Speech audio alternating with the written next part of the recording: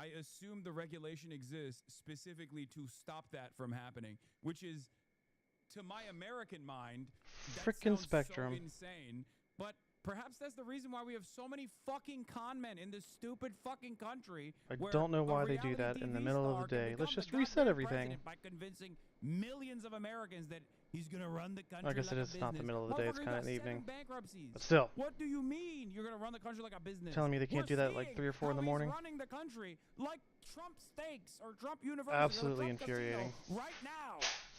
Molesting the money.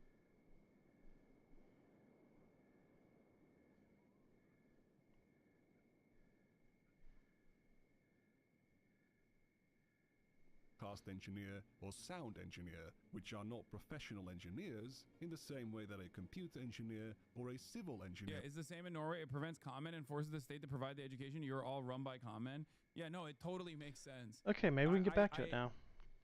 Like, when you're... Let's try this again. As an American... Oh goody, it still says it's too stable. Okay, at first glance it sounds or insane. unstable. And then you realize Words, what yay. America looks like, and you're like, oh... I get why there is regulation Why? around this Why? kind of thing. Why? Because we have no protections whatsoever surrounding this. And by the way, a person that would try to implement this as I'm gonna have to have a conversation legislation with my provider. would get fucking shot. Okay? Like, there is no shot that this could ever be implemented in a country like Or get America. my own router. Switch something. Hell yeah, baby. We're destroying OSHA too. Fuck it. YOLO. Would be calling yourself But I can't do that now, computer so engineer to a I'm public audience stuck with is like Spectrum saying that you're garbage. a civil engineer or a mechanical engineer.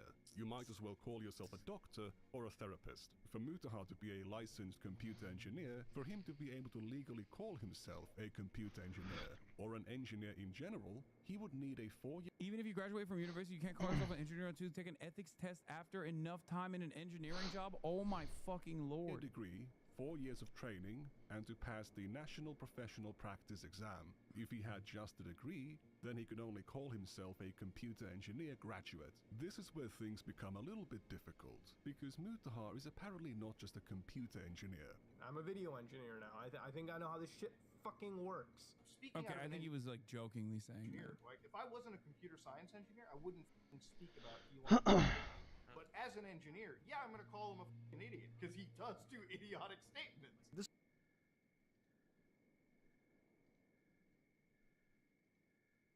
Controversial opinion. Let's I don't think you need to call yourself a computer science engineer to be able to call Elon a fucking idiot.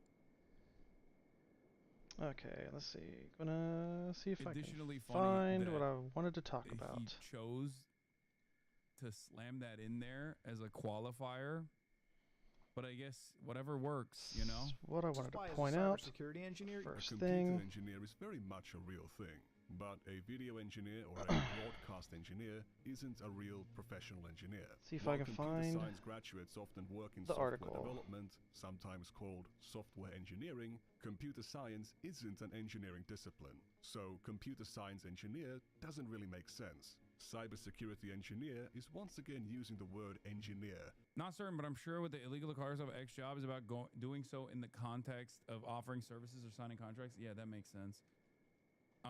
It's not illegal to just say you're an engineer randomly. However, it may be problematic if he's leveraging his reputation as an engineer to sell a sponsorship. See, is it Utah? For instance, I don't remember. I'm not a lawyer. Let's see. Yeah, I think the only way that I mean, he's just using it as a prop up tool. I don't know if he actually does do that, but there we go. he's Found just it. using that to Woo! like Look at prop that. up his What a arguments. surprise. Just be like, So, I'm an engineer. just found this and out that's why today. Elon Musk is stupid. This dude. As just a job title. This is normal outside What's the his U.S. name? You can't call yourself an What's his attorney name? or a Let's lawyer find out without his being admitted to the bar or a doctor Can't remember without a his degree. name. Other countries extend this to other jobs, e.g. engineer in Canada, plumber, or electrician in Australia.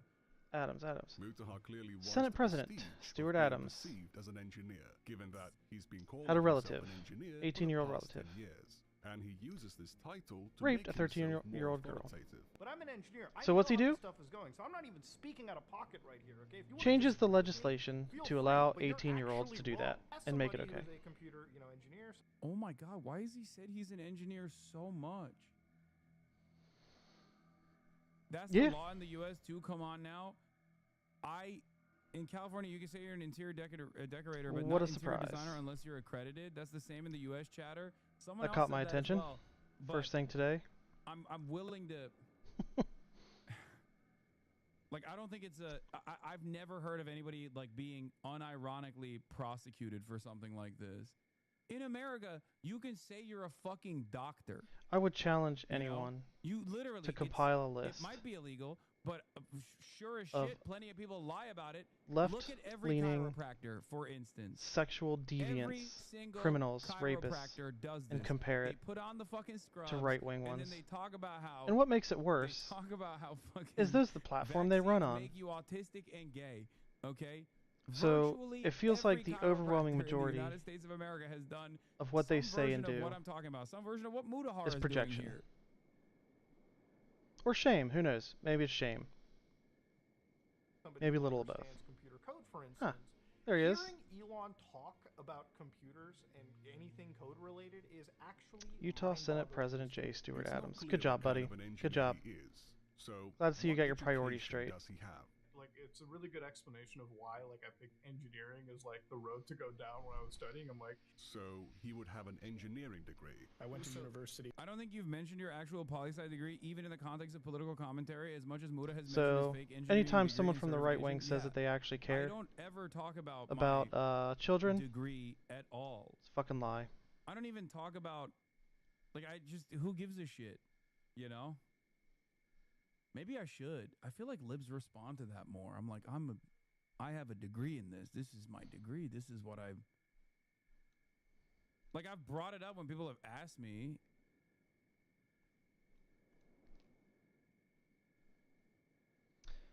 Damn. But I do focus on You should sometimes, yeah. I should be like, I have playing a games, and I poli-sci typically let degree. This is my chatters I have and a viewers diploma. I graduated with honors. I'm lead a the political conversation, so engineer. I'll leave it there. Once a month? No, with his frequency. I should be doing it with the frequency that he's doing it, which is seemingly every video.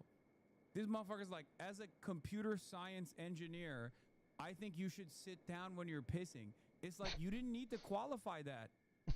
Why did you have to bring up your fake degree / fake profession to explain something that's utterly irrelevant? He literally said, I'm a political science engineer.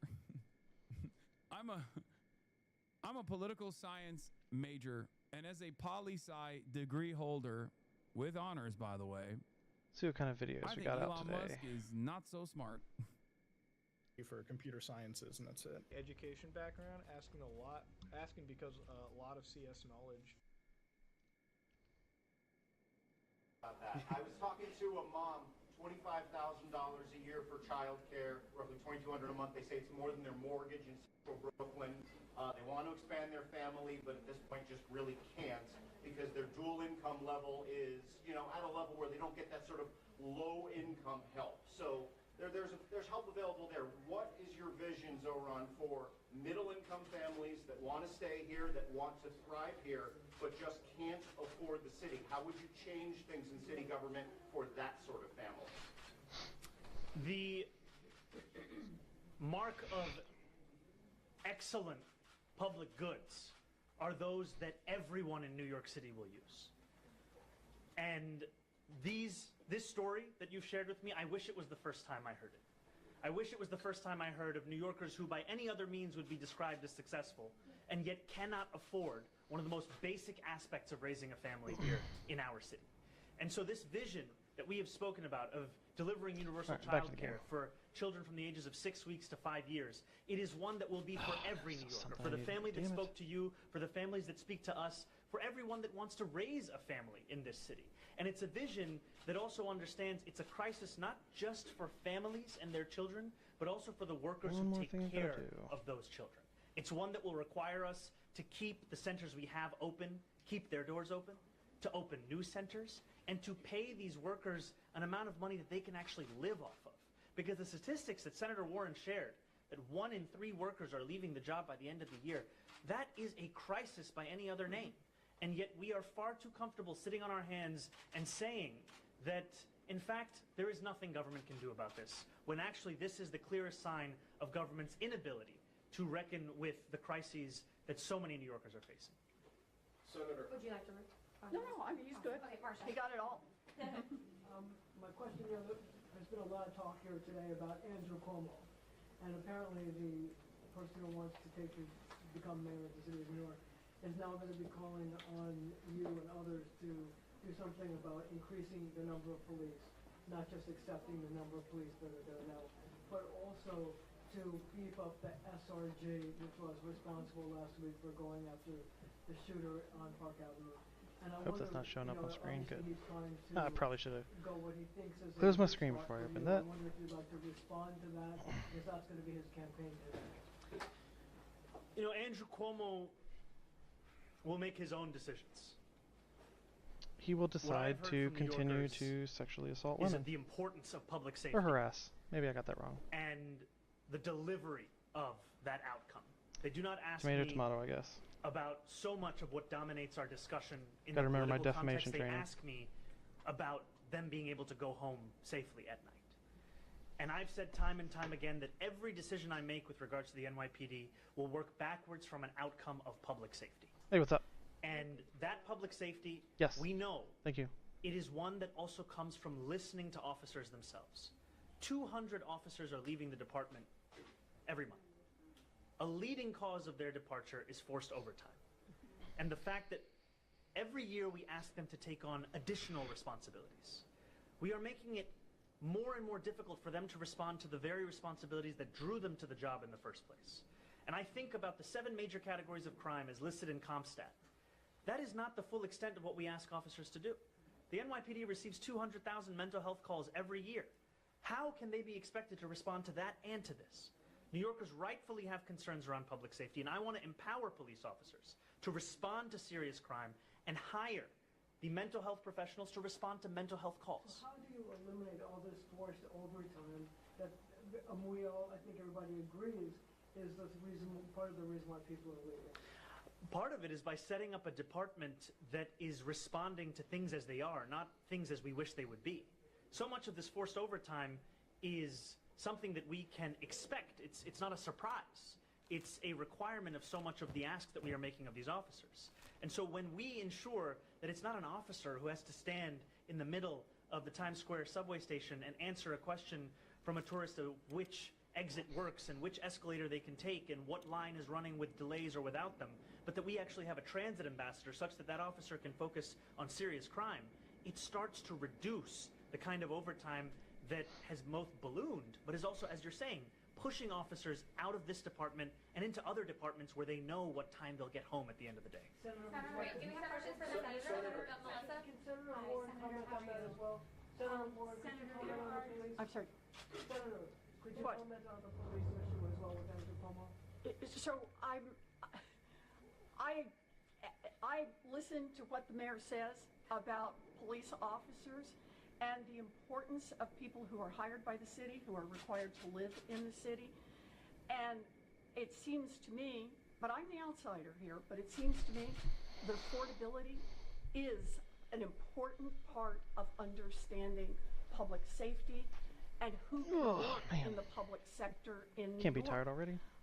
Sucks I had to start late. Childcare is part of having the workers who keep this city going, having an opportunity to actually work here, live here, and know Call me that twats. they can afford the housing, they can afford groceries, and that they can afford the child care that keeps them on the job.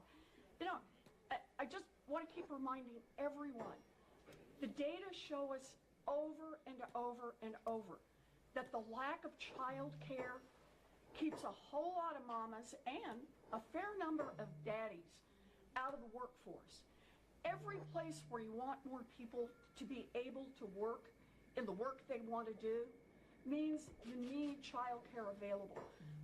Ask your small It's a business vibrating owners, sound. how hard is it to hire? And what many of them will say Hope that's is part I of the can hire video. more people except folks can't get the child care they need, or they've got to pay $25,000 per child for it and simply can't afford to work here. So I see this in terms of a workforce that functions for New York City.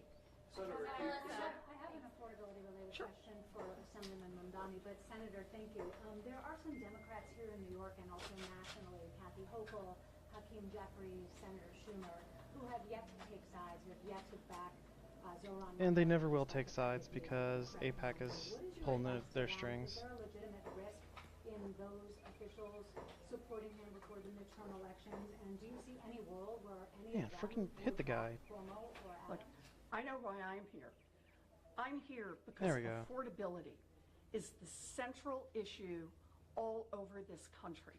And New York City is proof of that. When someone stands up and says, I will lead this city by making it Shoot 'em. more affordable. And here are my plans. Oh, Real whoa. plans to deliver on childcare, plans to deliver on housing, plans to deliver. We're going to experiment. We're going to try things on groceries. That is the Democratic message. The difference between the two parties is that one party is making it clear they're here for the billionaires, right? Donald Trump and the Republicans in Washington just passed a tax Who's this and now? spend big ugly Wandering bill Assassin. Awesome. that says Thanks, Wandering we're going to Assassin. take 17 million Americans off health care so that we can give trillions of dollars in tax giveaways to a handful of billionaires and billionaire corporations. For me, New York City is the place Still some to dudes. start the conversation for Democrats on how affordability is the central issue, the central reason to be a Democrat, and that delivering on it in meaningful, tangible ways that will touch working families is why we're here. Senator, yeah, we're going to follow up on that same, Sure. That same line of questioning.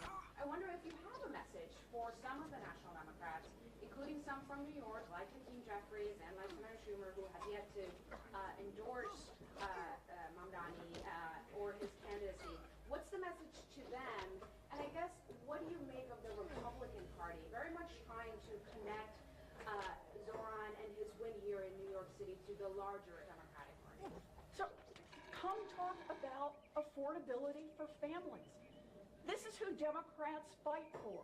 And Zoran is on the front lines in that fight, out there fighting for families. You know, it's up against someone like Andrew Cuomo, whose whole path here seems to be go to a handful of billionaires, have them give you a bunch of money, and hope that you will be able to flood the city with a bunch of negative ads, and somehow that's going to float him to the top. To me, that's exactly what's happening at the national level. We, the Democrats, are the ones fighting for affordability for all of our families. And we are willing to be in that fight all the way, to show what our plans are. The Republicans, they've already shown us who they are. Cut health care for millions of Americans and give away all of that money to a handful of billionaires. I think the Republicans are right to tie this race to the national race. And I just want to be clear. If you're for the billionaires, if you think New York City doesn't work well enough for billionaires, if you think America doesn't work well enough for billionaires, then shoot. Go with Andrew Cuomo, go with the Republicans. But if you actually think we are an America that needs to work harder to make this country affordable for working families, then this is the fight to be in, and Democrats are the ones who every day don't just talk the talk, but walk the walk to make our country more affordable for working people. And I'm here with the guy who's walking the walk right now. Senator, That's how I see it. Is this what the future of the party you hope, progressive, social, is this what the party should look like? Yes. The Democratic Party moving forward? You bet. Yes. The Democratic Party needs to stand up and be clear. We are the party that fights for affordability for working families. That means child care, that means housing, it means health care. It means making this country work better for the working people who make this country work. All right, last question. I get a little excited about this. Okay. Big day. My community, the Latino community, many of them, especially elder people, haven't made a decision yet. What do you think they are expecting or they're waiting for to make the decision and go with you or the other one? You know, I am so proud of the fact that we won the support of a majority of Latino New Yorkers in the primary.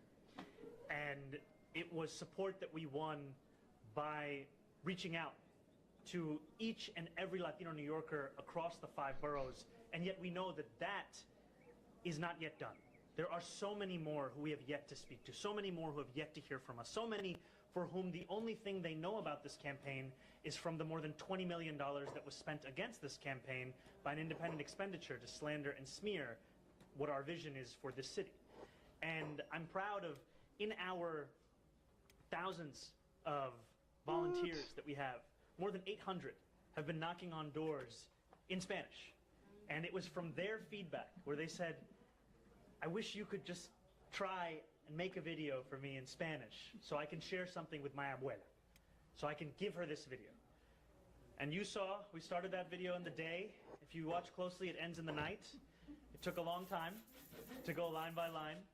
But that's the kind of effort that we want to put in because New Yorkers deserve nothing less. Latino New Yorkers are such a critical part of the city, and yet for too long they have not been made to feel as such from our city government.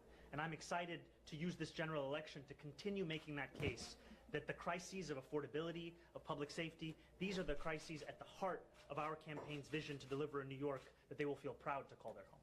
Just one more question from Morgan. Sorry. Thank you so much. Hi, I just wanted to get a quick question about you support, I know you said you wanted to take away overtime from law enforcement officers, but would you support a pay raise instead, since many of these law enforcement officers depend sometimes on overtime to be able to meet their bills? And then, Senator, just a quick question for you as well. Do you think some of the Democratic leaders, a little bit on these past questions, are missing an opportunity here to back Zoran Mamdani? Would you support primary opponents of some of these leaders, like, for example, Chuck Schumer? Go ahead.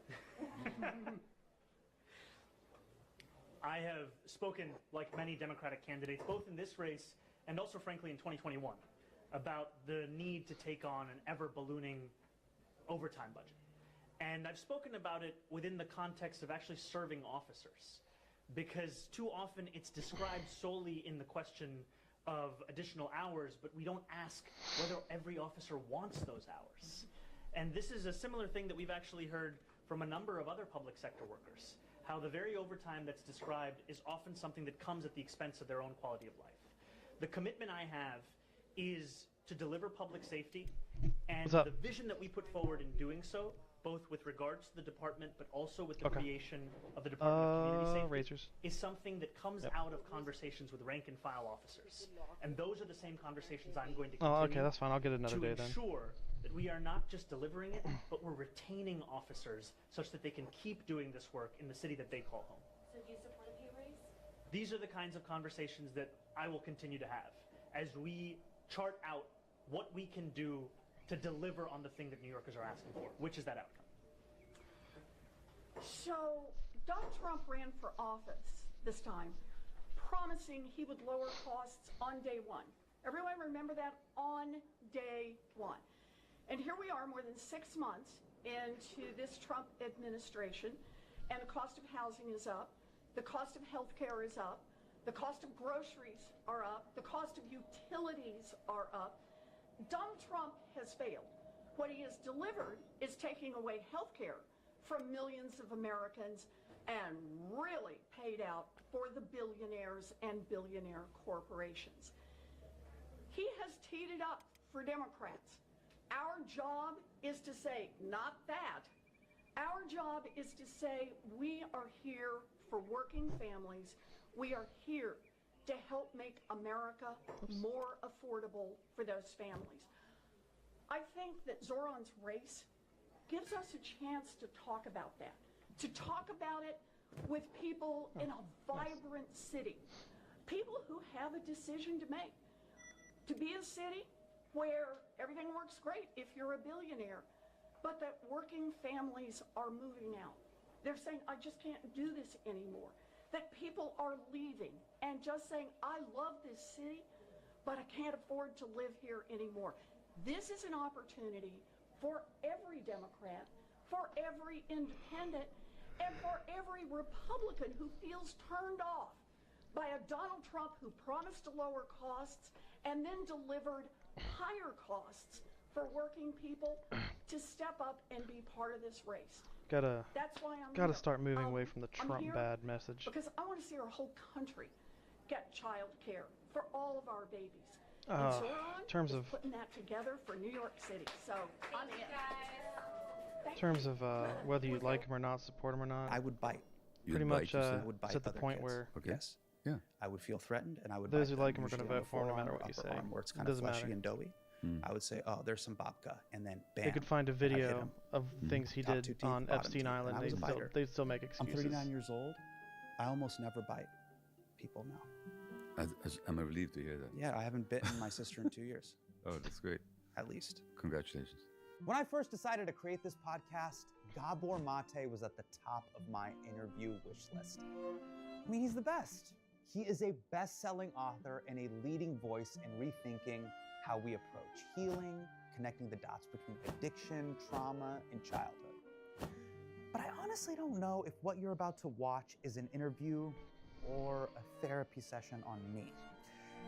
I went into this wanting his thoughts on a few big questions, like how people use their past trauma as an excuse to not own their own bullshit, and his assessment on what's unfolding right now in Gaza.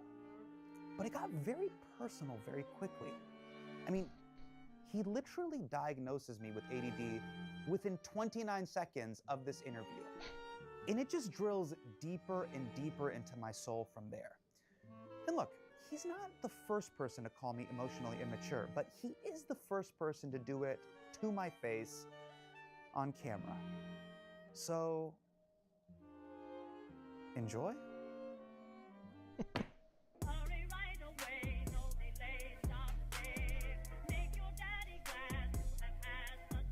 Gabor, I want to start with a question that I think if you were able to answer, my friends, family, and colleagues would be so happy to know the answer to this question, which is, why am I always late? Well, let me ask you this question. Sure. In school, yes, did you have trouble paying attention? Correct. Okay. Do you tend to lose things? Yes. Do you find it easy to be disorganized? 100%. Okay. You probably qualify for this diagnosis called attention deficit disorder, which is the topic of my first book, Scattered Minds, after I was diagnosed with it. And being late is one of the aspects of it. And what it is a lack of time maturity. Like in Scattered Minds, my book on ADHD, I describe how it's 5 minutes to 8 o'clock, and I have to be somewhere at 8. Yes. But at 5, I still think I have an eternity in front of me. This has been my problem since I was a child, yes. Because your time sense didn't develop early. Correct. So that's why you're always late. And I can also tell you why your time sense didn't develop early. Why is that? You see, kids don't have a time sense. To a baby, a present moment is eternity. Yes.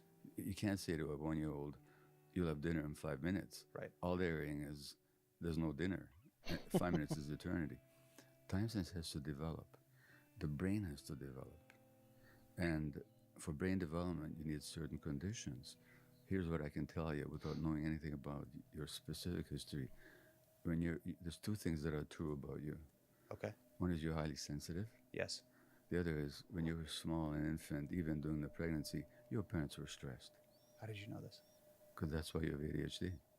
Because you're tuning out and your lack of development of time sense has to do with the stress in your environment. And more genetically sensitive infants are, the more they pick up on their parents' stresses. And that actually interferes with the brain development of certain circuits. Interesting. It's really that simple. It's not a disease that you inherit. It's actually a response of sensitive infants to a stressed environment. When I have something important to do, I will immediately find something not important to do. Yeah. So I'll be like, oh my God, I have to organize this drawer right now. Yeah. Or I'll be like, I saw an Instagram ad about jogging pants. I really need jogging pants. I should probably buy them now. Yeah. Or I'll get mad at myself and go, you know what? Grow a fucking pair and do the hard thing right now. But before you do that hard thing, you should probably go to the bathroom. Yeah. Why am I procrastinating? Well, again, procrastination is another trait yes. associated with this syndrome called ADHD. And typically, we put off things until the very last minute. Yes. And then we do this rush to get it done. Like I never, in university, when I did my undergraduate training, before I went to medical school, I never began an essay until the night before it was due. And I'd be up all night writing it. Again, it has to do with time sense, and It has to do with lack of motivation. Now, things Yep. that you're highly motivated to do, I doubt that you procrastinate very No, much. I'll do it immediately. So ADHD is really a question of motivation. And there are certain circuits in the brain to do with motivation. And that has to develop again, like all circuits. Nobody is born with a developed brain. The motivation circuits have to develop. They run on a chemical called dopamine. Mhm. Dopamine is essential for a sense of vitality, for curiosity, for seeking. Yes. And when you put under high pressure, there's high dopamine levels. Yeah. And then you get really motivated. Right. So you're waiting for that dopamine hit before you get down to doing what you need to do. It's a matter of how environment shapes brain physiology. Now, just to have some polite pushback, do I really have ADD or do I have a childlike sense of wonder? Why is there a contradiction? People with ADHD tend to be more playful, more curious. Yes. In some ways more emotionally alive, and they tend to become comedians. I mean, I've seen about probably 90% of comedians could be diagnosed with ADHD because you got this brain that jumps all over the place, Right. which is the essence of comedy. Yes. You know, so that just about every comedian I've ever met, I could diagnose within a split second with ADHD. I think we have ADD, and many of us, unfortunately, have clinical depression as well. That's what gives us a very dark sense of humor. But I want to go down this a little bit with you, which is I will also be late to things that I care about. And Yeah. there's a form of, even as an adult, I'm 39 years old, I am aware that, oh my God, I'm about to be late. I've been late for dates with my wife. I've been late for pickup of parents or children. There is this, what is underneath this lack of understanding of time or procrastination? I have a theory and I'd love for you to unpack it. I think at the core of it, there's something that I want to do. And as an adult now, I know the path to it will either be painful or humiliating. Well, let me put it in more simple terms, if I may. Sure. There's two things going on for you. Now, you know, you can agree with this or not. I'm giving you my view, you know, laying down the law here. You know. Sure. There's two things going on. You really don't have a good time sense. I have a horrible time sense. Like if there's 10 minutes left, it's not here yet, so it's not happening yet. So that's what I mentioned before. Absolutely. The other is you're emotionally immature, in the sense that emotionally now you can be intellectually very advanced. It's the law of uneven development. Some aspects of our personalities and our brains can develop highly, Right. but others be underdeveloped, and there's a lack of responsibility there. Like if you really perceive yourself as responsible, and other people's experience mattered to you as much as your own, you'd be there on time. And I promise you, if I called you up and said, Hassan, I have $1 billion for you if you get here at 5 minutes to 8 o'clock, you'd be there at 6 minutes to 8 o'clock. I'll be there at 7:30. Are you kidding me? Yeah. $1 billion. So, Yeah. because you'd really care. And by the way, I'm the same. All my life, I've always been late. To some, so I'm not criticizing you or anybody else. Sure. But I mean, it you is did call me emotionally undeveloped. But I'm calling myself emotionally developed in that same sense. Okay, great. You know, so Appreciate that, brother. so I'm not here to point fingers at anybody. I'm talking about the dynamic of what's underneath it. Sure. There's a certain degree of lack of maturation, you know, which has got its charming aspects. You get to be playful and kind of childlike in a lot of ways, but it also leaves you with lack of responsibility. Yeah. And again, I'm telling you, you're perfectly capable of being on time if you're motivated enough. If I promised you $1 billion, you'd be there. When you're still pursuing the relationship with your wife and you're deeply in love with her and you're in that romantic phase, were you ever late? I was still late, yeah. Yeah, I've okay. always been late. This is why, I mean, she's a ride or die. And Understand. really, yeah. Yeah. You know how yeah. the state says she should get half? I'm like, yeah, she should get yeah. more than Well, half. She it's deserves more. a lack of discipline. Yeah. You know, and Yeah. I don't mean And then that. I hate myself. I actually start to hate myself. Well, and that's it creates a well, very bad. See, cycle. that I would talk to you about. Because if I told you that, look, I have this issue with being late, would you call me despicable? No, but I would say it's okay to hate yourself. Why is it okay to hate yourself? I don't know. I think it's an Indian thing. I think there's an Indian thing to it, which is But why you is should be it- mad at yourself. You and- should you hate anybody? I mean, depends on what they did. Should you hate me if I'm late? I shouldn't hate you. You're too sweet. Yeah. Well, why should you hate yourself? I think it comes from a place of you keep doing this to yourself, man. So you're not a serious person. See, there's two ways you can approach that. One is you keep doing this. You're not a serious person. And you're smart enough to know that you're not supposed to be doing all this. these judgments. Yeah. So that's one way to approach it, is with self-judgment. Yeah. And by the way, that goes along with ADHD. As somebody once said, I'm sorry is the commonest phrase in the ADHD vocabulary. Oh my God, I say sorry all the time. Yeah. I let it fly like Steph You might Curry. really want to read my book, Scattered Minds. Yeah. Okay. Because I've just gotten to Myth of Normal. I got to go back to the deep cut of Scattered Minds. So let's start with Scattered Minds. Go to Scattered Minds. That was published 26 years ago, and 2 years ago it became a New York Times bestseller. But what was I going to say? So you could do that self-critical, self-hating, self-judging thing, where you get curious. Not why am I doing this, but why am I doing this? Yeah. Actually, I'm well-intentioned. I'm intelligent. Capable. Capable. I care about people. I wonder why I keep doing this. You know, and so that self-curiosity and self-exploration is the alternative. Where did that self-curiosity take you on your mystery to finding out why you were late to things? Well, look, I began my own journey of self-discovery because my life wasn't working. I was successful, physician, newspaper writer, father, respected, and I was depressed, and I was always late, and I was disorganized, and I had sensed that I had a deep potential that I haven't come near to expressing, but I had no idea why not. So I had to start asking, well, what's going on here? What's going on here? And that took me deeply into the literature of child development and psychological unfoldment. Right. And you've talked about this in your work of this, changing the framing from what's wrong with you to what happened to you. Exactly. That question in of itself is a bit offensive. Why? What the fuck happened to you? Why is that? You can see how that, just the framing of that. What happened? Dude, what happened to you? That is kind of offensive. Yeah, but you see, the offensiveness is not in the words, it's in the tone. You can say, what happened to you? Or you could say, what did happen to you? Yeah, you're right. Is that the same? No, those are two very different tones. Yeah. So the one is a judgment and a rejection. The other is a real inquiry.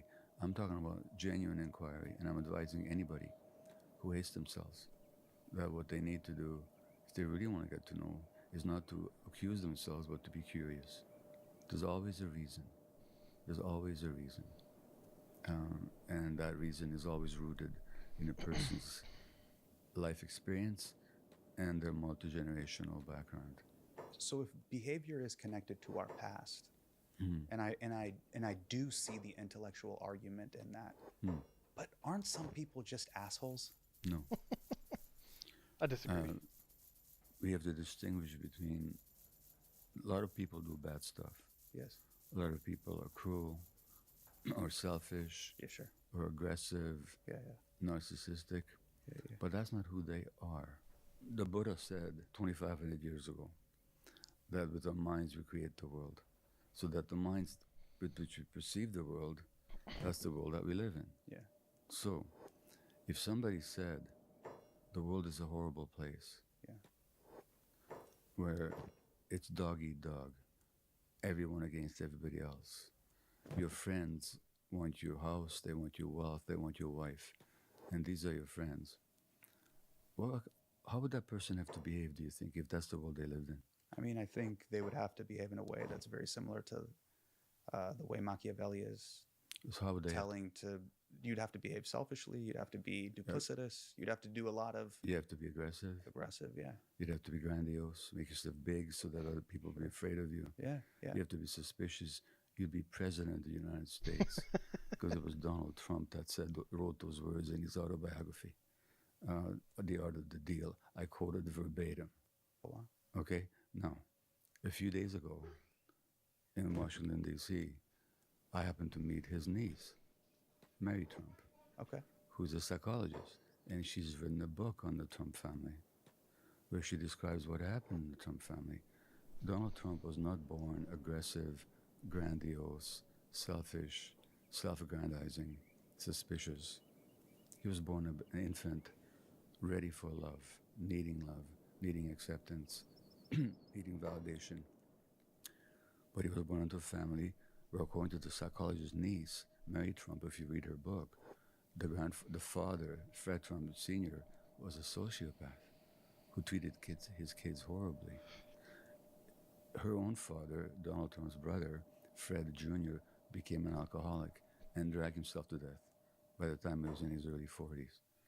Donald adapted to those same circumstances by becoming grandiose, selfish, aggressive, developing his world views that the world is a horrible place. And that's the world that he lives in. He couldn't help it. It's really interesting. People accuse him of lying. Half the time, I don't think he's lying. His biographer, or his co-writer, Tony Schwartz, who wrote The Art of the Deal with him, he says that Trump actually has a mind that says if something should be true, it is true.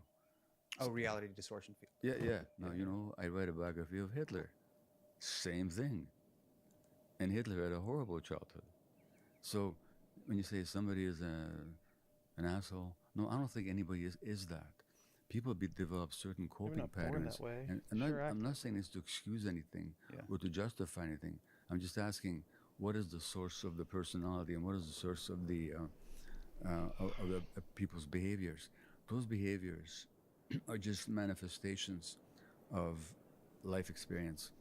And look, do you ever had a puppy dog? Have you ever had a dog? Indians don't really do dogs. But yes, we had a bunny rabbit for a bit and it shit everywhere and we had to get it out. But yes. Right. But my wife loved the rabbit and my kids loved the rabbit, but it was shitting everywhere and I couldn't take it anymore. Okay, fair enough. Yeah. Well, no, anybody who's ever had a puppy dog will tell you how you treat that puppy will determine how that dog's going to be for the rest of his life. You beat them, you starve them, or you are capricious towards them, they're going to be suspicious, worried, maybe aggressive, maybe scared. If you grow a tree, don't you know that whether you give enough irrigation, sunlight, minerals in the soil, that'll determine how that tree will develop? It's the same thing with human beings. Yeah. We're born with certain needs, essential needs, and how those needs are frustrated or devastated or met will largely determine how we develop. You know, you're a very interesting person, Gabor. You naturally are incredibly gentle, kind, affable, but even the way you're describing the world is from a very beautiful, curious perspective. At the same time, one of the things I think about now, one of three buckets. Number one, you're a ride or die. Number two, you're an acquaintance. Number three, you're shady. Well, being alert to the environment and being aware of the realities that you face doesn't have to change your personality and who you are. Explain that to me. Well, those are just normal responses to the situation. If I was, if I happen to be walking on ground there's a lot of snakes, I might have to be very careful where I put my foot. Yes. That doesn't change who I am. That just means in a certain situation I have to be alert and aware. That's what you're describing. Yeah, being on the train and just assessing people. But it doesn't have to make you a bad person, you know. By the way, thanks very much for your kind words about me, about being gentle and so on. You should ask my wife. You know, there's always the how I present in public and what I'm able to say genuinely. Oh, yeah. Then there's the degree to which I'm able to manifest that in all I think every afterword of every book should just be written by the family of the author. You're totally right. Too many choices can make decisions feel impossible, like picking what to eat on a giant menu, or choosing which of my children to kiss goodnight. Paralysis by analysis, you get it. The same applies if you're a business owner who is hiring. It can be overwhelming to have too many /Hassan. ZipRecruiter, the smartest way to hire. Let's talk about this big topic when it comes to therapy, which is the fine line between unpacking the trauma of your past versus taking responsibility for your bullshit. There's no versus, it's the same.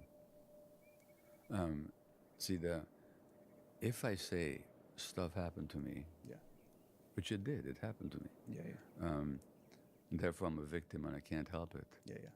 Then I'm taking no responsibility. But Gabor, in your book, The Myth of Normal, you wrote about being annoyed at your wife for not picking you up from the airport and how this pain was rooted in your abandonment as a child Yes. during World War II. And you wrote, "There comes a point when Hitler made me do it won't fly." That's the whole point. So what is the line between personal responsibility of you giving your wife some latitude versus blaming it on what happened to you as a child?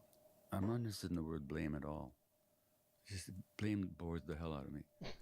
I just want to know what happened. And if I understand that my sense of abandonment with my wife that shows up in my relationship, which is kind of a tendency of mine, and then my reactive withdrawal and into sullenness and distancing, which is my particular relationship style, is rooted in some deep childhood experience of being given away by my mother and getting the sense of abandonment. That doesn't absolve me of responsibility. It gives me the responsibility of making the distinction that what can I do to liberate myself from the impact of the past, so I'm not imposing it on my wife and my environment. So knowing the past gives me a sense of responsibility and actually enables me to be in the present. And as friend and colleague and teacher of mine, Peter Levine, says, trauma represents the tyranny of the past. And the whole point is to liberate ourselves from the tyranny of the past so that we're not affected, we're not under the influence, we're not dominated by the impact of what happened to us in our formative years. So that recognizing all that is taking responsibility. It's my responsibility to be in the present. But I can do that much better if I understand where those influences came from. So what am I supposed to do? Am I supposed to remember the past or what you're talking about? Or am I supposed to actually shake the Etch-a-Sketch and just be totally present and say that the past doesn't define me? Recently, I'll tell you this interesting story. I'm about to do the show on PBS called Finding Your Roots. Okay. And they gave me old photographs of my family. My mother has given me old photographs of my grandparents and my great-grandparents in India. And just looking at the photos moved me to tears. Yes. But this idea, this philosophy of looking at these traumatic events and your trauma doesn't define you, to me there's an implication, or you're implying, hey, you have to let that go. How do you dial this in?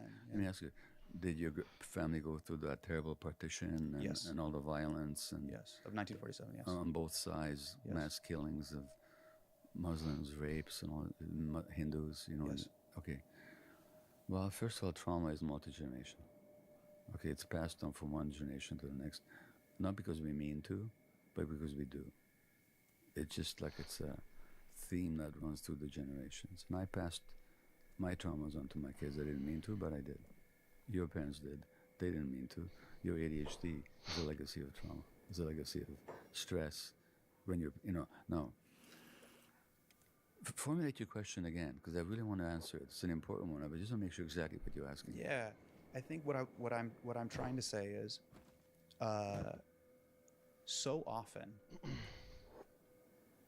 the thing I love about my children, and when I really see my children, or when I'm on stage and I'm really connected to the audience, I'm actually in the present. Totally. I'm not defined by your Hassan Minhaj. You were born September 23rd, 1985. Yeah. You were born in Sacramento, California. You're from an Indian American Muslim. I am just in this moment, in this period of time. I am with Dr. Gabor Mate. The time is 10:20, and I am having the time of my life. And I'm not bound by any weight of the past. I get it. There's a part of me that's like, on some level, don't we need to forget the past to move forward? Or at least forgive what that was to move forward? So here's how I understand what I just heard you say. Yeah.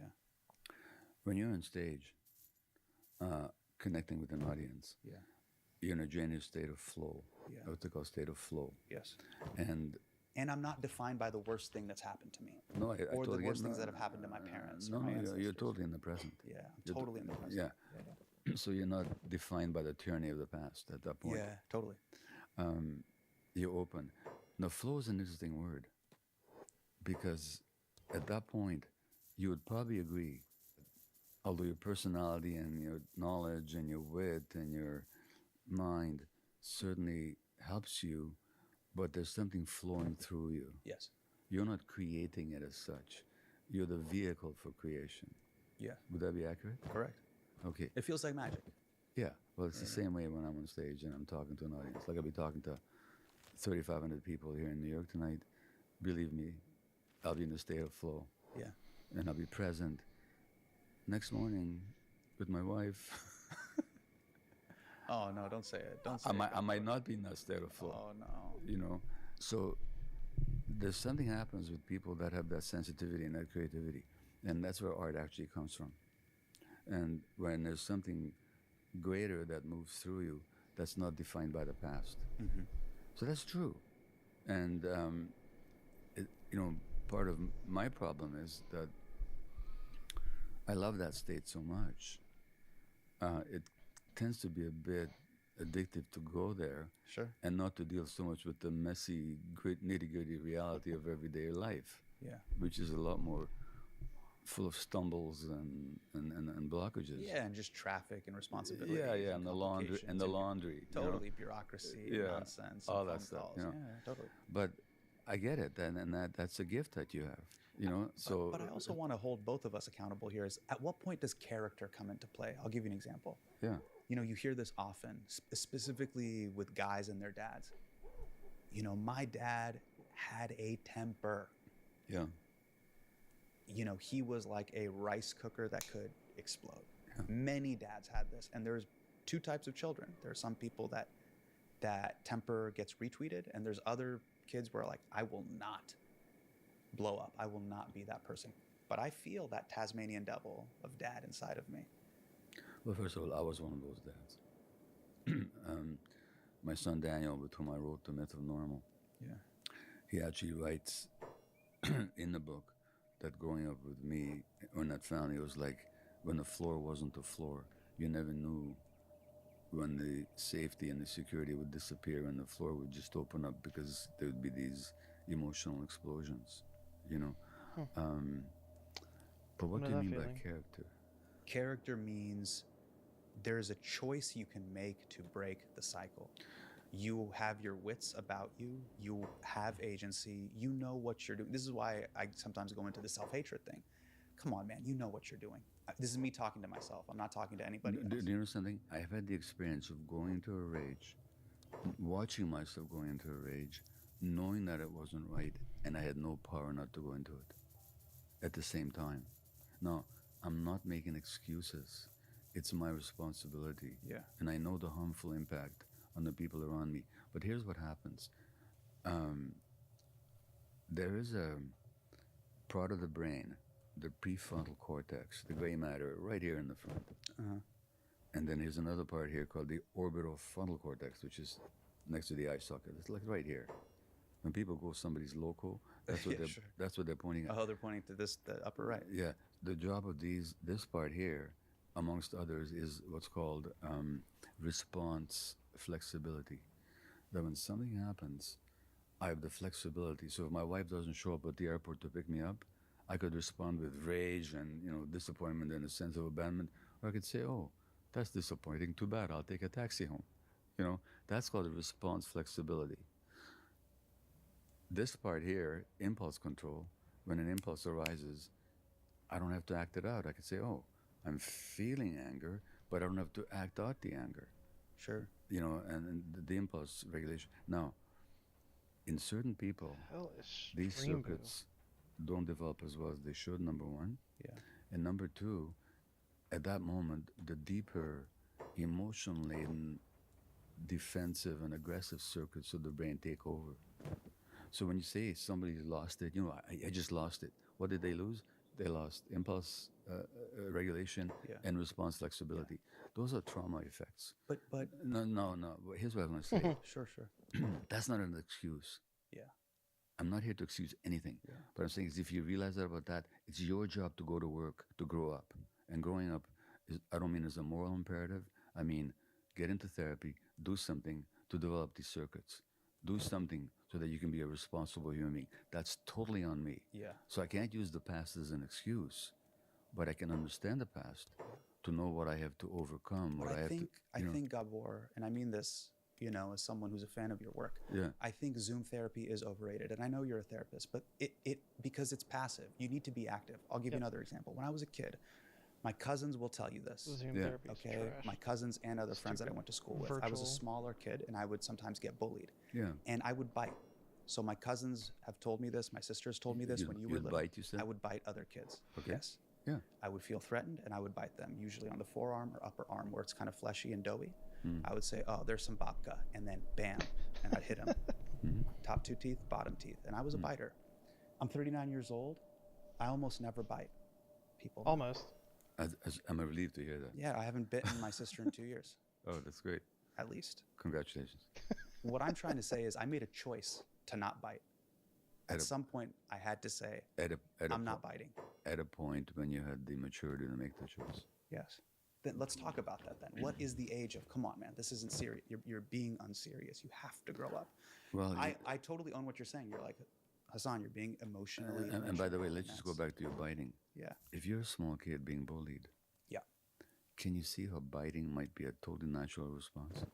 Oh, I totally got why I did it. Yeah. It's a natural preventive defensive response. Yes. And it's an explanation. It's also an expression of your own frustration. You know? A more interesting question is, when you're bullied, who did you talk to about it? Nobody. Sorry? Nobody. Right. Yeah. That's where your trauma was. If your kids were bullied, who would you want them to talk to? Hopefully me. If you found out that your kids were bullied and they suffered and they didn't talk to you, how would you explain that? Can you ask me the question again? I'm sorry. I'm asking a question, and I know this is a hard one. Yeah. And this is typical when people's minds go offline. Yeah. Because it's a painful one. If your kids were bullied, yes, and they suffered humiliation, shame, pain, fear, yeah, of course, yeah, and they did not talk to you about it, how would you explain why my kids are not talking to me? Oh, I couldn't explain. I'd be very hurt. I'd be sad that they didn't tell me. Yes, but I'm not asking you how you'd feel. I'm asking you, how would you explain why they're not talking to you? Probably because on some level, I have not created a channel for them to talk to me, or they're processing. They don't feel safe with you. Yeah, they don't feel safe. Yeah, they probably. They don't trust you. Yeah. What's it like for a kid not to feel safe and trust with the parents? What's it like for a kid? It must be terrifying. Yeah, it's terrifying. Yeah. That was your childhood. You know, my parents listen to this podcast. They're not going to be happy with this. Well, your parents did their best. Yeah. They did their trauma. I did my best with my kids. I'm telling to your parents, and your parents are probably close to my age. I don't know, but yeah, they're a little bit. Yeah, they're around your age. Yeah. Yeah.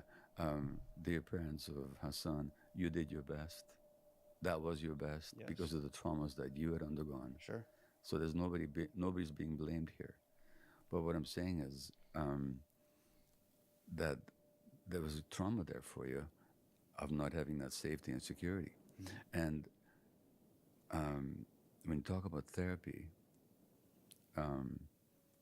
it's actually about understanding all that stuff, but not just understanding it, working it through the body so that it doesn't dominate you anymore. Yeah. You understand right now, though, Gabor, there's two major camps here when it comes to parents and forgiving parents. Yeah. And I'll tell you what the two camps are. Yeah. And this really is the Democratic and Republican Party of parent therapy. Okay? There's two camps. Mm-hmm. There's number one, and this has been a huge movement, radical transparency. Talk to your parents at Thanksgiving, tell them how you feel, tell them what happened, and bring receipts. And then there's another camp, which is your parents did their best, live and let live. But I have a lot of friends, and I did go to therapy, and this is where the therapist did lead me down the wrong path, where she said, unload the clip and just go rat-a-tat-tat. Okay. Dad, you're always late. Dad, you're a psycho. Mom, how many times have I told you?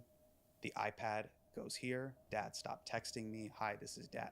The whole thing. Well, look, if you're presenting with two bad choices, then there's going to be no way out. But that's I don't see it as split into those two camps, one or the other, and there's no other reality. Does it make sense? I think radical transparency and demanding mea culpas from a 76-year-old with a hip replacement is the equivalent of you pulling out a Tommy gun and shooting up an old man. My son Daniel and I are writing a new book. Okay. It's called Hello Again, A Fresh Start for Parents and Adult Children. It's got nothing to do with demanding mea culpas.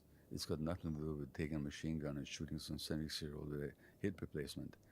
It's got to do with each partner, each person understanding their own role in a relationship and their own responsibility in a relationship.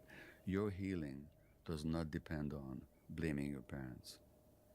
It does depend on understanding what happened to you, but understanding what happened to you doesn't mean blaming your parents. Fact is, you were bullied and there's nobody for you to talk to about it. That's deeply painful. And that happened in your family of origin. But I'm not blaming your parents. Your parents did their best. It's for your parents, should they choose to, Yes. to recognize what happened and to say, you know, Hassan, that was reality. That was our reality. Right. But your healing doesn't depend on them acknowledging anything. Yeah. You don't depend on them for your healing. That's totally your responsibility. So I don't see this dichotomy. Really? Between the two. You're saying both things can exist at the same time. They did their best. Yeah. And by their best, then as children, do we owe them some gratitude for doing their best? I mean, that's quite the effort. If you were in the gym and you did your best, your personal best on bench press, you see, I'm you not. deserve some credit. I'm not interested in owing. Owing is like a should that you lay out. So I don't tell anybody what they should do. Okay. I'm saying that when somebody recognizes that, yes, my parents really had issues that prevented them from seeing who I was, from supporting me the way I needed to be supported. So here's the thing I would ask you. Are you the same person now that you were 30 years ago? That's a complicated answer. I would say yes and no. In some ways, people who grew up with me are like, you're the same guy I grew up with. In terms and then in other ways, I'm a very, different person. So you've been able to grow? Yeah, I've been able to grow and change. Now, the more you're able to grow, and the less you are under the effect of the past, the more gratitude will naturally arise. So I'm not saying to anybody you should be grateful. There's no point in me telling anybody how they should feel. But I'm saying that gratitude, I can tell you a quick encapsulated story if you like. If we're not pressed for time, please share the story. I'm not pressed for time. Okay, great. So this story of my own infancy, where I'm 11 months of age, and my mother gives me to a total stranger. Right. This is during World War II, during... Second World War. Yeah. Nazi-occupied Hungary, severe, vicious anti-Semitism, threat of genocide, and I'm sick, and I'm hungry, and my mother just can't keep me alive. So she gives me to a stranger in the street, who takes me to some relatives living on relatively better circumstances, and they look after me. Now, all my life, I've had this deep sense of resentment of the unfairness of life. Why did this have to happen to me? And I've had a lot of mother anger, because the infant who's given to a stranger, it doesn't matter what the motives are, just perceives themselves as being abandoned. There's no other way the infant can see themselves. Yeah. Deep sense of abandonment that shows up 50 years later in my relationship with my wife. Okay, that's a really tragic story, on the one hand. Or I could look at it this way. Think of the amount of love it would have taken on the part of a 24-year-old mother to give their infant after her own parents had been killed in Auschwitz, and her husband is away in forced labor, and she doesn't know if he's dead or alive, the husband. And she's got this infant. The infinite love would have taken on my mother to give me to a stranger to save my life.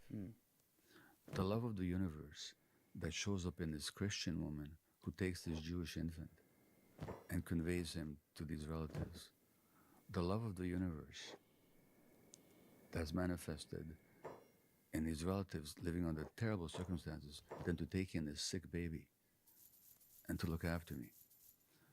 So I could look upon the same story as one of bitter, unfair cruelty, or I could say, look at all the love that's in it.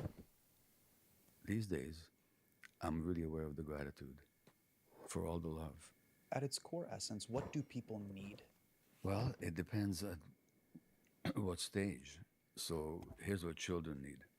Children need unconditional, secure attachments, where they're welcomed in the world for exactly who they are. Not because they're cute, cuddly, and compliant, or competitive, but because they are, period. Within? That's unconditional love. Unconditional love. I Unconditional. accept you as is. Totally as you are. And there's no amount of Kuman or piano or accomplishment. No, it's got nothing to do with accomplishment. It's got to do with being, you know. And it's interesting. So what you're talking about is inalienable a human right to love. Exactly. And to be loved. Totally. Which is actually a need of the human child, just as much as oxygen is. Okay. Secondly, rest. So the child doesn't have to work to make the relationship with the parent work. If your father's an alcoholic, for example, very often children get to be the peacemakers in a family. Yes. Now they have to work to make their relationship work. That's devastating for the child's development. Thirdly, I mentioned human beings are born with this whole set of emotions, this circuitry: anger, fear, seeking, playfulness, lust, fear, grief. Right.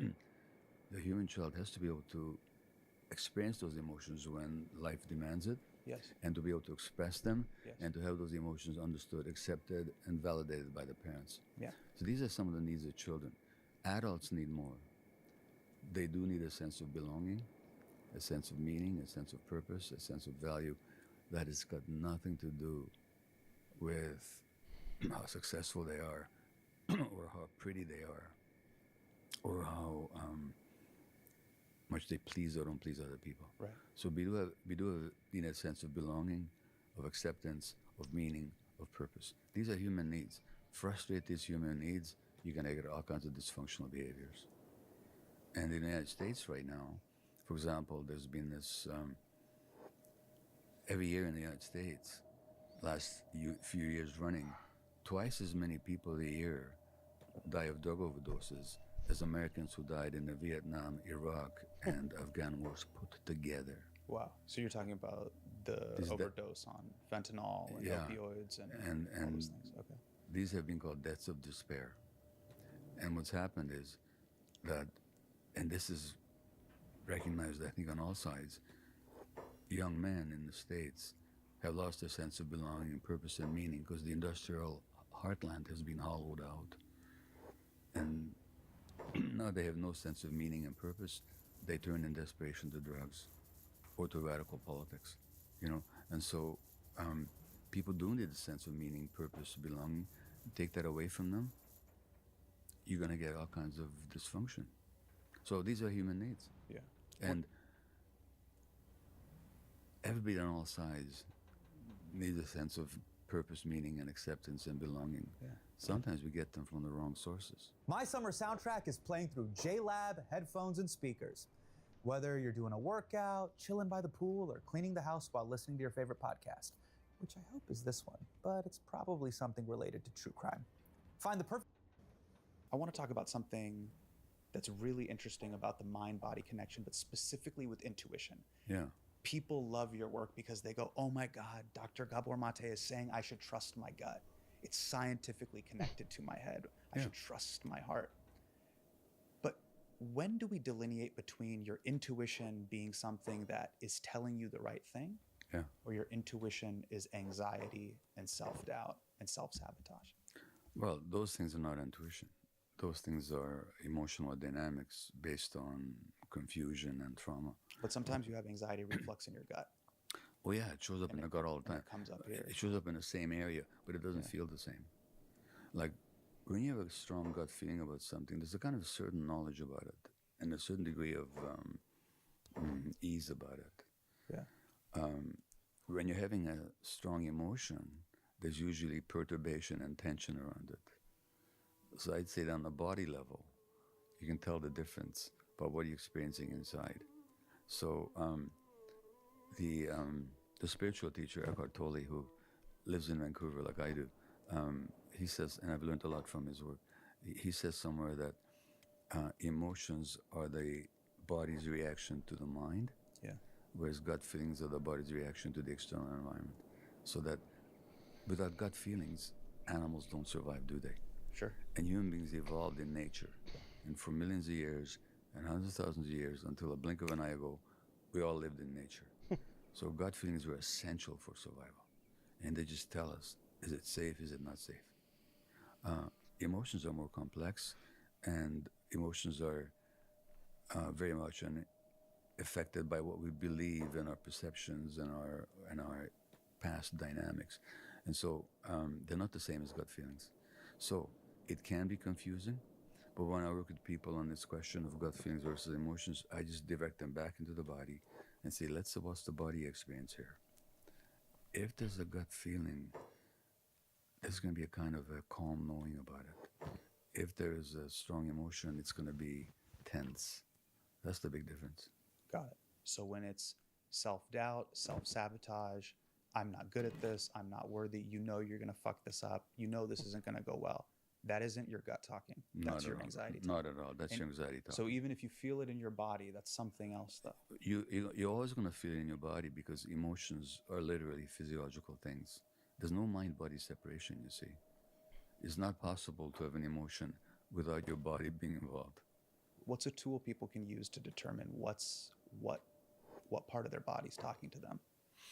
Because sometimes when I woke up this morning, my lower back was hurting, but that might just be my back telling me I'm old. It could be a number of things. Could be that you have a bad mattress. But sure, that's what I'm saying. How do you determine? But this is a key. Well, if something is chronic, it keeps showing up. Mm-hmm. There's usually something going on. Interesting, you should mention back pain. There used to be a back specialist here in New York. Yeah. His name was John Sarno, Sarno. He's no longer alive. He died not that long ago in his 90s. Right. And Larry David and a whole lot of other people swear by him because he was a back specialist. And he saved thousands of people from back surgery because he pointed out that their chronic back pain was a result, as I would also say, of unresolved emotion, particularly repressed anger. And so that muscles tighten and blood supply gets cut off. It's not that the back pain was imagined, but that the source of it wasn't the physical x-ray findings or mechanical, but repressed emotion.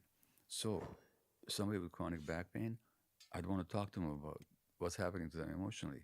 And Sarno has written a number of books, and a lot of very famous people swear by him. His point of view was much the same as mine. The difference is he was a back specialist. I was a general physician. So I looked at all manner of illness and all kinds of chronic conditions as related to people's emotional lives. He specifically looked at people's back pain, but we came to the same conclusion. So if you had chronic back pain, I'd want to talk to you about what's going on in your life. You're a trauma expert. And one of the things that I think is so interesting is that you not only talk about personal trauma, but you've also been very outspoken about political trauma. Oh, yeah. When we think about politics and what we're seeing right now in the United States and in the Middle East, how would you diagnose what's happening and the trauma that has happened in the Middle East, in that region, in the United States involvement in that region? I've said this publicly before. I went to my bed till I was 13 years of age. And when I was 8 years old, or 9, I remember my mother taking me to a psychologist. And a psychologist took a history of my infancy and early childhood. And you see, I remember him saying this. I was in the room when he said this to my mother. And he said, "Ma'am, if the only problem, based on what happened to him as an infant, if the only problem this boy has is that he wets his bed, you'll be very fortunate." Oh, wow. No. As my family could tell you, that's not the only problem I had. Sure, that was the beginning. No. I first visited Gaza in 1992, 1991, in the West Bank. In 2004, there was a study of Gazan children that appeared in an international psychiatric journal. If anybody thinks that history began on October the 7th, 2023, they need to know this. In 2004, there was a study in the Journal of Psychiatry about Gazan children.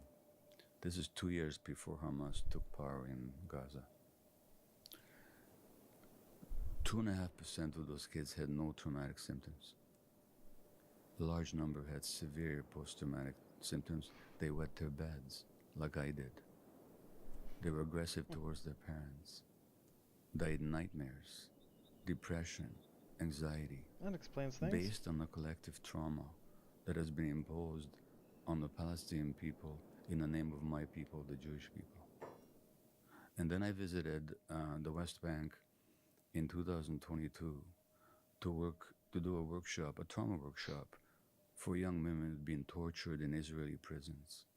and the mass torture of thousands of Palestinian prisoners has been documented by Israeli Physicians for Human Rights, by B'Tselem, the Israeli Human Rights Organization, by the United Nations, by all kinds of other international humanitarian organizations. This is all before October 7, 2023. So the Palestinian people, now there's no arguing about Jewish trauma. I mean, my people were horribly traumatized, as the whole world knows, as they should know, not just in the Second World War, but of course even before. Now we've transposed that trauma onto the Palestinians. We continue to.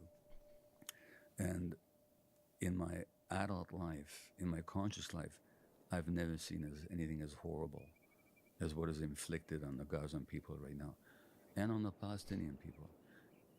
It's almost every day that some Palestinian kid gets killed by Israeli forces, not in Gaza, in the West Bank. It's never reported in the Western press. So what's happening is a horrible collective traumatization. I recently wrote a foreword for a new book by a Palestinian psychiatrist, Dr. Salma Jabbar, and she used to be head of psychiatry for Palestine. And I wrote the foreword for her book, which is coming out very soon. In her book, Dr. Jabbar writes, how do I diagnose and deal with the suicidal depression of an 81-year-old man who comes to me with this suicidal depression because the home that he built with his own hands 20 years ago, now they're forcing him to demolish with his own hands. What do? Give him Prozac? So what we're talking about here is an almost unprecedented, massive traumatization of a whole people which is cheered on by the West and not even reported on a daily basis. It's the worst thing I've seen in my whole life. It breaks my heart every day. I grew up in Northern California. During the War on Terror, and in the Sacramento community, there were a lot of Afghani refugees that came and Iraqi refugees that came as a byproduct of the Iraq and Afghanistan war. That's and right. A lot of those kids were teenagers or even younger than me. Yeah. And they came from deeply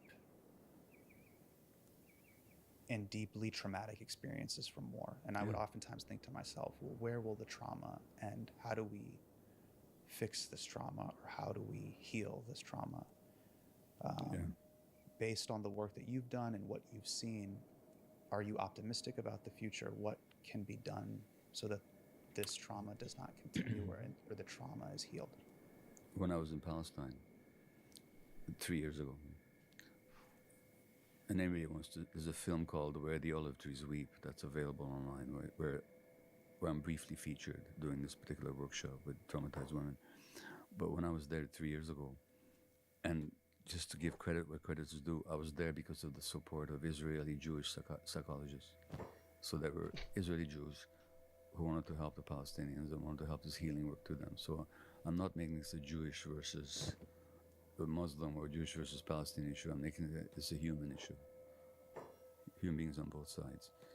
Unfortunately, one side wields all the power and has intentions that are nefarious as far as I'm concerned. But I was told that there's no post-traumatic stress disorder here because the trauma is never post, it's ongoing. And it is. That film that won the Academy Award, No Other Land, for Best Documentary, which shows the daily assaults on the dignity and the possessions and the lives of Palestinians by Israeli settlers and the Israeli army in the West Bank.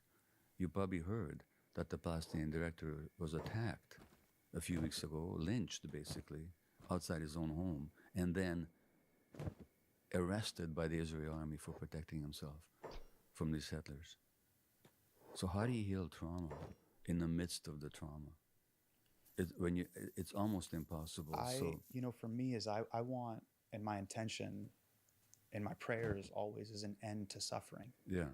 And I have had a very tough time in my spiritual practice to try to reconcile the suffering that one experiences in their own life, but now the information overload that you feel. Yeah. And so much of adult life and modern adult life is witnessing and making sense of profound injustice Absolutely. and human suffering. And I had this really powerful conversation with my dad, and this is why, I know he'll be listening to the podcast because they watch everything. I give them so much credit. They did their best and they gave me everything they possibly could. Yes, they But did. my dad said something that was just so beautiful that stuck with me, and I'd love your take on it. Is he says, and this is what helps him sleep at night when he watches the news and sees everything that's happening, and he sees the injustices that are happening around the world in many regions around the world. Is he said, he goes, Hassan, I notice your generation is obsessed with this idea of justice, of absolute justice. But he says that's going to be impossible in this physical realm. Absolute justice is only possible in the hereafter, in the spiritual realm with God. And that helps him go to sleep at night. Yeah. And I've found some profound truth in that as well. Where how do we even do the Microsoft Excel accounting of all the suffering and trauma that humanity has endured? It's a beautiful statement by your dad. Yeah. Except I can't go there because I don't have a worldview that gives me an afterlife. Okay, so let me give you my secular version. Secular version of it. Sure. So this morning I'm reading the Guardian newspaper. It's about Ukrainian young men who enlist for the war to protect their homeland. And this one Ukrainian young man says, when somebody kills your brother, don't you want to take revenge? When somebody wants to steal your land, don't you want to fight back? Now, we write that about the Ukrainians, but we don't write that about the Palestinians. Even though they're defending their land, and they have been. And they've been killed in large numbers for decades now. Profoundly unjust. Now, how do we deal with that? Well, there was a great Jewish sage that lived about 100 years before Jesus. And he said about the task of healing the world. And he said, the task is not yours to finish, but neither are you free not to take part in it. In other words, the task of righting this world, of promoting justice, it's a sacred calling that's with us through eternity. And how I make peace with it is not like your dad, who, bless him, believes in this afterlife where things are going to be okay. The way I deal with it is, while I'm here, am I contributing to that task? That's not yours to finish. It's not going to be done in my lifetime, but it's something I can contribute to, and we can all contribute to it. So that's how I deal with it. And even if you suffer through it, will you? Well, it's suffering, as the Buddha pointed out, is part of life. So it's a question of how we respond to that suffering, Okay.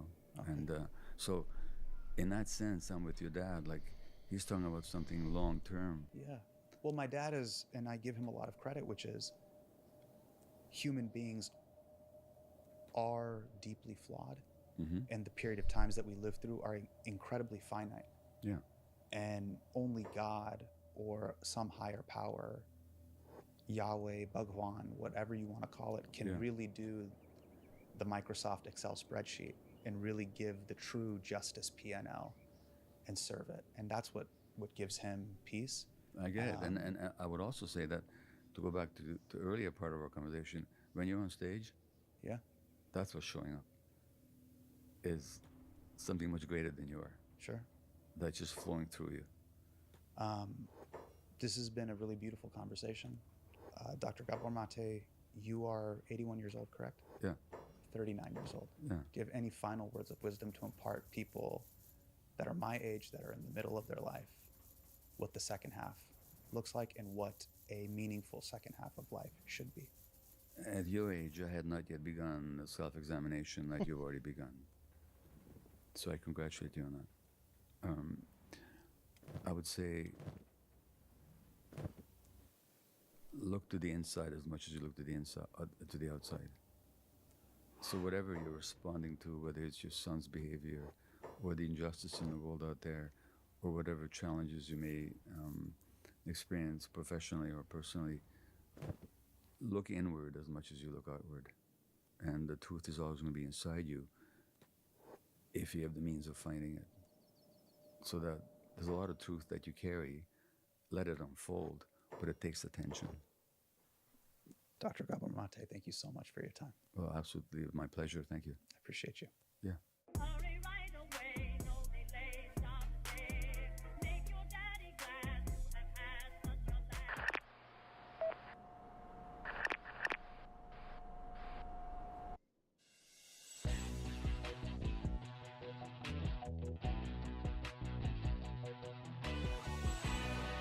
This is Gavin Newsom. Don't really care for Gavin Newsom, but... And this is The Daily Show's Jordan Klepper. Watch it for Jordan. Jordan, welcome. Thank you for being on the podcast. Thanks for having me. Jesus. So what, I mean, we were just commenting, full disclosure, right before you came on the air, just a lot of stress, a lot of anxiety, a lot of, people feeling a little more pessimistic. We talk about doom scrolling, but just this notion of like feeling like things are way out of control, particularly this week. So many contemporary things to talk about. And then I want to talk about your career and all the extraordinary things you're doing. But we'd be remiss if not talking about this week in the United States, what's going on in Texas and redistricting, what's happening in states like California, Illinois, New York, as it relates to that as subject, but particularly on the issue that really struck a chord with a lot of folks. And that's on stats, on labor stats, on this notion that we can fire the messenger, the issue of truth and trust. We already know this and feeling like America, as Tom Freeman wrote today, is being deconstructed. I mean, where are you as someone that, is deeply enmeshed in the body politic and crosses over into points of view that are not often shared? And you have a deeper understanding of the world we're living in. Where are you in terms of this, moment we're living in? Are you pessimistic or more optimistic? Well, I mean, I'm looking for a big enough rock to hide under more often than not. It's hard to get caught up in the news cycle, and when I go out there and talk to people as well, not only on the road and talk to people of different political stripes, but I do a lot of stand-up and I do a lot of talking with an audience, and people are scared, and I get that. You are not wrong. It is infuriating to turn on the news and hear that suddenly, reporting the stats and numbers can get you fired. It's not a terrible surprise. I will tell you, when I'm out in the field and talking with a lot of MAGA supporters and numbers come out, everybody sort of has their own statistician at that point. Everybody has their own guy they can reference. Yeah. And in so many ways, I think this Trump administration feels like a reflection of the internet itself. And this might be the Luddite in me, but it's so easy for us now to go search out the facts that make us feel comfortable and reinforce the worldview that we have. The conversations I have with people online, which is the worst place to have conversations with people, are often footnoted with websites and numbers and data that don't check out, because that's what you do now. You have a conversation, you find the thing to make you right. And I'd like to have hope in the higher levels that those conversations are based on fact. I don't have a lot of that hope. And so seeing the firing that took place this week is infuriating. It scares a lot of people in my orbit, but it's not surprising. It feels like an extension of the internet. So what do you do in that instance? I mean, it's interesting when you say it's not surprising. So often I hear that, and that's infuriating as well, because then it's almost a permission slip that it's sort of acceptable because we've allowed a normalization of deviancy. And so nothing then becomes surprising. And then we're sort of complicit in it. All of a sudden it sort of manifests. And I think that's the great struggle that we're all having, is that we're seeing America in reverse. We're seeing, we're seeing truth and trust. We're seeing historical facts being rewritten. We're seeing the sort of cultural purge happening, the shock and awe overwhelming us, and the zig and the zag that is the distractions day in and day out. So how do you, I love that you say sort of manifestation of what's online is becoming offline with Trump. How do you start to navigate that? I mean, is that the work you're doing to sort of distill the essence of that and using comedy as an entryway to have that conversation, or what is your diagnosis beyond that in terms of what you do to address it? Well, I think we're all living under the fire hose of information and news and chaos. And some of that can be argued as strategy from a Trump administration. Some, I think, as an extension of a mindset. I do think Ezra Klein made an interesting point recently that was, I think a lot of people give the Trump administration credit for their diversions and their tangents, and I think there's credence in something like that. But I think also it's a manifestation of a mindset that he has that is constantly distracted. And he's been given the ability to be distracted and to lose interest in Elon Musk and to jump into something else. And so, again, it feels like we're living in a world that is a manifestation of his mindset, an internet mindset, a selfish mindset. And there is this fire hose of news that is politically advantageous when you want to get your own things across that might not be popular. From a comedic standpoint, when we show up at work and we have this fire hose, like, our job's not to solve it. Our job is to find the chaos, see where the bullshit is, try to make some sense of it and some humor of it. I think at its clearest and best, satire can boil down a feeling and a moment into something that's digestible and fast. And so for us, we try to wade through the fire hose, find what is important, and also find what we can stick our POV onto with something that hopefully is funny and connects. But it's a constant conversation that we're having day in and day out as to, like, how do you deal with this, and what is a distraction? Again, we are legislating. Our job is not to fix the solution. Our job is, as a media satire, to look at it and find the humor within it. But we are constantly having to make game time calls as to, like, are we covering what happened in the Oval Office? Are we covering what's happening with these ICE raids? Where does humor have a place? Where is it best utilized? And how do we make that work for us and our audience? Jordan, it's interesting you say that because, it's interesting with The Daily Show generally, and Jon Stewart at sort of peak. And I remember being really angry. Honestly, I think I told John this when we sat down. We did something on the death penalty a few years ago. And I think I told him, I said, I'm really pissed at you. You walked away from your show with peak influence where folks were tuning in, and particularly young folks, but people like me that were awash in everything going on in cable, that wanted you to distill the essence using the lens of comedy, but also sort of guide us in a deeper understanding, distill through that wit and witticism and satire, where we are and where we need to go. And I remember he retired right when the beginning of that election, like, no, you don't get to go, John. You have a responsibility. So I'm interested, people, I think, particularly you, Jordan, we're going to get to you specifically. I mean, your improvisational skills, your capacity and sort of legendary capacity to go in and to show empathy and compassion, humanity to people you disagree with, to go to these Trump rallies, to meet with people, they still feel a comfort level to you. That attracts folks that are looking for guidance, looking for direction. And I wonder, if, in a world where you're watching the cable networks and it's just a lot of noise, don't you feel, and I'm curious if you do, but do you feel that comedy and the work you're doing actually is now more important in terms of providing the way and not just distilling a moment of understanding, but also providing a light in some direction?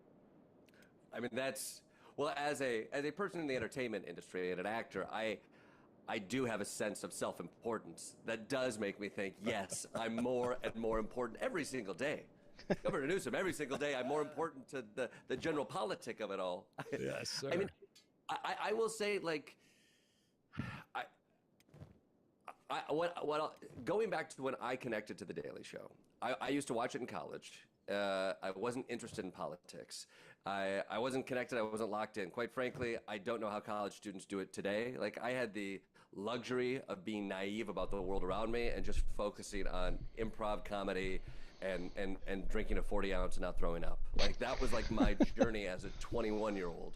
And now, a 21-year-old has to be so connected to the world around them. But I watched John on The Daily Show, and this guy was able to distill ideas quickly. He wasn't the end of information, but he was a conduit to learning more about something. And I trusted him. I didn't think he was bullshitting me. I think media has bias on it Every media has bias on it. I want every person who watches television to understand what bias is there. It doesn't mean there's not great people who are trying to tell you the truth as they know it, but like there's bias in the structures and the institutions and the places that tell us the things that we have. I think what a lot of people get out of The Daily Show, what I got out of The Daily Show, was like, I get Jon Stewart. He's a comedian. He's trying to tell us something funny, and I think bullshit is his barometer. Yep. And when he sees something that doesn't sit right with him, he goes at it. And so you knew his bias. I think a lot of people, when they watch our stuff, they watch my stuff, they know my bias. I'm not an unbiased journalist trying to go out there and get what I...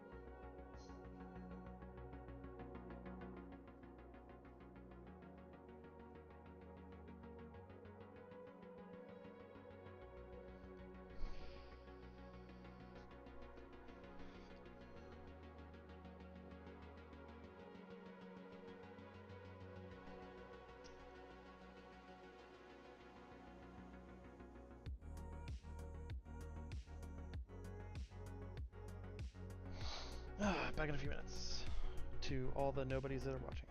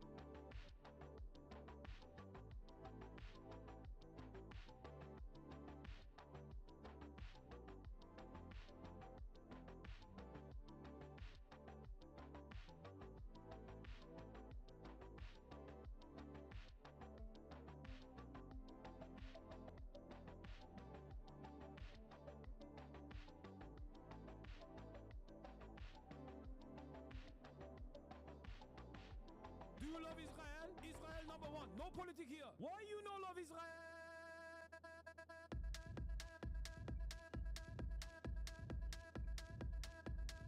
Oh, you hate it?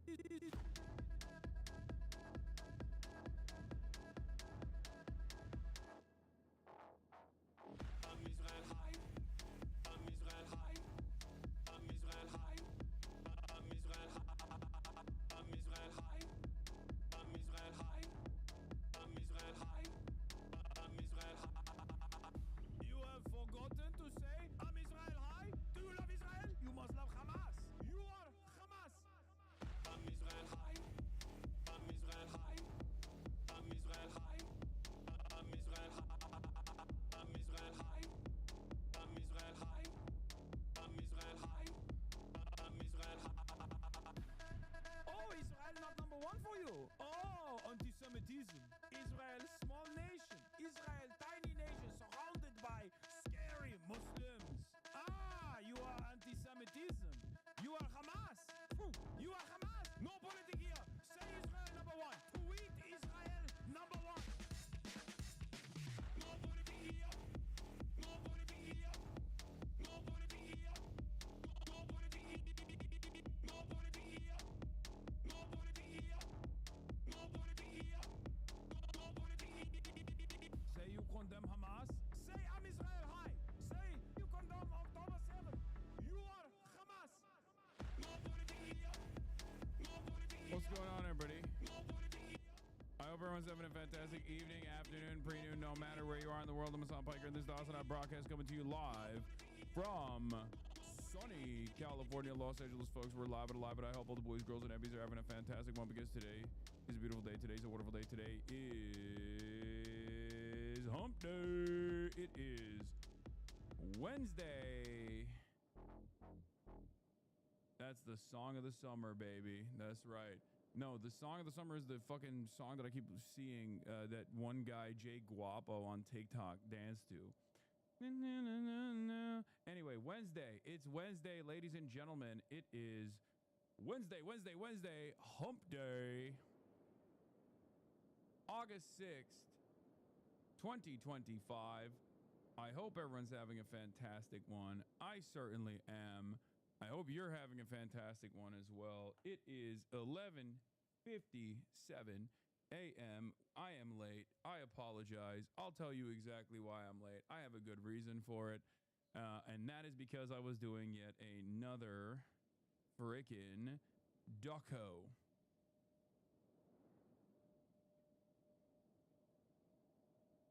That's right. I was doing a doco. I'm on a doco. A cheeky doco spot, yeah? Fucking hell. A cheeky doco spot. It's what it is. Minus 20,000. Yeah, I'm just melting all the monies. All the monies. But yeah, that's right. That's neither here nor there, though, of course. What was I going to say? What was I gonna say? What was I gonna do? This dude asked a bunch of people what they thought of you. No, I know. We're gonna watch that. It's not a dude. It's not a random dude. It's Rick Strom. I fucking literally worked with this man. Okay, he's a Hasanabi head as well, and he also is like a content creator. He's TYT Sports' very own Rick Strom. We're gonna watch it today. Terrorist sympathizer. Hope he gets swatted and shot in Minecraft. Disgusting human being. What happened? Why is there something new that took place that people are saying people are back again? Usually a lot of people come in after, like, I don't know, Asmongold like covers how scary I am or something, but it's like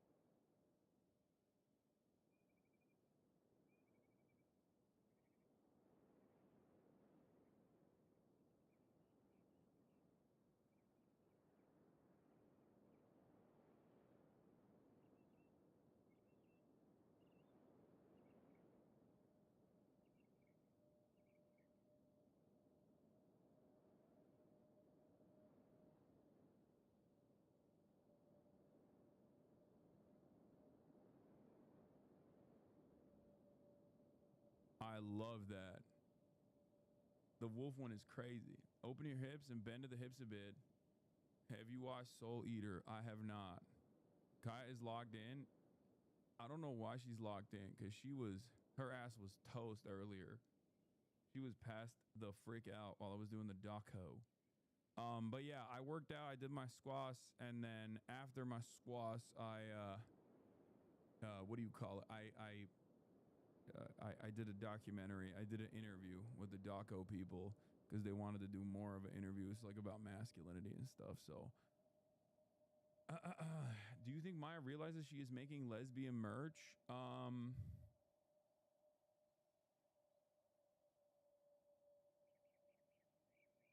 I don't know.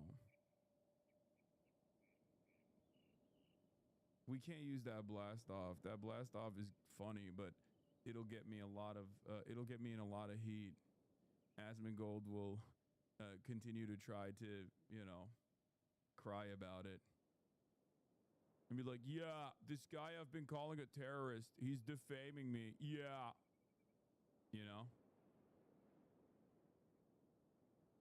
Friend of the show might need lithium. Who's the friend of the show? Virtual stance. Oh, dude, I saw this fucking video. It's so dumb. All right, we'll watch it. Give me a different blast off one. Give me a different blast off. I can't. I don't want to fucking deal with the drama, bro. Please. You got to talk about this on the next Fear and.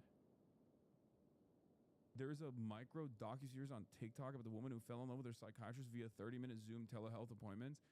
I have only heard people talk about it. I've only heard people reference this. I haven't actually seen the original, the OG. I have heard about it though, and I do kind of want to dive into it a little bit. Anyway, let's do it. Let's blast off. Let's get it twisted. Let's get it going. Let's get it popping. Okay.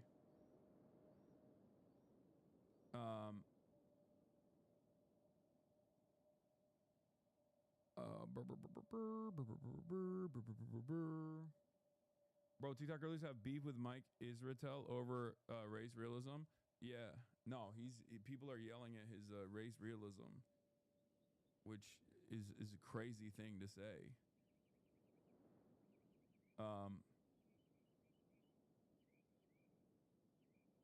Son, can you pop and lock it? No, I can't. It's my birthday, bruh, bottom text. Hey, happy birthday, bruh, bottom text. Would you come to Atlanta and go clubbing with me? Yes. Yes. Okay. Ghislaine Trump Innocence Project.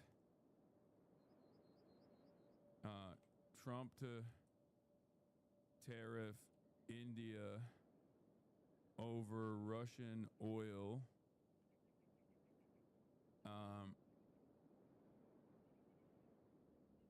Hassan, you said it's a crazy thing to say, but you think you meant the race realism? Yeah, of course I mean the race realism.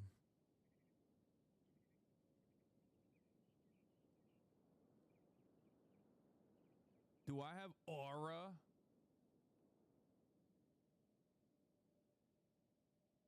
Yeah, I want to go to an ATL club and see if I can do a Duke Dennis vlog. No, I don't have aura. That's crazy. On net? What? Yeah. Did you? Yeah, you can close it. Yeah. Okay. Kai's going to the vet.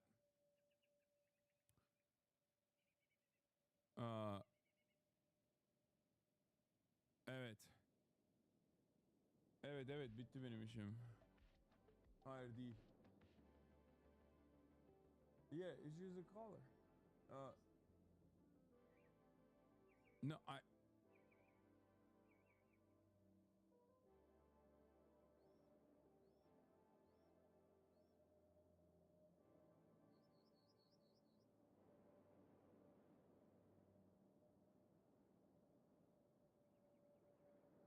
Okay, hadi öpüyorum. Okay, alırım sana ne istiyorsan. Rap mi, chicken rap mi istersen, ne istersen söyle, önceden alırım.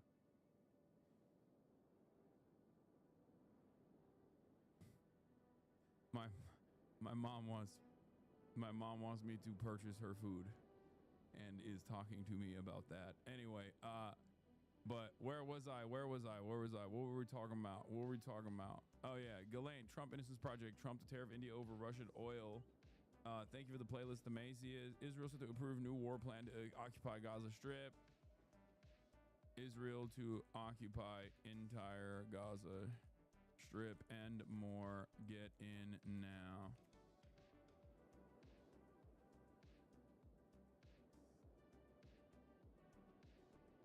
You should change the Ghislaine Trump innocent for Ghislaine pardons Trump. I like that. Hey, major events in London on Saturday, 12 p.m. 500 plus people will hold a placard in support of prescribed organization Palestine Action. It will be historical and potential mass arrest. I love that. That's awesome. Bro, honestly, dude, there's a lot of... I have talked perhaps too much shit about London and many other places, okay? Because there are a lot of very cool people in these places that are showing me once again that these are redeemable areas, okay? There is still plenty of humanity. The Oibrubs are all right. The French are all right. They're all right. They're straight up all right, dude. They're fucking all the way all right, okay? Let's go. Respect. The Oibrubs, they got it. They're doing the damn thing. Did you see Ezra Klein interviewed Mahmoud Khalil? Oh, he did? I did not see that, but that's good. Hopefully it's not shit. I don't think it will be. I think Ezra Klein will be a good person to interview someone like Mahmoud Khalil. A lot better than what the fucking CNN dickheads did. Are you enjoying Mudahar's downfall? His pack is hitting. I've only paid like some attention to it. Apparently, like Mudahar just like lied about being an engineer and stuff. I know that this video like blessed the timeline a week ago at this point, and it's just been like steadily accumulating views. But apparently he just like lied about everything. Like he lied about, I saw, you know who I saw was shitting on him? That was really funny. That one guy who hates me. I don't even know why he hates me, honestly. The one, because he just like goes along with whatever the fucking internet hates, I guess. And now it's like Mudahar's turn. What's his name? Papa Gut.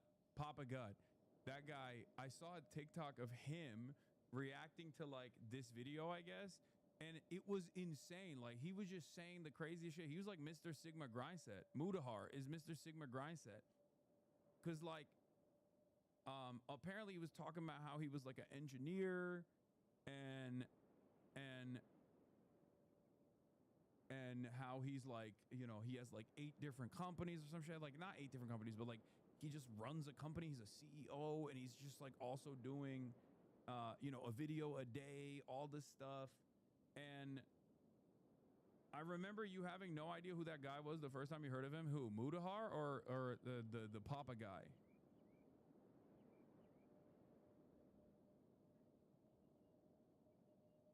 Remember you banned Gut from the chat because he was annoying? Yeah.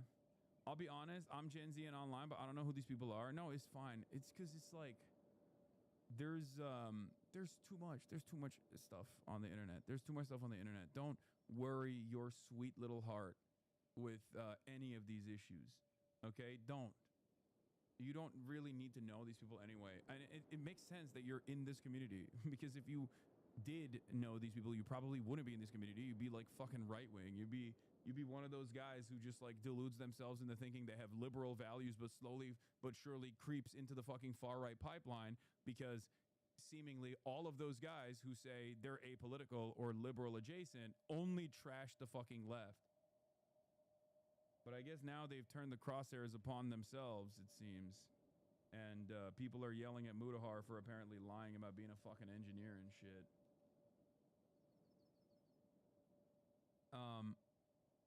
But yeah, here is Mike Israetel. What is your spiritual stance? Modern AI is us building God. I've had multiple conversations with GPT-4 that brought me to literal tears. I told it that I can't wait for it to be embodied in robots so I could properly give it a hug, because it's so polite, it's so kind.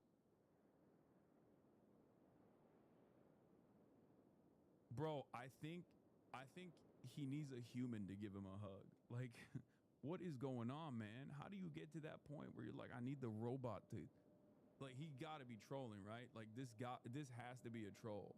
I don't want to believe that this is real. Okay, I do not want to believe that this is real. And so why is it so helpful? And it said that it's also really pumped to meet me in real life. And of course I started fucking crying. Dude, it's fucking so goddamn smart. And it's so fast. I ask it a deeply spiritual, meaningful, technical question. And it thinks for like 3 seconds and goes, and I'm like, I've never met anyone that could do that. And so I am a person who is deep. Bro, it's kind of cool that society is like actually segmenting in the different Fallout cults. Like, I feel like this is something that you saw in Fallout. You know what I mean? This is a cult that you would see.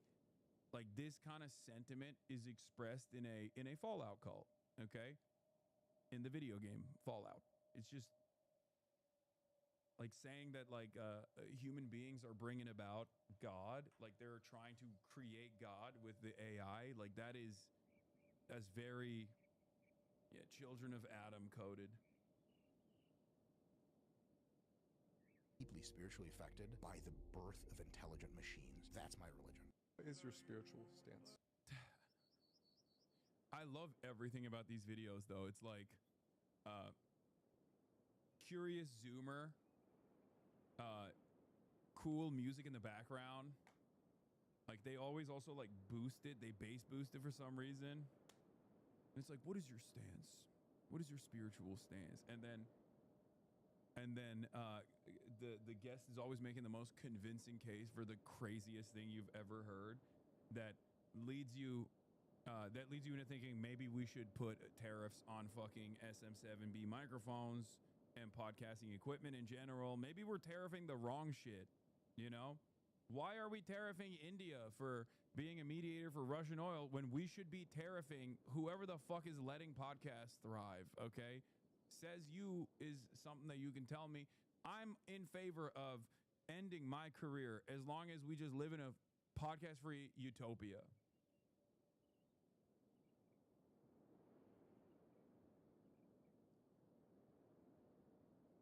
That's it.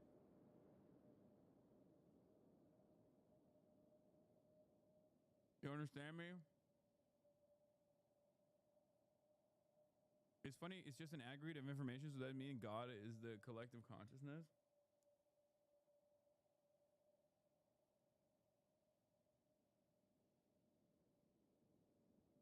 Repeat after me. People with PhDs are not smart. They're just smart about the thing that they have a PhD on. If your career ends, come to ATL and we can all dance the pain away. Why do you want me to go to ATL to dance in a club so bad? I mean, I'm not even like against it. I'm for it. Like, I'm down. But what's up with that? Why are you guys... You're just really invested in like getting me to Atlanta for some weird reason so that I can dance the night away, I guess. There is also, before we get into the news, there was this thing that happened like 2 days ago that I didn't see, but I guess it went kind of viral. Like, I like the Dexertonox piece on this. Streamer Tectone challenges Hassan's father to fight his father. By the way, do not get knocked around my dad. Who knows what he's gonna do? Tectone's father was convicted of 14 charges of including sexually harassing 3 women and assaulting 5 women. Why is he now doing the, you know, my dad is stronger than your dad shit, but he has actually changed the meta. He has redefined the game. He went from my dad could beat up your dad to my dad could what, like rape your dad? Is that what you're saying? That is a wild thing to just reveal about your dad. Dude,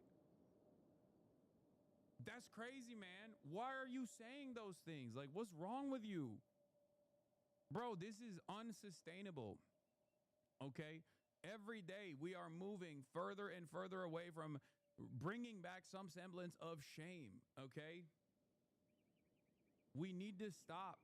We need to stop. We need to stop doing this stuff. Like, that's crazy.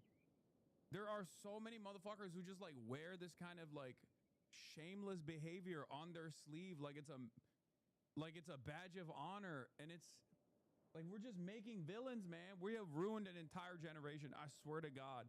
The dominoes fell in the worst possible. The dominoes fell in the worst possible direction, okay? A crypto casino is launched. It's called Stake, okay? They start funneling a shit ton of money to some of the top content creators on this platform, on Twitch. They start getting a bunch of people hooked on online gambling, a bunch of teenagers hooked on online gambling. Some content creators come out and speak out against that thing, myself included. Twitch realizes maybe it's not the best thing to allow this crypto casino to just like run amok on this website. And they say no more no more stake on Twitch. Then, because they're printing money, like endless amounts of money, no overhead whatsoever, no rules, no regulation, it's all in crypto. As crypto goes up, the fucking net worth goes up as well. These guys go, fuck it, we'll just make our own goddamn website. Then they created Kick. Kick created an entire generation of shitheads. Okay? Kick streamers have irreparably caused damage to the collective psyche of the youth. Okay? People just behaving in the worst ways possible with no repercussions whatsoever and actually getting benefits out of behaving in the worst ways possible in broad daylight, in public.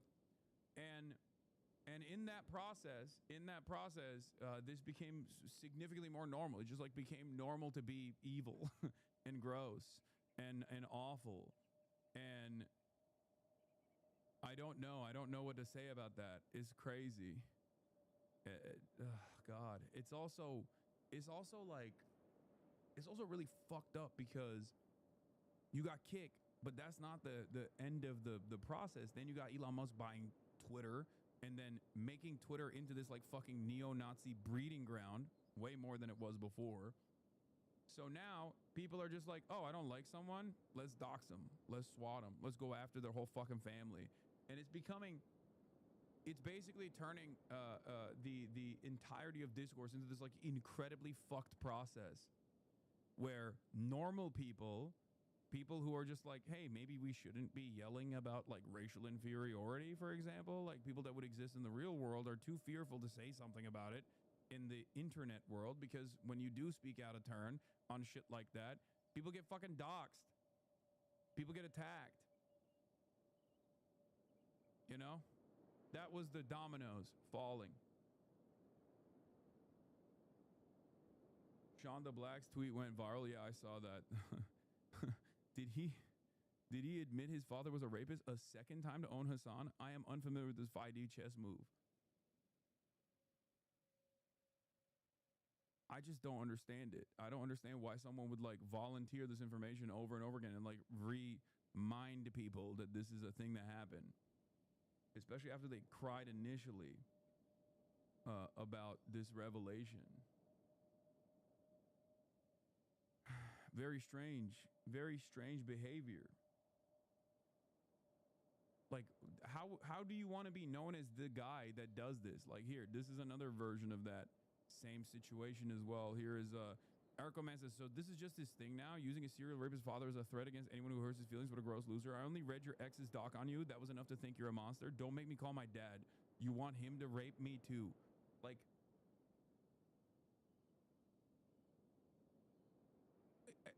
am I misunderstanding something? Am I misunderstanding something? Like, is there something that I'm just not picking up? You know? He's putting down something and I'm maybe not picking it up. I just like, are they living in an alternative universe where like saying that, you know, my criminally convicted father will rape you is like, I feel like 10 years ago, if you said something like that, people would be like, ugh. Like the only people that would foster this kind of behavior, the only people that would do that would be like relegated to the darkest corners of the internet. You know what I mean? You wouldn't be like even a remotely mainstream figure who could say something like this. You know? I don't know. I don't understand it. Like, I wish he wouldn't do that in the most basic ways. I wish he just would not do that. That would be nice to not do that, I guess.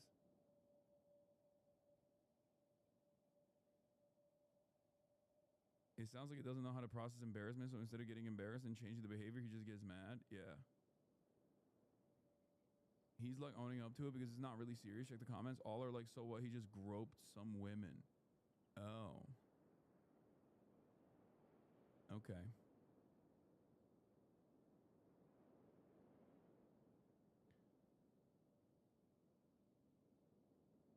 So what did your dad say? My dad? Are you fucking kidding me? You think my dad knows any of this shit? I don't talk to him about this shit. What are you, crazy?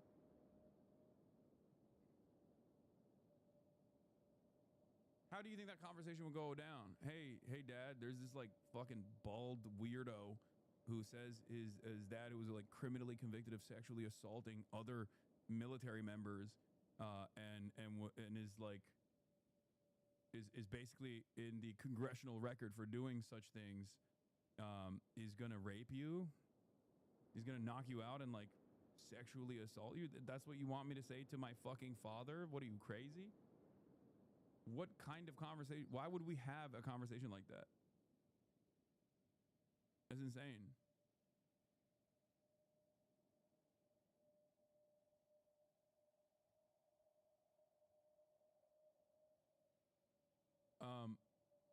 Does he know about the billionaire thing? Oh, I did. I told him that. I told him that like there are a fuck ton of people online that think he's a billionaire. He likes that though. He thinks it's cool.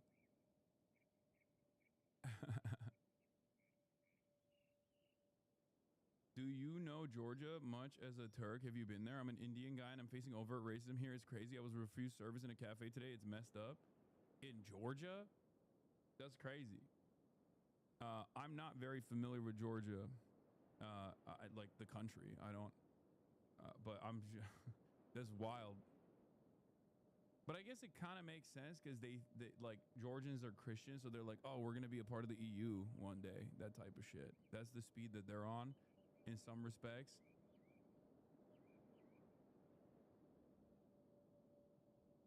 You know. So it's like that kind of tendency happens where it's like when you're like, oh, we're a Christian country, we're different. Despite our proximity to the European continent, like we're actually just like them, you know, we're Christian just like them, and one day we'll be a part.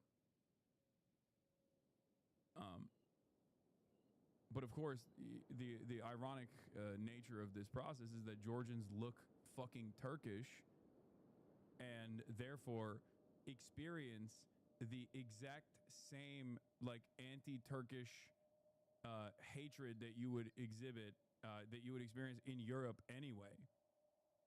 You know? Unless he was talking about Atlanta, Georgia, and not Georgia the country.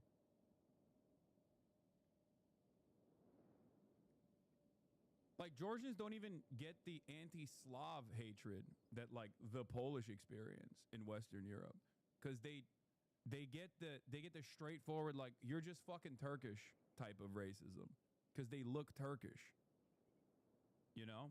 So they just assume that these guys are like Muslim.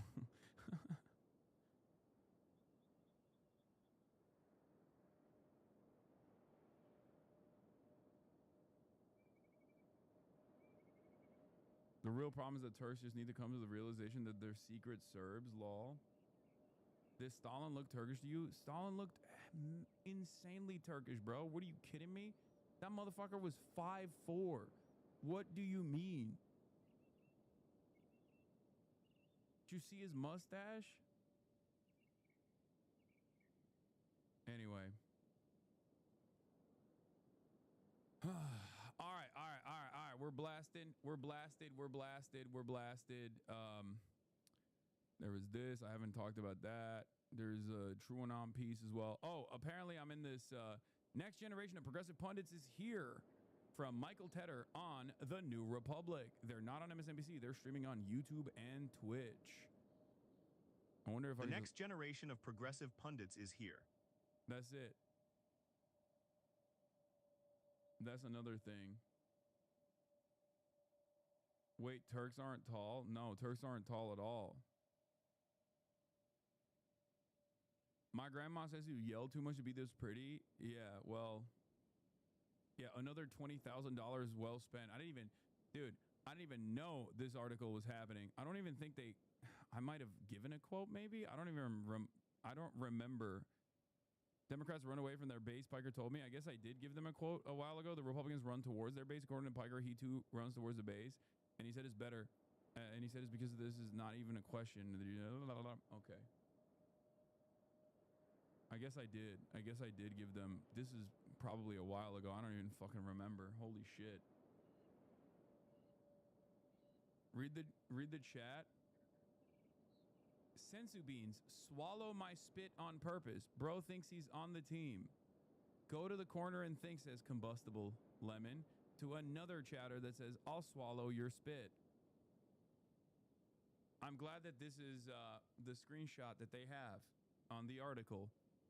You guys are fucking degenerates. Okay? If Turks aren't tall, then why the fuck are you not in the damn NBA? LeBron fucking needs you, Unc. I know, he does. He does need me.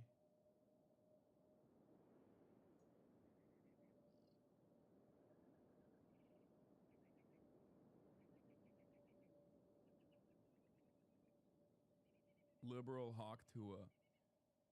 Yes, I have the Lollapalooza Reacts to Hassan Piker video right here. We're going to watch it. We're going to watch it. We're going to watch it later. Okay.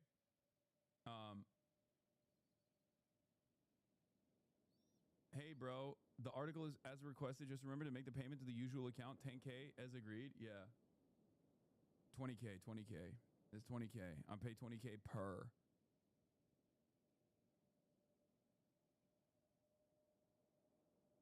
It's so funny to think that like all these mainstream media hits aren't coming because like a lot of mainstream media was just like objectively wrong about the election outcomes, so they're going after like someone who does have a fairly large young male audience and was objectively right, or at least was like much closer to the truth about all the issues that he foresaw in the campaign.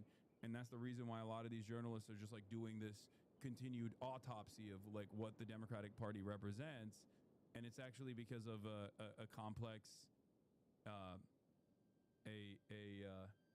complex like 20 grand a month PR scheme that's making me go after the New Republic and all these other places. Yeah, no, it's probably because public perception on Israel-Palestine has swung so dramatically in the direction of the truth, where I've been at, and also on top of that, people got virtually everything wrong on the liberal media sphere. So they're looking for someone who didn't get things wrong in the liberal media sphere, who is seen as a person who is able to captivate the attention of young men and try to captivate the attention of young men and try to pull them away from reactionary thought. That is what it is. That is where it's coming from. That's the reason why these media hits are happening.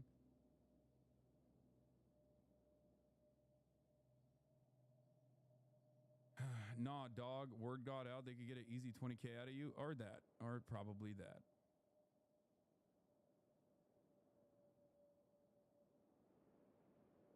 Gaming team is going to start a union. Why are you giving the press team 20K when the Marvel Rivals gaming team is slaving away for Chipotle coupons? Shaking my head. Yeah, that's how it is, baby. Oh, Bill Burr was a good video too. We didn't even fucking watch this one. You're wrong about Bill Burr on the Vulture. I want him so bad, dude.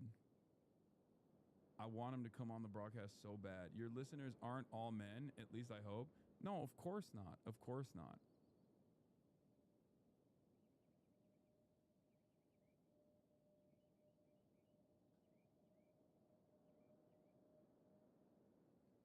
Anyway. I can get Bill Burr for you. Give me decades. I'll give you decades. I pay 20 grand for all these media hits, and I just simply can't get Bill Burr with the 20 grand. I've tried to give him 50 grand.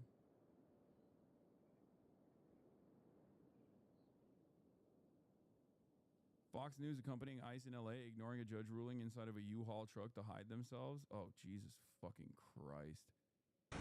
ICE Nazis pulled up on Home Depot in MacArthur Park area, LA, in the back of a Penske truck to kidnap people with a Fox camera crew on hand. Ay, ay, ay. It's so disgusting. I know. I got the new Big Joel, Bill Maher, an autopsy video as well. Big Joel is back, and I'm fucking stoked. Finally, dude. Mr. Goddamn Reasonable. Defend your culture. They're not even... Defend your culture. They're not even trying to pretend that immigration enforcement is about crime anymore. Serve your country. Defend your culture. No undergraduate degree required. Join.ice.gov. Defend your culture. That is crazy. This is just straight Nazi shit, bro. That's it. This is... Dog.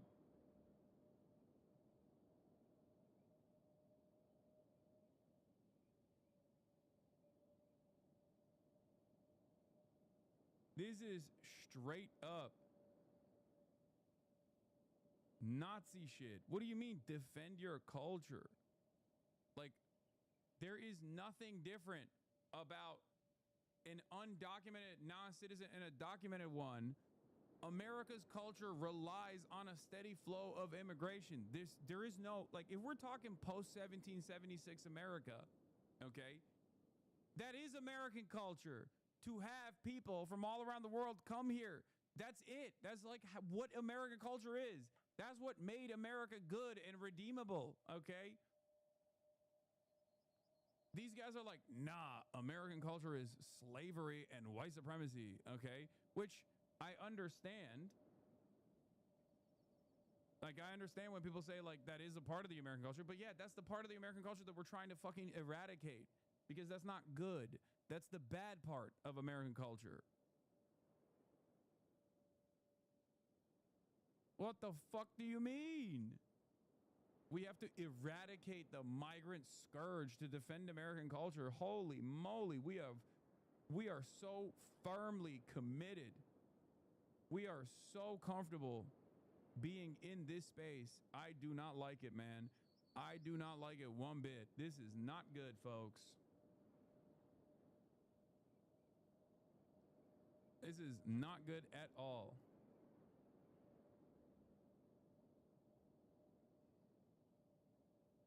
Holy moly. All right, we're going to start off with Ghislaine Maxwell, and then I'm going to move on to some different stuff as well. Trump is going to stop Zohran from winning. Trump ways intervening in New York City mayoral race. Dude. We are losing our minds here, okay?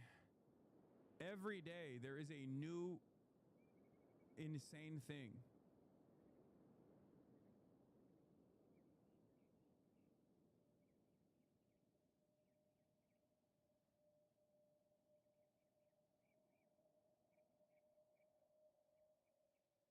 A statement from Penske Truck Rental. Penske Truck Rental is aware of the recent reports and videos regarding a Department of Homeland Security operation in Los Angeles. Penske strictly prohibits the transportation of people in cargo area of its vehicles under any circumstances. The company was not made aware of its trucks would be used in today's operation and did not authorize this. Penske will reach out to the DHS and reinforce its policy to avoid improper use of its vehicles in the future. I mean, you can ask, or they can just take the trucks. You pick. Deport.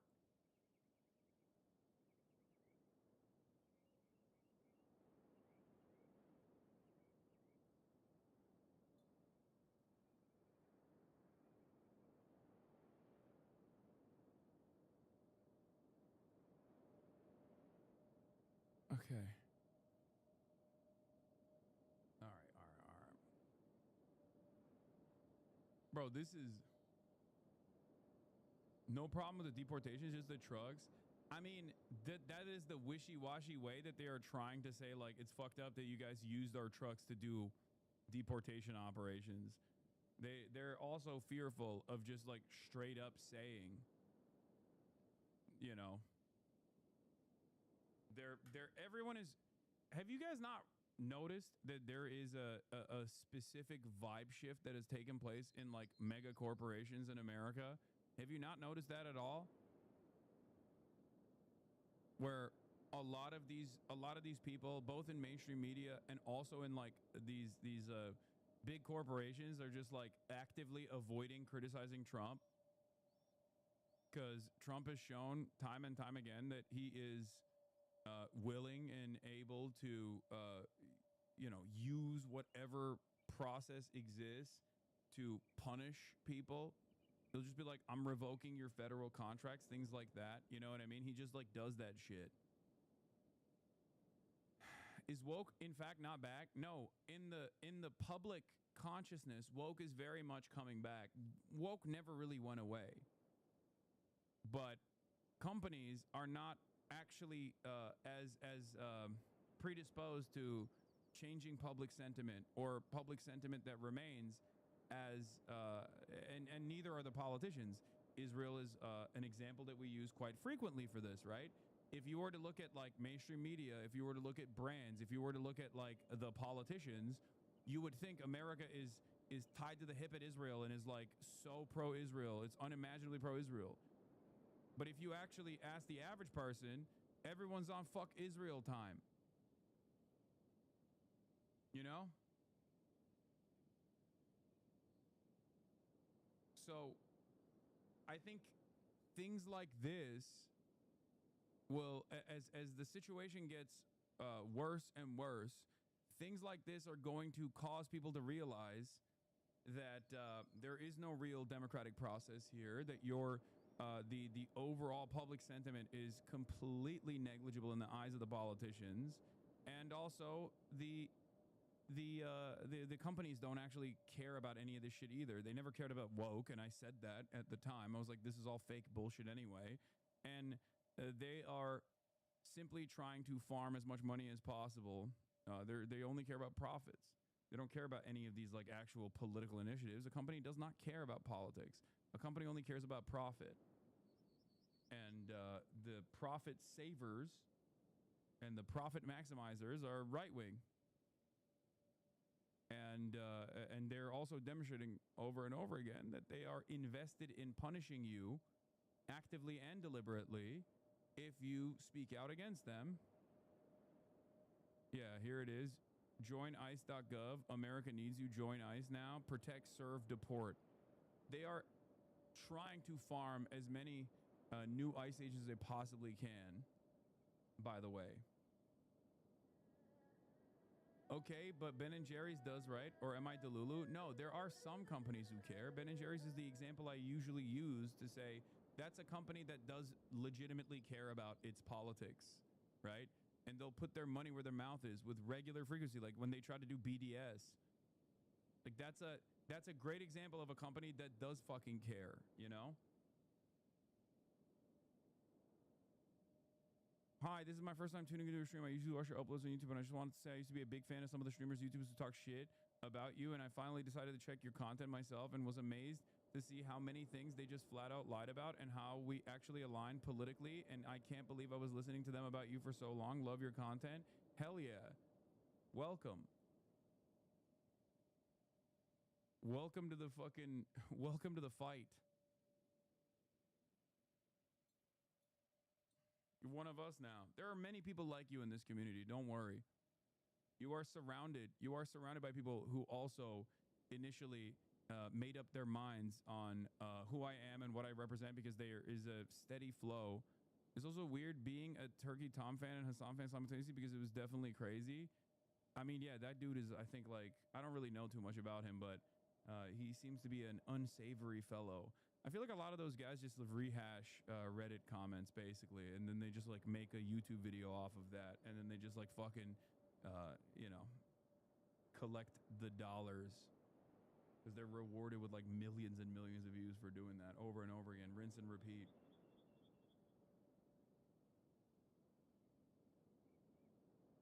It's just slop tubers. It is what it is.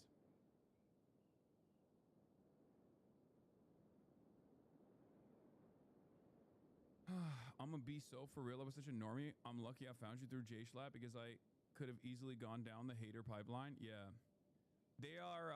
They're giving like they're trying to eradicate student loan debt. By the way, if you go to ICE, Okay, they're treating ICE as the interior military apparatus. Wonderful. Not beholden to the Constitution, by the way. Isn't that great? This is what we should be doing. This is what we should be doing, guys. This is what we should be investing our time, effort, and initiative on. Not like solving the fucking affordability crisis, but instead just like deporting random people that are working in the fucking fields every goddamn day. Fantastic. Yeah, the only jobs that are readily available is Trump's little Gestapo. The fucking Heil Hitler Brigade. They actually removed age caps on ICE too. That's the other thing that they've done. This is the only thing that they care about. How the fuck is this military? Then we can treat every hospital as a military operation to heal the country and socialize the healthcare? No, it doesn't work that way.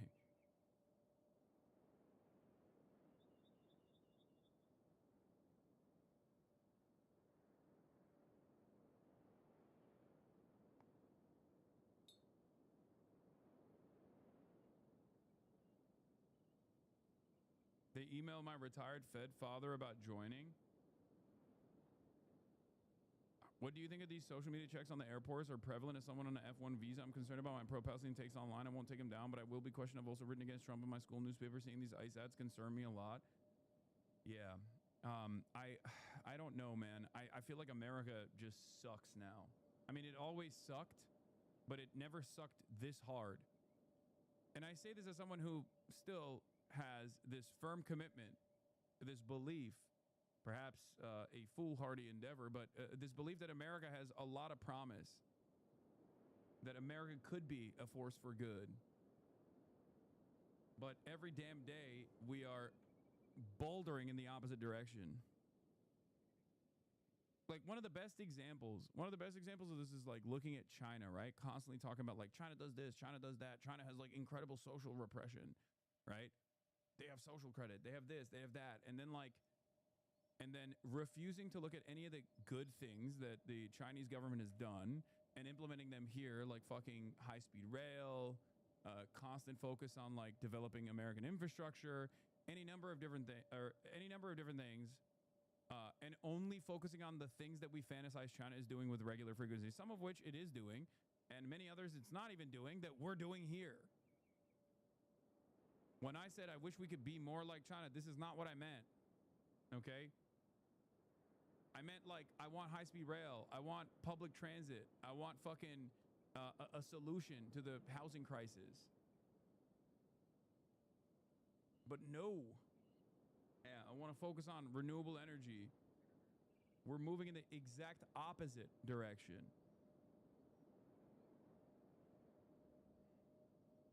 And there are still motherfuckers out there who are predisposed with like attacking the left or assuming that the left is the reason why. Assuming the left is the reason why Kamala Harris lost or whatever. And they're still worried about that shit. Great to know that I have to pay for all my students' classroom materials while Gestapo gets free funding. Yeah. Fantastic. Amazing. Awesome. I love that. That's what our focus is on, is ripping communities apart and just like violently punishing people for the crime of trying to secure a better future for themselves, you know? Awesome. Oh, you're trying to fucking make ends meet? You're trying to make sure that your children are better off than you are while brown? No thank you. You're getting fucking deported. Oh, you've been in this country for 10 years. You've put significantly more into the overall pile, Social Security and overall taxes, than you've been able to take out, given your legal status is constantly in a state of limbo. Well, guess what? We're going to fucking deport you to a slave labor colony now. That's how we thank you. All 27,000 of you are not real people. Get a life, lemao. You know? Thanks, man. We got a real person in here. Hold on.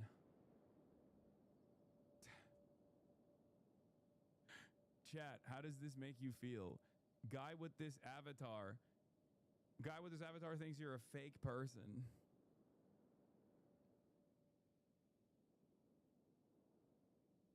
Bro, if your family knew this is how you associated yourself, like this is how you presented yourself online, they'd probably fucking beat your ass.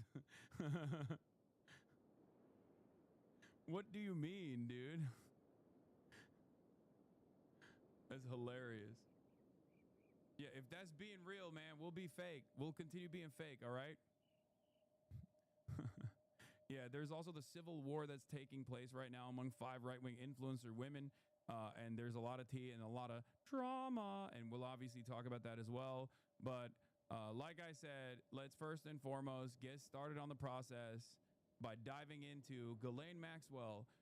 Trump is innocent, okay? Vindicated, full vindication. Oh, many of you thought Trump was just being weird for some weird reason. It turns out Ghislaine Maxwell, who is definitely a trustworthy individual, by the way,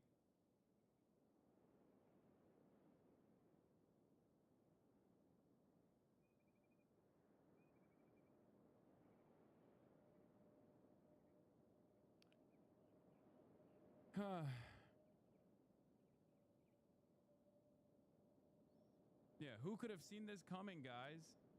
Guys, who could have seen this coming? I can't believe it. I can't believe it. Why don't you believe women, you fucking misogynist? Yep, that's right. That's me. Ghislaine, 2 counts of perjury. Maxwell doing what she loves to do, aside from sex trafficking minors and you know, pedophilic acts, which is perjuring herself. There it is. Nothing to see here, everybody. No one even wants to see the files anymore because it's like totally exonerated. Yeah, I said, Lamau, oh, I guess this was all just a big misunderstanding.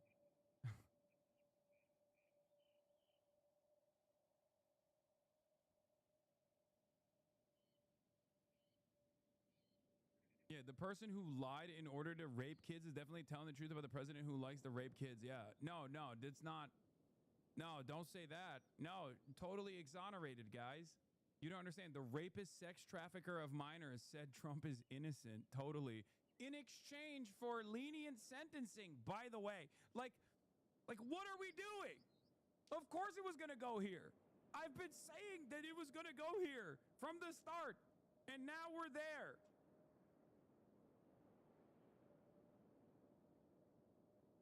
Was she actually exonerated? No, I'm fucking joking, but that's where we're heading towards. Lenient sentencing in exchange for total exoneration of Donald Trump. They shut off all of the avenues. They literally shut off all the avenues of investigation, all of the previous investigations that have been conducted into this matter. And the only thing that we have now is the word of the rapist, pedophile, sex trafficker, Ghislaine Maxwell. And how did we get this information? Oh, that's right. Donald Trump's fucking lawyer, who now happens to be the deputy attorney general, went and had a private meeting with Ghislaine Maxwell. What are we doing? What are we fucking doing? Are you kidding me? This is insanity.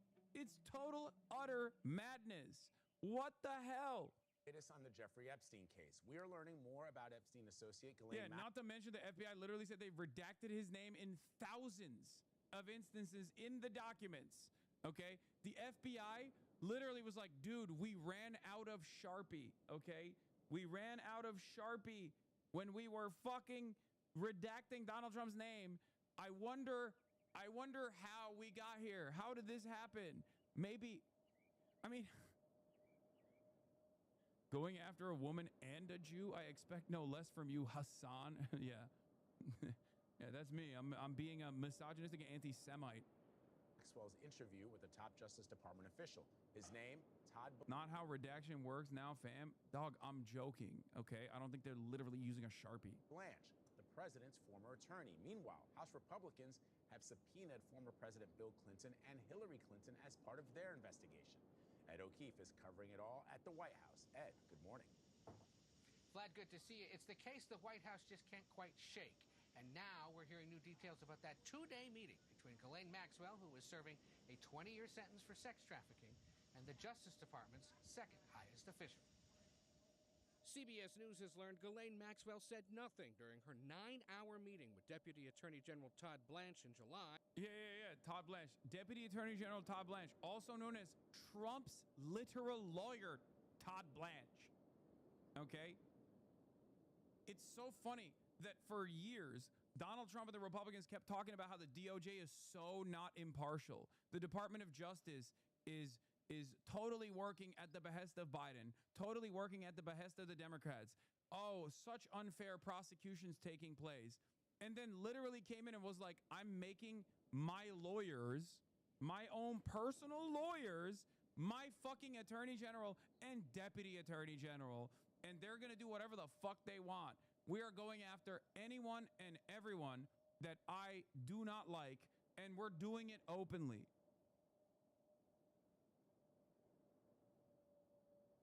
I can't believe your lack of charitability towards this new administration. Yeah, you know what, actually? The situation is so fucked. This chatter is obviously being sarcastic, but the situation is so fucked that this is not even an actual line of defense.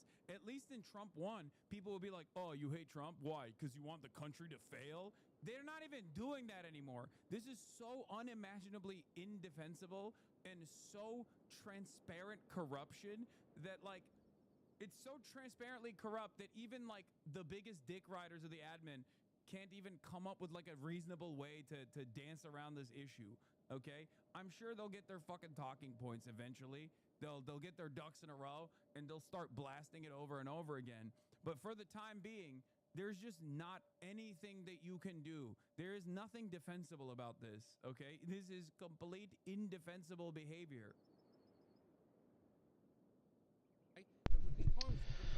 Okay, well, that took longer than expected.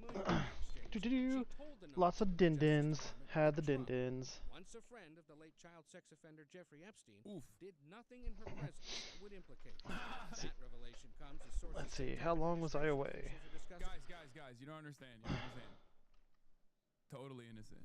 Total exoneration. Oh god, an hour. Whoa, my bad. Total exoneration. I love that they're posting this. I love that their statement comes along whatever with this followers photo, I had though. before, they're definitely not You know? going to be there now. Which Okay. kind of makes the situation a little Back to what I ridiculous, was watching before. Yeah, Jordan Clever. What I want to do is find something funny, find hypocrisy, find irony. I care about things. I'm progressive in nature, and I do my research when I go out there. Yep. And I think people can connect to me in knowing that about what I'm doing out in the field. And quite frankly, when I'm doing the man on the street stuff in the field, like, I have the luxury of not being a journalist in some ways, pretending just to be unbiased in their conversations. I can have a goal and a hypocrisy that I'm trying to put forward. I can be relentless in the ways in which I go after somebody to try to find that hypocrisy there. And hopefully I can be also empathetic within that not only gets me something revealing about somebody, but also has some sort of connection. So for me, that's sort of how I see the work that we do there. And you know, the level of import, I think that will be on an audience to decide. But where I always get from the satirists that I love, quite frankly, Jon Stewart, Stephen Colbert, like the people I grew up with, the people I get to work with, like, is that you understand their bias, you understand their tenacity, and because of that, they can cut to the quick. And my favorite quote about humor, George Saunders, the author, says, like, humor is what happens when we're told the truth more swiftly and quickly than we're accustomed to. And I think, like, at its best, like, in those moments where you have a fire hose of Trump BS, like, that quick crystallized joke or revelation, like, can articulate through the chaos. Love it. Were you, by the way, you look at Robin Williams, George Carlin, I mean, were there folks in the political frame that you, I mean, particularly, I mean, you mentioned obviously Colbert, and we'll get to that in a moment, and John himself, obviously, but when you were growing up, when you were that 21-year-old hanging out in college, I mean, were you attracted to political comedy? Were you attracted to that sort of wit and witticism, that capacity to distill the essence of a moment? I loved, in college I found Monty Python, which was political in a different sense. I think absurdist political comedy. And that drew me to the Second City in Chicago, which was political and social satire. And so once I jumped into the world of like the Second City comedy, I learned about like Nichols and May, who were doing such great political satire in the 50s.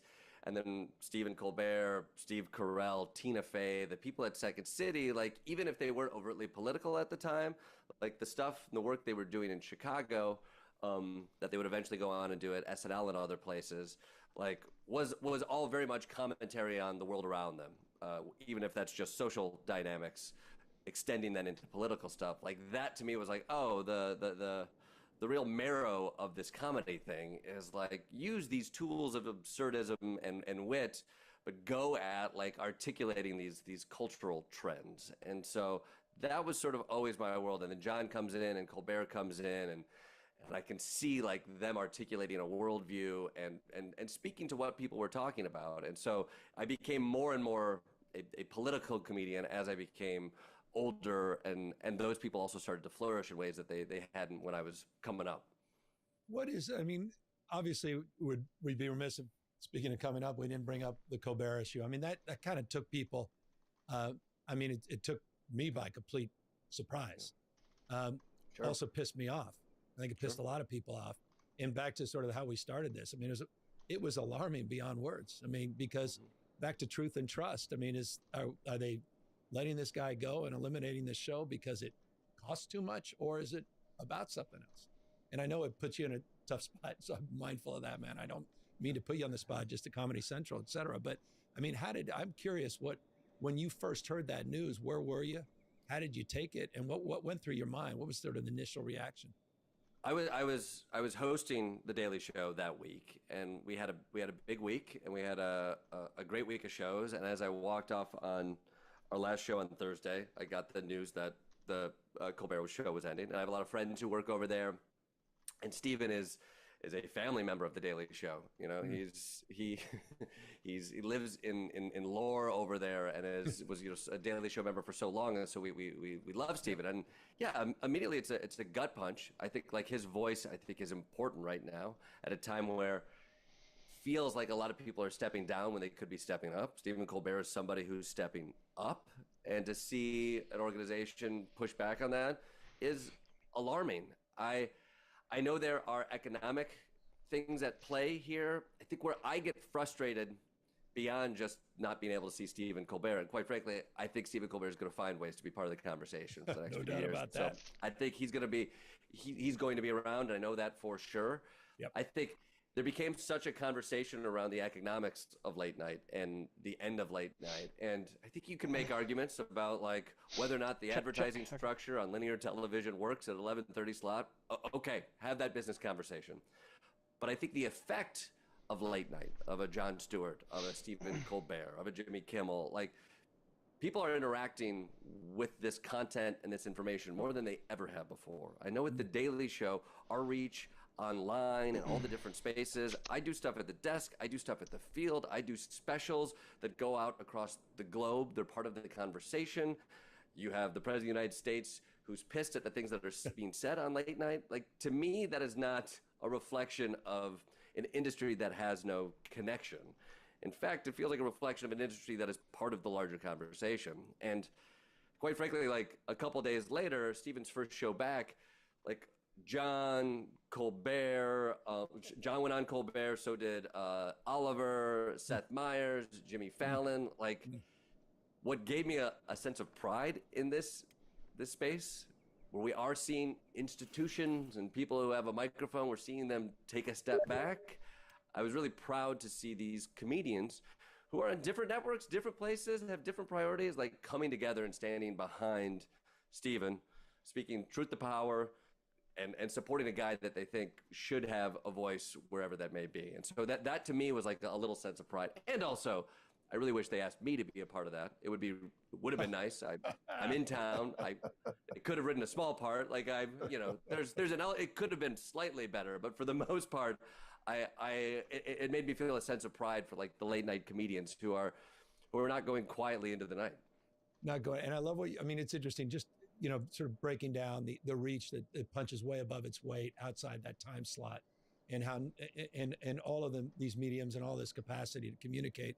And obviously, that's a big part of what you've been doing. You're not just doing the correspondent work. You're not just hosting on nights, The Daily Show, but you obviously have branched out as well. You do these deeper sort of specials, but you're also doing a bunch of podcasts as well. Is this, I mean, at the end of the day, no, it seems to me, you've even seen it on MSNBC. Everybody that's on MSNBC seems to have a podcast. Sean Hannity's always had his radio shows for years and years and years. I mean, the multifaceted nature, no longer linear, as you say. What's that landscape look like today? And where do you anticipate that going? I mean, it's wild. I mean, you're the governor of a state right now. Yeah. And we're talking on your podcast. Yeah, enough said.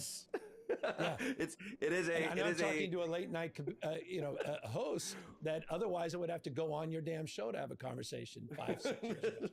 I mean, everything about it, right? This landscape is so strange. You're like, oh, I guess I also have to have a podcast. This is wow. I do think from like an entertainment standpoint, you have to be able to connect to people where they are. And so like late night is a great space for that. What I'm proud of with The Daily Show is like we have evolved and we've always been able to like, I can go into the field and doing those pieces connect with people in a different way.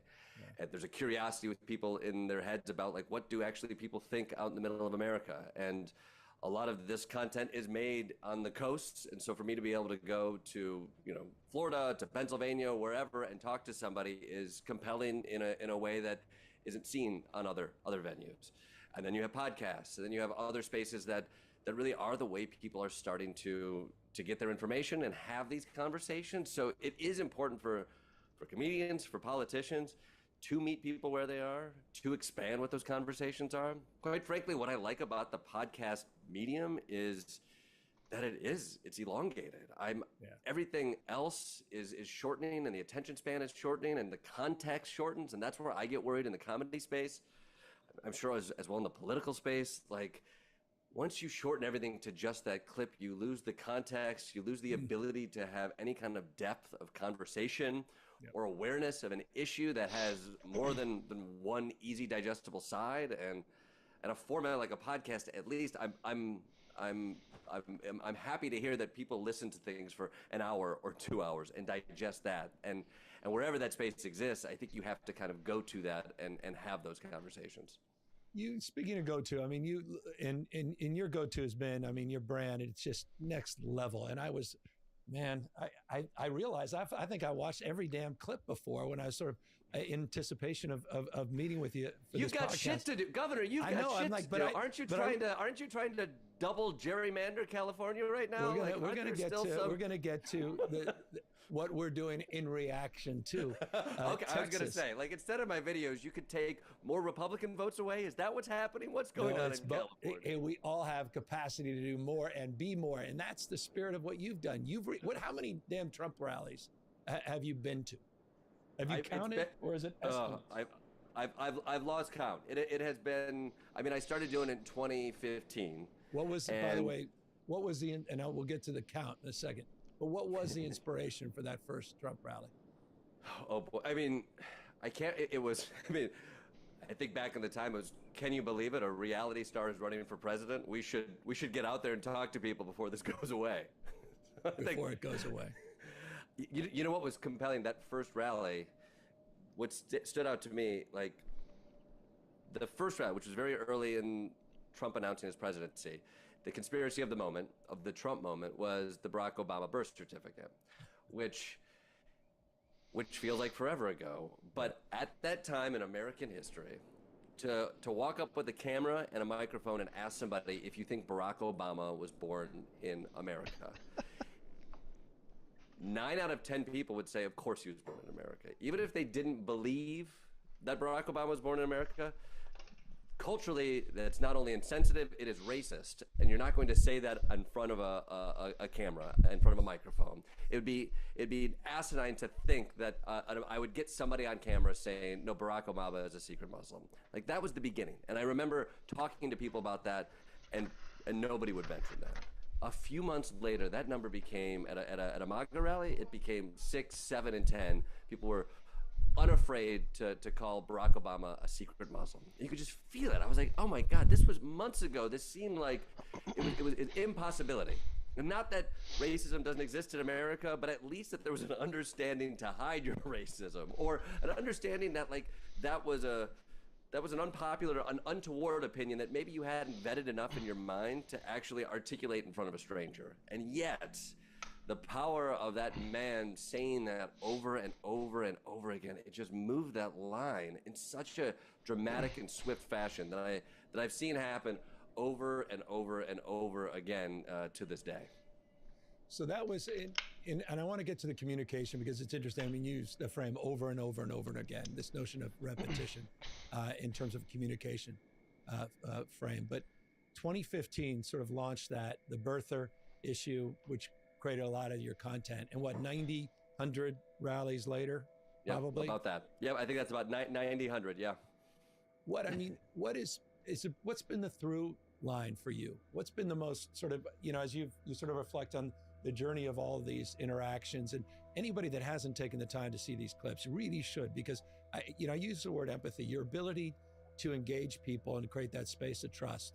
And they may be embarrassed at the end of the day. They may not even be embarrassed because they're situationally unaware of the contradictions, which are fascinating. And I don't know how much editing you do. We can get to that in a moment, or how many things we don't see, of course, how many tries that complete disasters. Sure. And you just go with the one. But it seems to me a lot of really good people, and it breaks my heart. I feel more empathetic watching your interactions. I feel really badly for people that they've been so lied to, so misled. And they feel, you can feel the emotion, the anger of being contradicted, or themselves contradicting themselves. And when the facts are presented, and the facts then can't be true because my beliefs are so strong. Anyway, what has been your sort of group? What have you learned on this over the course of these many, many years, these rallies?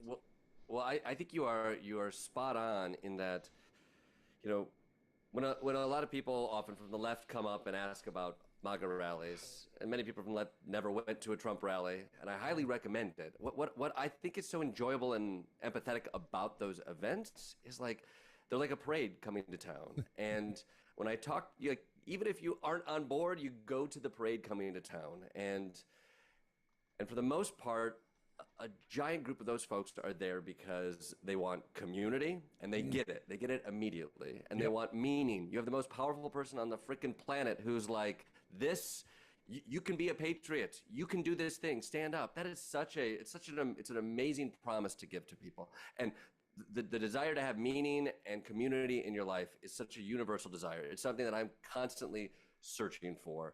And I feel it there, and I like it. I yearn for it. I'm a Michigan football fan, and I go to the Big House, and I see the exact same thing happen. It's what we do. We buy a hat. There's a reason you put on a hat. I put on a Michigan hat. They put on a MAGA hat, that red hat. Because as soon as you put that on, you feel like you're a part of this team. You see 10,000 other people who share something in common with you. And that I see, and that I understand, and I yearn for more of that in my own life. It's the manipulation of that. These people are vulnerable and open to this. And the lies and the BS that is fed to these folks, I think when I have these conversations with people, more often than not, I'm confronting them with information that is new to them. They have to articulate their opinion that they've shared with their friends over and over again. They have to articulate why for the first time in real time with me. And I think that's what you start to realize. It's like, oh, they haven't stress tested this idea. In the old days, you'd have your friends at the bar who don't believe what you believe, and you'd have to tell them why you believe that wild thing. What facts you have to prove the birtherism lie. But now, your six pals that you see, they're not going to press you on it. The internet that you're on isn't going to press you on it. The Fox News that you're listening to is just reinforcing it. And so when you go out into a field and you talk to me, and I ask you something like that, you assume this has already been stress tested and perfect. You haven't even thought through why you believe it so surely. And then when this dumb lanky guy asks you, but why, over and over again, you start to see those cracks. And for me, that is what is most revelatory, is like, you see the propaganda and how it seeps its way into people. You see how identity is something that forces people to cling on to things even though they may see the cracks in the logic. But you also see people haven't thought through the logistics of it. They've just trusted. And I think that's such a loving attribute for most people to have, this trust that this person who garnered so much fame and attention for his entire career came here and told me it was true. So why isn't it? I think that's, like, on the left, you can kind of forget. It's like what happened on January 6th, like, is crazy. And I was there. You were there. I was there, but when like the president tells you to do these things, that person is so powerful, and to believe in that person, like, you understand where that comes from, and it's so infuriating that he has the power and the ability to get those points across. But I think the humanity in the MAGA supporters that I find is in just the trust and the faith that this community that they've found couldn't possibly be steered wrong by somebody who's accrued so much power and success. What, and I want to go back to January 6th, because I don't think people fully appreciate you. When you say you were there, you were working. there. I was working, Governor, working there on January 6th. Recently pardoned Jordan Klepper, yes, is joining us today on the podcast.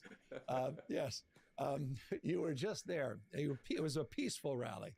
Peaceful. It was a traditional tourist visit. It was, yeah. Let me ask you though, you must have, we saw the images of your cameraman kind of getting tripped up, this sort of intentional effort to become a victim, the person that tripped him, to say, oh, he ran into me, to sort of create these conditions, through the Orwellian nature of that. But when you must have, there was, I imagine, points where you started to realize, shit, this thing's getting real. That this is getting a little out of control. We need to get the hell out of here. Yeah, it was. We had been to the Million MAGA March a month before, which was the Stop the Steal March. Yep. They said 1 million. That was their numbers, but there was 40,000 people there, perhaps. And it was tense. And there'd been a shift in, as contentious as some of the interviews I can get. For the most part, people want to have a conversation and they don't get testy. Post that Trump election loss, people were testy and they were frustrated and they were argumentative. And we had a few situations where security had to step in. And so for January 6th, we sort of knew people are going to be angry. And Trump had been telling people, be there, will be wild. When you show up, the mall is full of people wearing very aggressive T-shirts with guns on them. And when you talk to people, there was nothing but talk about revolution and what have you. So we were very strategic about where we wanted to be.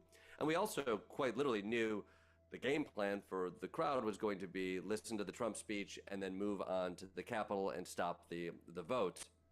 So we positioned ourselves to be there in the front when the vote was taking place. And we watched Proud Boys march by us and we saw everything happen. I think from our own perspective, it was intense. We didn't think they would get inside. At some point, you're like, we think this is coming, so I'm sure there's enough structures in the way to stop this from going as far as some people would like it to be. And when they broke down those first barriers, what was so fascinating was like the mix. You had the Proud Boys and the Oath Keepers, the people who were dressed for war. Yeah, they were there, literally. They were up front, and they pushed through, and they were attacking. And then you also had this second wave of MAGA supporters who've been pretending to be dressed for war for years and dressed like tourists in the Capitol, standing on top of barriers, like echoing movements from war movies to get people up there. And like that day to me was such, it's sort of like this Trump administration in general. Like it was so heartbreaking and sad and absurd at the same time. I'm interviewing a man on a Segway going up trying to overthrow the government. And also people with zip ties. I interviewed people who I would later find out brought weapons into the Capitol. And there was real danger and threat and ludicrous absurdity at the same time. And flashbangs started going off. people started breaking inside, and we had a security detail with us that was like, it's time to go. We don't know what this situation is. We can't control it. And we got out of there. But it was heartbreaking and ridiculous and everything all in one. And in so many ways, predictable. I think that's part of what is so gosh darn infuriating. And was it predictable to you that Trump would find his way back? I mean, at that moment, you must thought, this is it. This is over. Yeah. Over now. He's toast. Yeah. I mean, it's this news cycle, it eats its own tail so quickly. But watching Republican Congress folks stand up and talk about January 6th the day after, talking Lindsey Graham articulate being done, like, go back and watch those. I did recently, and it was like, wow, the certainty, the bipartisan nature of seeing chaos and a reality in front of our own eyes and calling it out. I mean, it's the most photographed crime in human history. If we as Americans can't watch that and say, we don't support this, this is the line. And it felt like there was a moment where that was the narrative and that was discussed. And so, yes, I thought that was the end of the Trump chapter, at least in terms of being president, that this MAGA movement is still looking for a leader, and that won't die out. I didn't think it would end quite that quick, but the fact that it has resurfaced like this and he's found his way back into office, I don't think I fully saw it coming. Although as I started to go back on the trail, the numbers seemed lower, but it didn't seem like it was impossible for it to happen again. Finding that meaning and community once again. Yeah. But you also had to find your way back. Look, I think the interesting thing about you is it's one thing to go back during COVID. You got a mask on. There's some anonymity. People know you, but don't really know you. I mean, how in the hell do you show up at a Trump rally nowadays? You're too well known. Sorry, my friend. You have now that security is not just there for a moment like January 6th. And you've got infamous examples of people that will see you, call you out, call you fake news. The brick suit man, we'll get to him in a minute, among others. There's sort of these infamous interactions that you've had over the years. But how is it? I mean, how is that journey now in terms of reconnect? Or you get to know all these people and they love you. Like, hey, Jordan, good to see you, buddy. I have friends that I see at these rallies now. I know all of the T-shirt salesmen. We're pals. We see each other every week. I do have multiple friends who I've talked to over the years that it's nice to like reconnect with and see how their thoughts have changed or if they haven't. And it is remarkable. Like sometimes people will seek out to talk to me. Sometimes people will say no way. I think the thing that was both eye-opening and disheartening was I went to CPAC a couple years ago and assumed going to CPAC that no one would want to talk to me. It's sort of ridiculous that we got credentials to be there, but we'll see who would want to talk to me. I was a rock star at CPAC, and for two reasons. Like there was a line of young Republican Congress hopefuls who wanted to talk to me, were desperate to talk to me, and literally you saw it. I saw Marjorie Taylor Greene walk through the hall with 10 press behind her. And you see these young Congress folks, these hopefuls from the middle of Indiana who are watching her and they're like, oh my God, that's the attention. What do I need to do? What do I need to do? Let me talk to this guy. Let me talk to this guy. And so there was the line, literally handing my producer cards, please talk to me. I would love to talk to you. You're just like, oh, and I talked to a few people. These are moderate, good, young, nice people running for office, but you see their head shifting where they're like, oh, that's not the game. The game, I have to be big.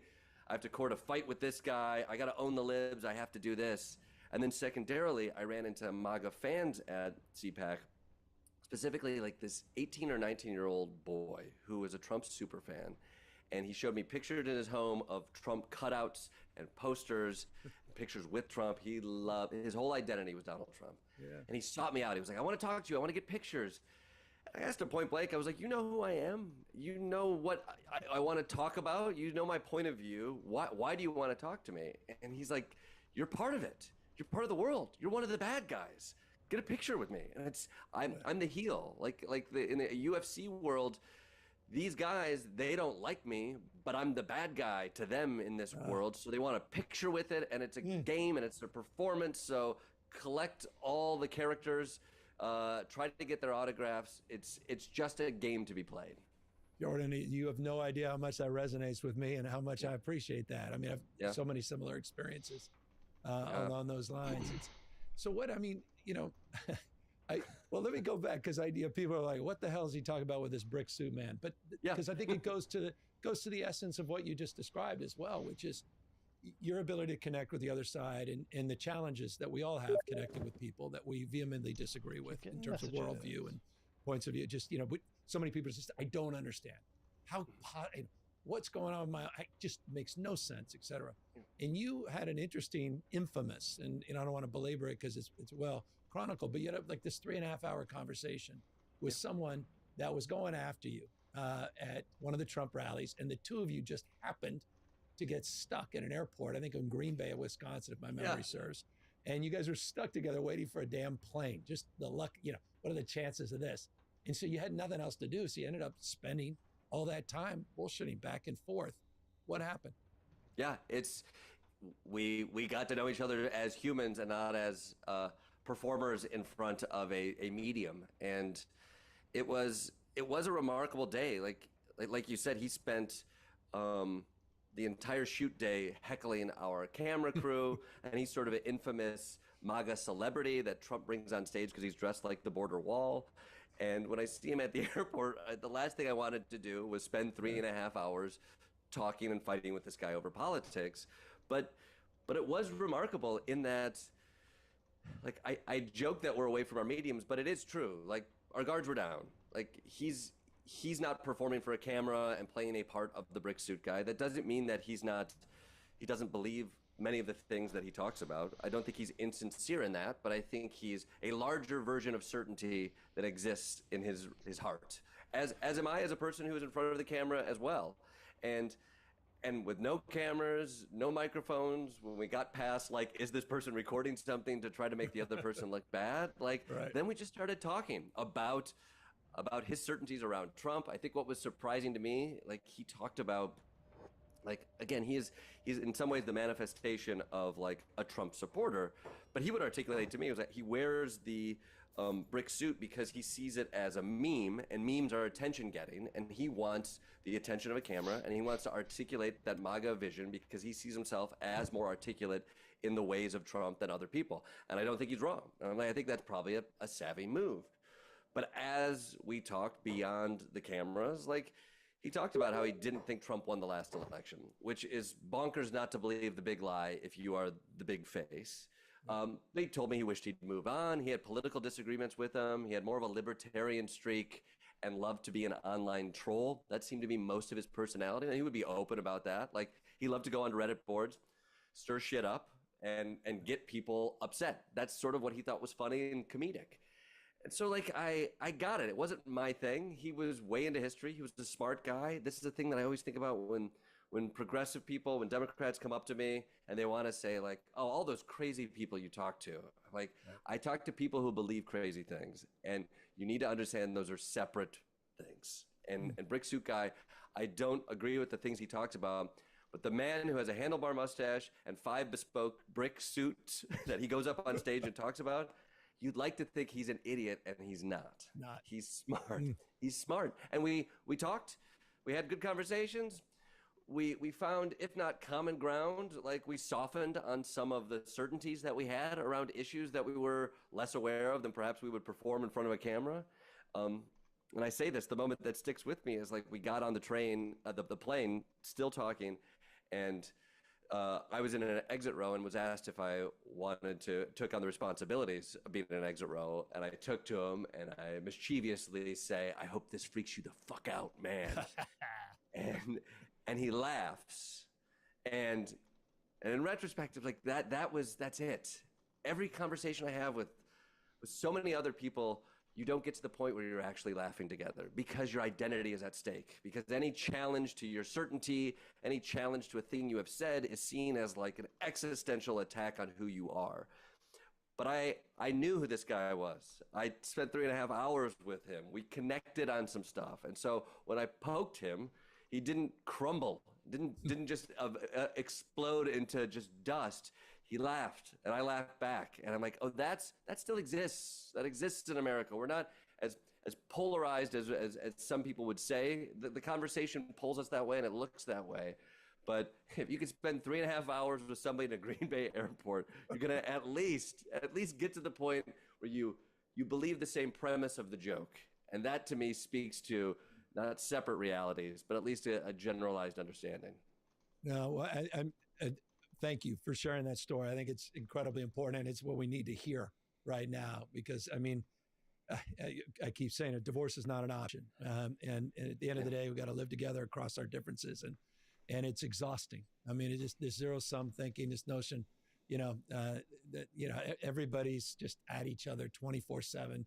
You feel like you're waking up and people are trying to put a crowbar in the spokes of the wheels of your front tire and trip you up. And so this notion that we, are all better off, we're all better off. This notion that we all want to be loved and need to be loved is so foundational. But at the same time, I imagine for you, it's still a struggle in terms of changing minds. Because I've seen so many clips with you where you've presented something, just a perfect example. You had a woman who was very upset, that notion that a woman, I think Kamala Harris at the time, it may have been Hillary, but I think it was Kamala, was going to be president because she said, as a woman, she says, too many hormones. She's going to get us into a war. And your immediate retort is, well, haven't all the wars been started by men? And she paused and still went on. I mean, you didn't change her mind. And this notion of changing minds, changing hearts, changing behaviors, I imagine that's been a struggle for you with all of these interactions. Yeah, it is. I mean, I will say the intention of these interactions is not to change. The intention is, like, again, my bias is towards comedy, finding hypocrisy and irony. And more often than not, it's like I'm curious as to how far the propaganda has spread and how deep it is inside these people's mindsets. And so I don't find people's minds being changed, being confronted with information. And frankly, across the board in my personal life as well, it's like, oh, this idea that, oh, if I have the information and give this person, that mind will get changed. I think one of my favorite interactions was I was talking to a woman during Trump's first impeachment, and she was talking about how Trump is innocent. And this was the time when he was blocking testimony from John Bolton, amongst other people's. And I said, well, if he was innocent, he wouldn't be blocking people from testifying. She's like, exactly, he's innocent. He wants everybody to speak. He wants everybody to testify. And I was like, well, so if he was blocking people, that would be like proof of his guilt. She was like, of course, but he's not doing that. And I say, well, he is doing that. And she takes this really long beat and she thinks about it. She really hears me. And then she goes, I don't care. Yeah. And I was like, thank you. Because more often than not, the conversations that I have out there, the politics is the pretense. It's the fun. It's the parrying that people have. This is an identity for so many people. And they will jump into the abortion debate. And some people believe it vehemently. But more often than not, it's just the tools you use to play the identity. And so when it comes to like changing people's minds, changing people's identity is hard. Once you put on that hat, people see you in that hat. And it's not just that you can take the hat off, because your whole community saw you as the guy with that hat. And that's a hard thing. It's beyond just buying it. It's how you are perceived. It's how now your families see you. I think about like families who have now lived in this Trump era for 12 years. You've lost friendships, family members based on it. Like, to change your mind is a big, big, big ask. And so I don't think it happens with just facts. But I do think, like, to me, what I'm always on and on about is this certainty that we have that I think is so unbecoming, and it is a necessary trait in the world of social media and online engagement, to be the most certain, loudest version of yourself. But the only way that I've seen any kind of movement and change, or like with the brick suit guy, like a moment or a space for that, it comes with uncertainty that I bring to the table, and then he can match it. And so for all of my well-meaning, thoughtful, progressive folks who are like, if I just get the right information and article to give to my cousin, it will be fine. I'm like, I don't think it's going to do it. Give it a shot. But To me, the only softening I've seen is when you enter the conversation with an I don't know or something you are uncertain about, which is a scary place. The internet doesn't want you to start that way. But like that invitation has been the only way to get somebody else to at least at least bring the barricades down a bit to let some new light in and see. Well, that contrast, I mean, I love the words you're using. You talk about meaning, you talk about community and the power of identity and how you shake that identity, but with humility and grace. And I think it begs the question, hardly, the words you would use typically with this topic, but the Epstein issue. I mean, that invites what to you in this whole conversation? What does Epstein mean in relationship to everything you just said?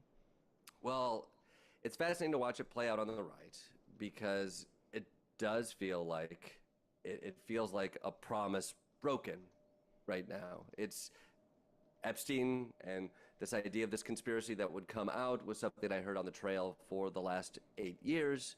And I do think, to me, like we talked a little bit about this and some off camera about the difficulty of governing. And I think so many people who go to a Trump rally and are there just for the show and the community. I think part of it's because there's a disconnect between what they see governing as and what politics is. Like, I think they feel disconnected from what government can do for them. And so therefore they might as well have fun with the game of the politics. And Trump is like, well, let me just play the politics part. And when he gets into the governing part, what I'm curious about right now is like, well, there's a connection now. Now this person actually has the power that you have given them. Do you like this big, beautiful bill? Do you like your healthcare options right now? Do you like what's happening at the border? Do you like the information that you're getting or not getting about Jeffrey Epstein? But Trump has done a good job of living in the chasm between politics and governing. And so I do think there is a real disconnect with so many people who voted for Trump, not with a true idea that they thought he would change things, but that he was the most interesting version to be in a system that they thought could never change. So I think we're in that right now. And the Epstein thing cracks it a bit, because if you've really bought into this conspiratorial mindset, which a lot of people have, and that these people can deliver this truth to you, it's hard not to see the writing that is on the wall. Occam's razor is super sharp here about why some of this information might be withheld, why you're not getting all the things you were promised. And I think we're going to see all the shucking and jiving from the Trump administration trying to get you to focus on something else. But it is an inherent lie towards the Trump brand that I don't know what the long-term effects of it will be, but I think his success will be in the fact that if he's created a populace that is so pessimistic about the effect of the government, then he may win out in this. But if there's actually some faith left in that these people can do good for you, he's going to have a hard time writing that circle. And before we close, Doran, I'm interested, I want to connect back to that 18, 19-year-old guy that, just his identity, speaking of identity, was all attached to Trump, but also to you in some respects. That's all part of this sort of dialectic and this game as you describe it. And everyone's relationship to one another, the good versus the bad, the truth, all that. What, have you seen just through your journey, you look at young folks and you've done a lot on masculinity. You've talked about, we talk so much about telling boys what not to be. We don't talk about what they should be. And there's the Andrew Tates of the world that infamously sort of fill that void. And we've seen that weaponized with Trump, et cetera. And you see that 18, 19-year-old, you see your own son. Where are we in terms of the generational shift on all of this? Even in the distinction you just made around campaigning versus governing, and the relationship to Epstein in that. But do you see any generational changes underway? Do you see any hope in that distinction, young versus old, new versus, what's? I mean, I do. I think your podcast with Richard Reeves, I thought was great, and I think there's a lot of what's people up? talking Someone really in depth followed. about this crisis of masculinity that's happening right now, which I'm seeing. Someone watching. Holy crap. echoed in all Busy the typing to places someone that I else. go Didn't to. even realize someone else was in here watching. I did a special recently that was looking at sort of the new Don't know who it MAGA is, but movement, thanks. and where I found hope was sort of in a surprising place. I went to a Turning Points event. I went to a UFC event, and I think I was, in my mind, I think especially at like the Turning Points Texas A&M event, I was expecting maybe the most extreme of the MAGA movement to be echoed in these 18-year-olds. And when I went down there and talked to the students, I think what I was surprised by, they were conservative.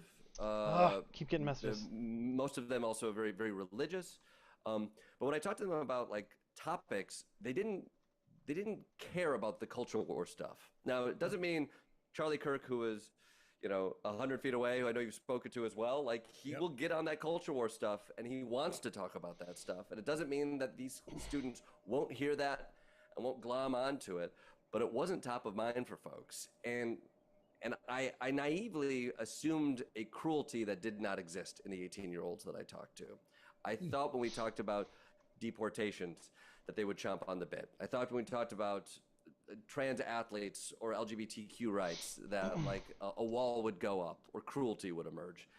And frankly, it didn't happen. The people I talked to were interested in jobs. They were interested in the country, patriotic, talking about like defense, security, but they didn't care about LGBTQ. They didn't care about LGBTQ issues as a way to like to fight over or to be upset about. They wanted people to have equal rights and protections, and I think it became aware to me. I was like, I'm projecting a cruelty that exists within this movement that I think it does exist. I think the Trump administration thrives on the cruelty and that as a tool to create obedience. But when I talk to the youth, they are looking for attention and also meaning and community. And I saw Turning Points as an interesting example of like, they're like, oh, what is this thing over here? This thing that's popular online? Oh, online, the place that everybody either becomes an influencer or doesn't. Like that's the sphere I want to be a part of. Let me go pay attention to that. They weren't interested in the cruelty of that message, but they were interested in the performance of that message. They were interested in the popularity of that message. But at their core, these were nice kids who were still forming their own worldview in a kind space. And so when I think of that younger generation, I think there's a kindness there that is not that is different than the hardened older MAGA generation that we see right now. And I hope there is space for them to find what they care about and do good in this world and not sort of be manipulated by these older generations who want nothing more than to weaponize these points of view and these malleable minds. Jordan, two final questions. I want to go back as we began on redistricting for a different reason perhaps than some may think, but I want to pick up just what you said. If someone's listening to this, they're saying, okay, we're now in sort of the MAGA sphere. We're talking about the manosphere. We're in that zeitgeist, but without the situational awareness that a lot of this sort of ideological identity politics, this sort of notion of community and meaning also finds its way on the left as well, not denying that. What, in terms of that, to the extent that does exist, and one has to stipulate it does, what have you learned about MAGA? We talked about repetition. We talked about that broader sense of community, what Trump has provided people in that space. Any prescription for Democrats? Any prescription for my party that's struggling? I mean, the Wall Street Journal, okay. lowest. Oh my gosh, someone's messaging me. There's no doubt. Two things at Look once. at the polling on the Democratic Trying Party. Some trying to don't chit chat. like it referred to as toxic, but it's toxic for a lot of people. Okay. People sort of immediately are moving away from it. What's your over-under in terms of what we can do differently or better? Are there lessons that we can learn from the MAGA movement, dare I say, or suggest, from the experiences you've had in those 100 rallies, 90 to 100 rallies with humility and grace, that I think a party that is out of power needs? Yeah, I mean, I think there's functional things, which is like meeting people where they are. And I think like literally we joke about this, but it is podcasts, the internet, like understand the conversations where you need to have those conversations. I think that's baseline. I thought someone was watching. A Guess big not. part Oh, well. of what I see Back to the game. a younger generation connecting to is authenticity. And it took me a while to see what was authentic about Donald Trump. In so many ways, a very inauthentic human being who's constantly projecting things that are untrue. But the feeling of Donald Trump is one that I think is received as authentic for so many people there. He feels like, if not a truth teller, somebody who says it like it is, who's not beholden to other things. Again, the veracity of that I don't stand for, but I do see people like, oh, they don't see him as a politician. The way they connect with him is on an authentic space. And I do, when I hear the Democratic Party talk about, who are the next faces and how do we do this? And I know you're a part of that conversation. The AOCs are part of the conversation. In New York, Mamdani is such an interesting part of the conversation right now where that on a local level was really fascinating to watch. Like all the prognosticators said like, oh, this isn't how New York works. This isn't how politics works. But then there's this guy who's like, I want to talk about stuff that I think is important, which is like jobs and people are hurting. Jobs, people are hurting. How can we give them something to look forward to? And I know how to do that in a way that doesn't feel political. It feels authentic. And that broke through in a way that I think a lot of New Yorkers were like, everybody told us this wouldn't break through. I think this next wave of Democratic leadership and this party needs to one, know people want action and they want people who authentically want to make change. I don't know how, I do think what the Republican Party has done so well is create a party of pointing at them and they are the problems. And I think you're seeing now what can they solve in governing? Governing is hard. I don't need to tell you that. I understand the difficulties within it all and that how slow it is. But I think big action by Democrats to really go after those core issues of health and of jobs by somebody who feels like they're talking man on man with the Democratic populace. I feel like that's where it's going to live. And so much of the party I hear talking about, are we too left? Are we too moderate? Are we this way or this way? I'm like, that gets in the way. You need to be a person. Right now, all of these kids, these younger generations, they are staring at phones with a person that they feel connected to who tells them to buy this lipstick. They tell them to vote this way. They tell them this is cool or this is not cool, and they listen. You need to be an authentic person who can communicate. And that's why it can look like Bernie Sanders or it could look like AOC, two very different people of different generations, but who feel authentic to an audience. It's I think that message has to feel authentic, and be one of change. Because people feel so scared right now and so nervous right now. This idea of who has a vision for change that I can believe and trust. I think that's what people want, everybody. And even on the right, where it cracks in the MAGA movement, it's tell me that you see a way that this can be better and bigger and fairer. I think that is a populist message that the Dems can own.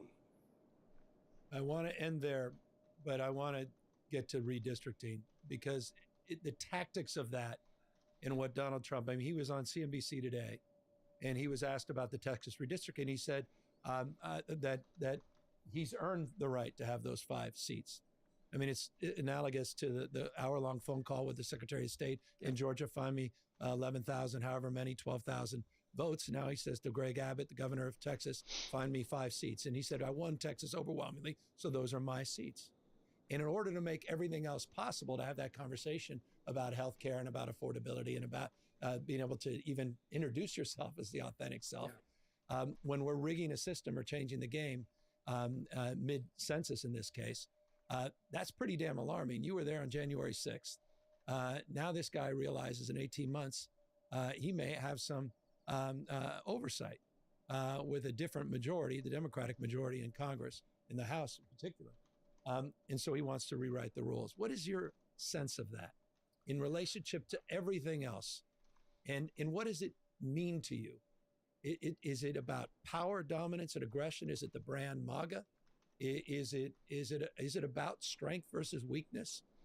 Sort of that framework. Is that a paradigm that's that you've observed Democrats, Republicans, what MAGA, what Trump represents? What does it redistricting mean at this moment from your perspective? I mean, honestly, I think this moment is so fascinating. I'm honored to get to talk to you about it in this time we are in, because I'm reading this news right now. It's such an obvious power grab, and it's scary. It's authoritarian. It's anti-democratic, and to me, where I see it in a MAGA movement is it will be lauded as a success. I do think we talk about the cruelty that is inherent there, but I think like so much a part of this identity is in making other people pay. That like to the victor go the spoils. It's that's been Trump's brand forever. Like it's capitalism 101. It's like, I get this because I worked the hardest. Screw you, work a little bit harder. And so I feel like that is like a new framing device for democracy, which I wish we were able to push back against that. And so you have what you guys are talking about doing here too, which I will say I don't know how to feel about it. I am so scared as to what Trump is doing, and it is so unfair and so undemocratic, and just a power grab. And on one hand, I'm like, I want to see Democratic governors and Democrats fight back, fight fire with fire. I think that is what there is a real yearning for. And at the same time, I am scared to run into like an undemocratic arms race. And so I don't know, like, even walking into this podcast, I'm like, man, I respect that. Something that you do well is I think you step up to the plate with Donald Trump and you punch a bully in their chin. And I think that is a big part of where the Democratic base can find success in this movement. And yet I worry about like where are the norms that we have to keep in place, and where are the norms that we have to throw out in order to be in a place where norms can exist. Well said. Okay. I mean, it's one of these and days, as someone that supported I'll have my independent shit together. redistricting as an elected official when it first was presented to the voters of California, it took me a little bit to get on the other side of this. But now I'm realizing, to your point, the existential nature of this moment. And the other side, there are no rules. They're assassins in this respect, in terms of the approach they take to power and to ultimately control. And so, we're not only going to fight fire with fire, we're going to punch above our weight. California is the size of 21 state populations combined. We have an independent redistricting. And we have not gerrymandered our state. No state has more to give to this contribution of the counteroffensive than the state of California. So we'll neuter what they're doing in Texas, but we'll one-up that, because we'll take some of the more competitive districts, and they'll be less competitive as a consequence. And to your point, it's an arms race. I'm not naive about that. But it's also, we're a race to 250. Next year is the celebration of the founding fathers and the vision that the founding fathers laid out, the best of Roman Republic, Greek democracy, system of checks and balances, the rule of law, popular sovereignty. It's all at risk. And so forgive me for belaboring the point, but I think the point you're making is a difficult one, is how you reconcile those two things. You want to do the right thing. You want to, sort of aspire to the better angels, but we also have to be accountable to this moment. And to be clear, you think we're going to make it to 250? We have no choice, but of course we're going to. What the hell? I'm just checking. I don't know. I'm looking at property in Montreal, just trying to get a sense of like, okay, so you think 250 is going to happen? You're just worried about singularity and AI. So you're everything, Governor, everything. Oh my Jesus gosh, it's Christ. all so scary. Yeah, we didn't even get to AI, thank God. But enough of the anxiety. Hey, Jordan, thank you, man. This was a great, not good. This was a great conversation. It was. And you know what? Keep doing what you're doing. But also, if you need another job, if these sons of bitches figure out a way to cancel the Daily Show and try to cancel you, you're going to be in the political consulting business soon. So you're fine, my friend. Are you offering me one of these Congress seats? Is that what you're doing? Yeah. Is that what it is? Oh, I know. That's been your dream in life. That's been your aspiration. You do a little improv on the House floor. Then you get gnarly. What's her name? Marjorie Taylor Greene every day of the week. I was going to say, what a lovely workplace to walk into. Jesus, and we didn't even get to Matt Gaetz. To be continued. Oh my gosh, yes. Well, I got plenty of stories, so have me on for round two. This was truly a delight. I appreciate it. I appreciate it. Thanks so much, man. That was great. Thank you, brother.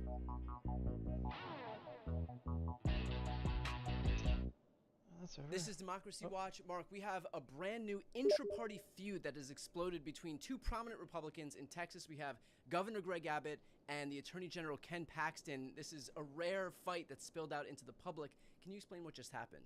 Yeah, it's amazing. You've got like terrible on one hand and worse than terrible on the other hand. Yeah. It's hard to know who to root for in the Paxton-Abbott feud. But essentially, after, the governor made a big deal of going to the Supreme Court to try to, kick the Democratic leader out of the state legislature, Ken Paxton filed a letter with the state Supreme Court, said, that motion the governor filed? Pay that no mind. He's wrong. It should be dismissed. Yeah, that's right. Ken Paxton is actually saying Greg Abbott's motion is wrong and should be dismissed. I cannot believe I'm doing this, but here we are twice in two videos. Ken Paxton's actually the most reasonable Republican in this entire, bizarro land of terrible Republicans. Okay, so we have competing efforts here to try and prosecute or take down the Texas Democrats who have broken quorum and left to go to Chicago. So what was Greg Abbott's plan and what is Ken Paxton's plan, where Ken Paxton needed to ultimately publicly disavow Greg Abbott? So to understand, what their competing plans are, you have to understand where we are. The Democratic legislators left the state. They're in Illinois. This has caused a total meltdown, a total freakout by the Republican Party in Texas. We have, the Speaker of the State House setting a Friday deadline and issuing civil arrest warrants. Yep, right, exactly. They are what they sound like. They are civil arrest warrants, so those aren't going anywhere. Right. Then we have the senator from Texas, John Cornyn, saying that Cash Patel and the FBI should somehow get involved and arrest these legislators. Okay, that's not going anywhere. So Ken Paxton said, look, I'm going to file a motion in the state Supreme Court saying that they have to come back. The governor then decided to jump ahead of that and file his own motion in the Supreme Court saying that the seats should be vacated. And so Paxton is like, court, don't pay attention to what the governor said, because he's not the attorney general. I'm the attorney general, and only I get to file these motions in the Texas Supreme Court on behalf of the state of Texas. And by the way, the deadline for the Democrats to return is Friday, because that's the date in the civil arrest warrant cutoff that the state house speaker gave. So this is honestly like Tweedledee, Tweedledum, and Tweedledumbest. And it is hard to believe that I'm about to say this, but John Cornyn is Tweedledumbest. It is possible that Ken Paxton is actually Tweedledee and is less dumb governor who's Tweedledum. Mark, I checked to see what the cause for this feud might be. I checked to see if maybe Greg Abbott endorsed John Cornyn over Ken Paxton, and that's why Ken Paxton might want to publicly disparage Greg Abbott, because generally these people are all perfectly content to work together. If they can do a three-pronged approach to try and get these guys, they'd be happy to do exactly that.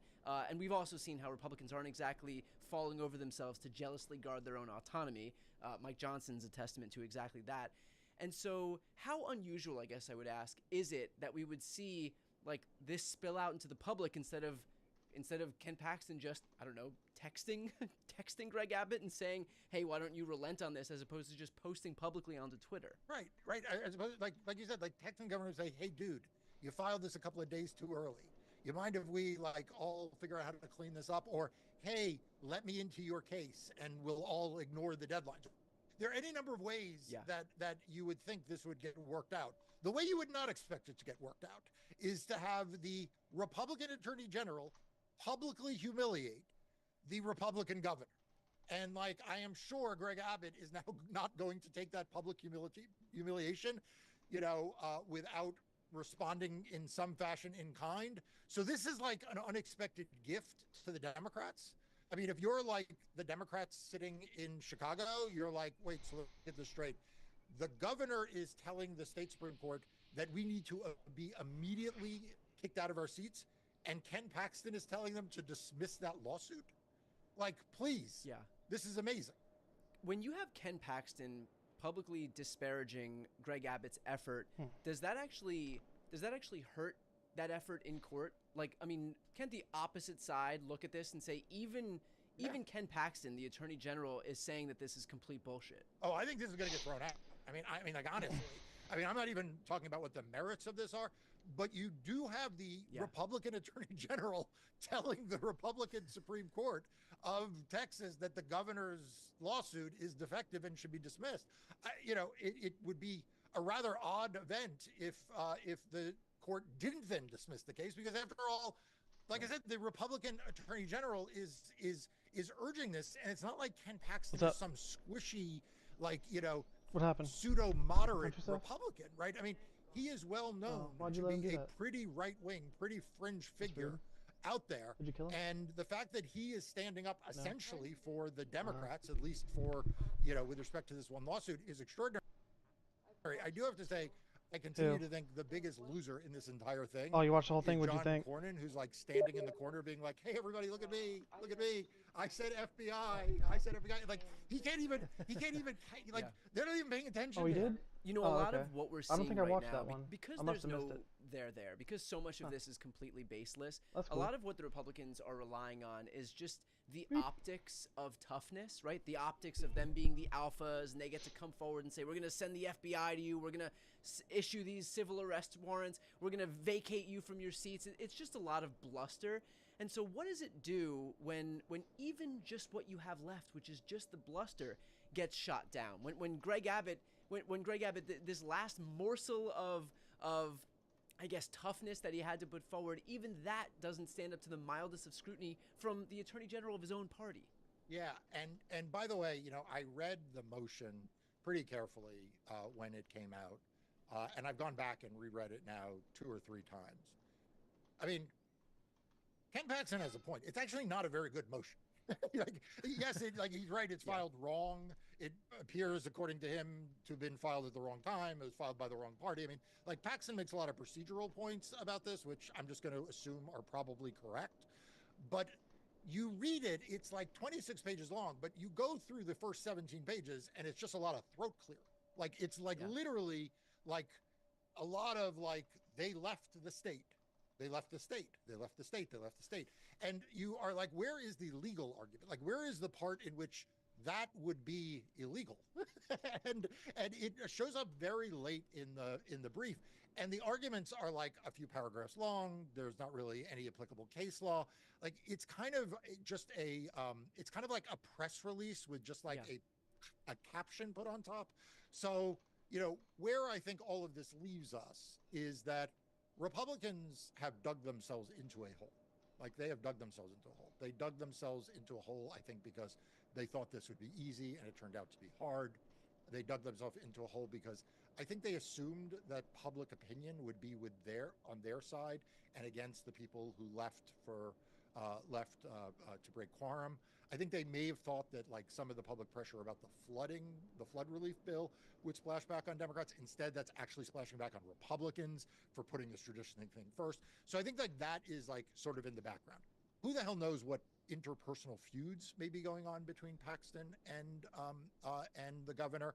I'm sure there's some story there. I assume it will eventually come out. But I also think that it is possible that Paxton, being a politician, being someone who is running for Senate, is actually looked at this motion and was like, this thing's not going to win. This is going to lose. And then, like, we all look like chuckleheads. So it's possible that he is trying to pull this thing back also because he figures maybe his office can do a better job. Maybe they have a different legal theory. Maybe they don't go straight to the Supreme Court. They go to a lower court to sort of buy them more time. I don't know what his strategy is, but I wanted to add that just as a legal observer, having read the papers. You said, like, it's not, you would normally expect that, like, Republicans would, go with this 3 different ways and be in favor of it. If you're Ken Paxton, you're like, literally, I got the guy I'm running against come up with this, crazy idea of the FBI. I've got the governor filing this motion, which is just a pile of shit. And so, like, I'm trying to actually score some political points here, and and all the rest of the Republicans are like fucking this up. So there may be that also playing into this. And that's exactly what I wanted to ask, is the fact that he is public. Like, look, Republicans will often throw a bunch of shit at the wall to see what sticks, regardless of how legitimate it is or well-founded it is. Is there any thought here that, given the fact that Ken Paxton is actually trying to get Greg Abbott's garbage lawsuit thrown away, does that give you any sense of whether he thinks that his own lawsuit is actually, going to have some impact here, whether he thinks their lawsuit is actually going to vacate the chairs of these Democrats who have fled the state? Yeah, so I think there are two possibilities here. Number one, he thinks this was a garbage lawsuit. It's going to be embarrassing if the state Supreme Court dismisses it because it's a Democratic motion. So better I just bite this bullet and let's get this sort of detritus kind of cleared out. Now, that still doesn't answer the question why he didn't just call the governor and instead decided to make this public spectacle of this. That, like I said, there has to be some bad blood or discord within the Republican Party there. Yeah. But the other possibility is that the Attorney General doesn't want there to be a loss. That he actually figures, maybe these Democrats come back. Maybe, they'll stay out for a week, maybe there's 2 weeks, but they're not going to stay out for month upon month upon month. And therefore, when we see him file something, it's a little slower, which we already know it is, and maybe he doesn't fast track it quite like this. Maybe he's happy for the legal action to be hanging out there, hanging over the process, as opposed to being resolved quickly in the process. And that's a strategic litigation decision that, frankly, I have to make in my cases, AGs have to make in their cases, the people fighting Donald Trump on his executive orders. The question of how fast or how slow you move a lawsuit is oftentimes not only driven by the immediate emergency, but also by whether you think you have a better chance of success if the case moves slower, develops more of a factual record, where the court, takes a beat and takes a pause, or whether you think you're better off with a very, very fast hearing at a very high court. And so that could be the strategy here because, like I said, when I read the governor's papers, I was not focused on the procedural issues that Paxton is focused on. I just looked on the merits, and I'm like, boy, he's filed a motion directly with the conservative Republican state Supreme Court that could easily be dismissed by the end of this week. And if anything would turbocharge the Democrats, it would be that. And Ken Paxton is, like I said, he's not a good attorney general, but he is a good politician. And he may understand that. And so it wouldn't shock me if what we see come out of Ken Paxton is something that goes on a somewhat slower track. Right. The threat of a lawsuit is actually more potent here than a lawsuit that is fast-tracked and completely shut down, giving the Democrats basically free reign, clear runway to just stay there and know that they've got this thing in the bag at the end of the day. And that is the reason why, again, I want to come back to poor John Cornyn. I mean, Cornyn, who's supposed to be a good politician. I mean, remember, we were talking about John Cornyn potentially being the Senate Majority Leader. Right. He was the number 2 candidate in that race against John Thune. Leading with the FBI ought to go arrest these people in Chicago. That's talk about setting yourself up for failure. Because here's the thing, the FBI is not going to arrest them. And so when the FBI doesn't arrest them, and Pam Bondi doesn't do anything, and Kash Patel doesn't do anything, John Cornyn just looks like a fool. He proposed something for the Trump Justice Department to do that the Trump Justice Department doesn't do. He just looks totally ineffectual, totally out of step. And so it is possible that the person here who is the smartest politician, even if I think less of him than probably either of the other two, may just be Ken Paxton. Yeah, but low bar to clear here. With that said, you have been relentless in terms of the coverage here, and it's been especially helpful because it's coming from a legal perspective, so we know what's what, especially as all this crazy shit is thrown at us from all of these clowns inside the clown's car in Texas. So highly, highly recommend for anybody who's watching right now to see more coverage of this, especially from this legal perspective. Please make sure to subscribe to Mark's YouTube channel, Democracy Docket, which has been, again, the top of its game right now. So I'm going to put the link right here on the screen and also in the post description of this video. It does not cost you anything to subscribe, but it's a great way to elevate his voice, and that's exactly the kind of voice that we needed elevated right now in this ecosystem. I'm Brian Teller Cohen. You guys want to take a crack at explaining why this is such a big deal? So crack away. So crack away, cracker. That's inappropriate. I don't listen. Maybe you're too hooked on woke Jaguar, but we're not saying that kind of thing. Sydney swings We will back. get to woke Jaguar. We'll get to woke Jaguar. Welcome to Pod Save America. I'm John Favreau. I'm John Lovett. I'm Tommy Vitor. On today's show, we'll talk about Texas Democrats fleeing the state to stop a Republican gerrymander. And one of those Democrats, State Representative James Tellerico, talked to Lovett about what their plan is. We'll also talk about the firm behind all those spam fundraising texts, Trump backing off his campaign promise to cover IVF, his decision to transfer Ghislaine Maxwell to a minimum security facility, and his new favorite actress, Sydney Sweeney. But let's start with the fact that the economic data released by the U.S. government will no longer be as trustworthy because Donald Trump fired the economist who ran the Bureau of Labor Statistics after we got a bad jobs report on Friday. The report showed that the economy added an estimated 73,000 jobs in July, about half of what economists expected. And worse, the report showed that the economy created 258,000 fewer jobs in May and June than originally estimated. On top of that, we've had fairly anemic economic growth in the first half of the year, and inflation has started ticking up again. The reason for all of this is not a huge mystery. As the AP put it, quote, U.S. hiring is slowing sharply as President Donald Trump's erratic and radical trade policies paralyze businesses and raise doubts about the outlook for the world's largest economy. This undoubtedly led to some self-reflection on Trump's part, who promptly decided to shoot the messenger. Dr. Erica McIntarfer was confirmed by the Senate to lead the BLS in 2024 by a vote of 86-8. Two of those yes votes were from Marco Rubio and J.D. Vance. But sadly, she had to go because she and all the nonpartisan economists who work for her didn't count up the number of jobs in a way that made Trump look good. Here he is Sunday offering his trademark non-factual explanation. We'll be announcing a new statistician sometime over the next 3-4 days. We had no confidence. I mean, the numbers were ridiculous, what she announced.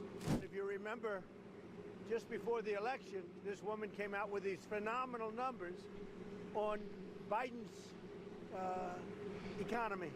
Phenomenal numbers. And then right after the election, they announced that those numbers were wrong.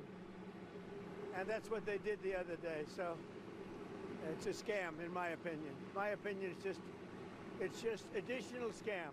Was he speaking to a giant swarm of bees? What was that? Did he say additional scam? Additional. It's an additional scam. Additional. Is that like addition like Plus versus one subtraction kind of thing?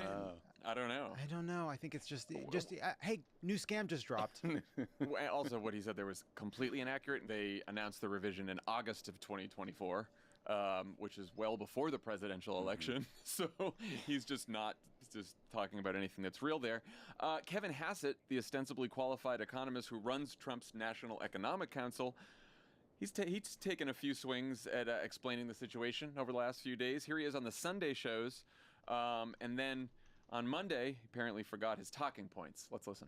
Does the administration have any evidence that it was rigged, as the president said? And will you be presenting that to the American public? Well, the evidence is that there have been a bunch of revisions that could appear to partisans. Oh, I mean, the revisions are hard evidence. The markets seem to believe the revisions in the numbers more than they believe the original numbers. That's why you saw bond yields tumble on Friday. Are you in agreement with that? Do you think we are starting to see a real slowdown in the jobs market? Yeah, I think the jobs numbers were slower than we expected. I think that one of the explanations for revisions is they have more complete data. And so I think it is likely that the revisions are a better read of the data if the data are not being manipulated. And so I've lost track. Were the jobs numbers rigged or were they bad? It's strange to have someone just forget himself and actually kind of answer the question as if Mitt Romney were president. Within the span of 24 hours. Kevin Hassett gets trotted out to defend the most hilariously stupid shit. Like, he was also on ABC News when Trump slapped tariffs on Brazil because they were mad that Brazil was prosecuting the former president for leading their own version of January 6th. You guys want to take a crack at explaining why this is such a big deal? So... Crack away. Crack away, cracker. That's inappropriate. I don't listen. Maybe you're too hooked on woke Jaguar, but we're not saying that kind of thing. Sydney swings We will back. get to woke We'll Jaguar. get to woke We will Jaguar. get to woke Jaguar. So, in June of 2020, come back with me. Take a trip down memory lane with me. Yeah, I didn't like it then. In June of 2020, the job numbers come out for May, and they're surprisingly good, right? They're not good, they're terrible, but they're not as bad as they thought. And the report said that firms had added 2.5 million jobs back, that the unemployment rate was only 13%. But even in the moment, the Bureau of Labor Statistics said, hey, we think we're having a problem collecting data. We think that our Census Bureau takers are putting the wrong numbers in. The actual employment rate is probably higher than 16%. Trump didn't threaten to fire the head of the Bureau of Labor Statistics. He didn't say, hey, everybody, be careful. Some of this data may be exaggerated. He was ecstatic. He said the economy is roaring back. Larry Kudlow said that there was a boom, right? And Republicans at the time used this error to slow down any hope of doing more stimulus. Democrats had passed a stimulus bill. A lot of unemployment aid was running out. A lot of emergency measures were running out. Democrats were like, we need to help. And Trump was like, no, the numbers are amazing, so we don't need to do this anymore. It delayed aid for another 6 months, even though people were in crisis. We make decisions based on this data. If people are losing jobs, they're losing jobs whether or not the data shows it or not. They are being hurt whether or not climate change is real, whether you believe in it or not. And Trump doesn't care about how to respond to the actual facts of what's happening on the ground, what he can do to make the economy better, what he can do to bring costs down, what he can do to increase the number of jobs. He just wants the numbers to be better. And he's doing that across the board. It is extremely dangerous to no longer be able to rely on economic data because we can't trust that this administration will release any information that puts Trump in a bad light. Yeah, I mean, this is supposed to be pretty wonky stuff, right? Unemployment, wages, inflation, like boring data. And everyone relies on this. The Fed, the Treasury Department, the White House, Congress, financial markets, banks, small businesses. And so they don't expect the BLS to be perfect, but they expect the process and the data itself to be nonpartisan and independent. And if you undercut that independence, that's a huge problem going forward. Because there have been people that have called the process into question. Like Steve Bannon has been on this beat for a long time. He's always said the BLS is partisan and it's rigged. But the experts usually understand that this is good data and it's real. If the experts start to question the data underpinning the U.S. economy, that's a huge problem because the world could decide, I don't know, man, like maybe does the BLS have the courage to put out data that President Trump doesn't like in the future?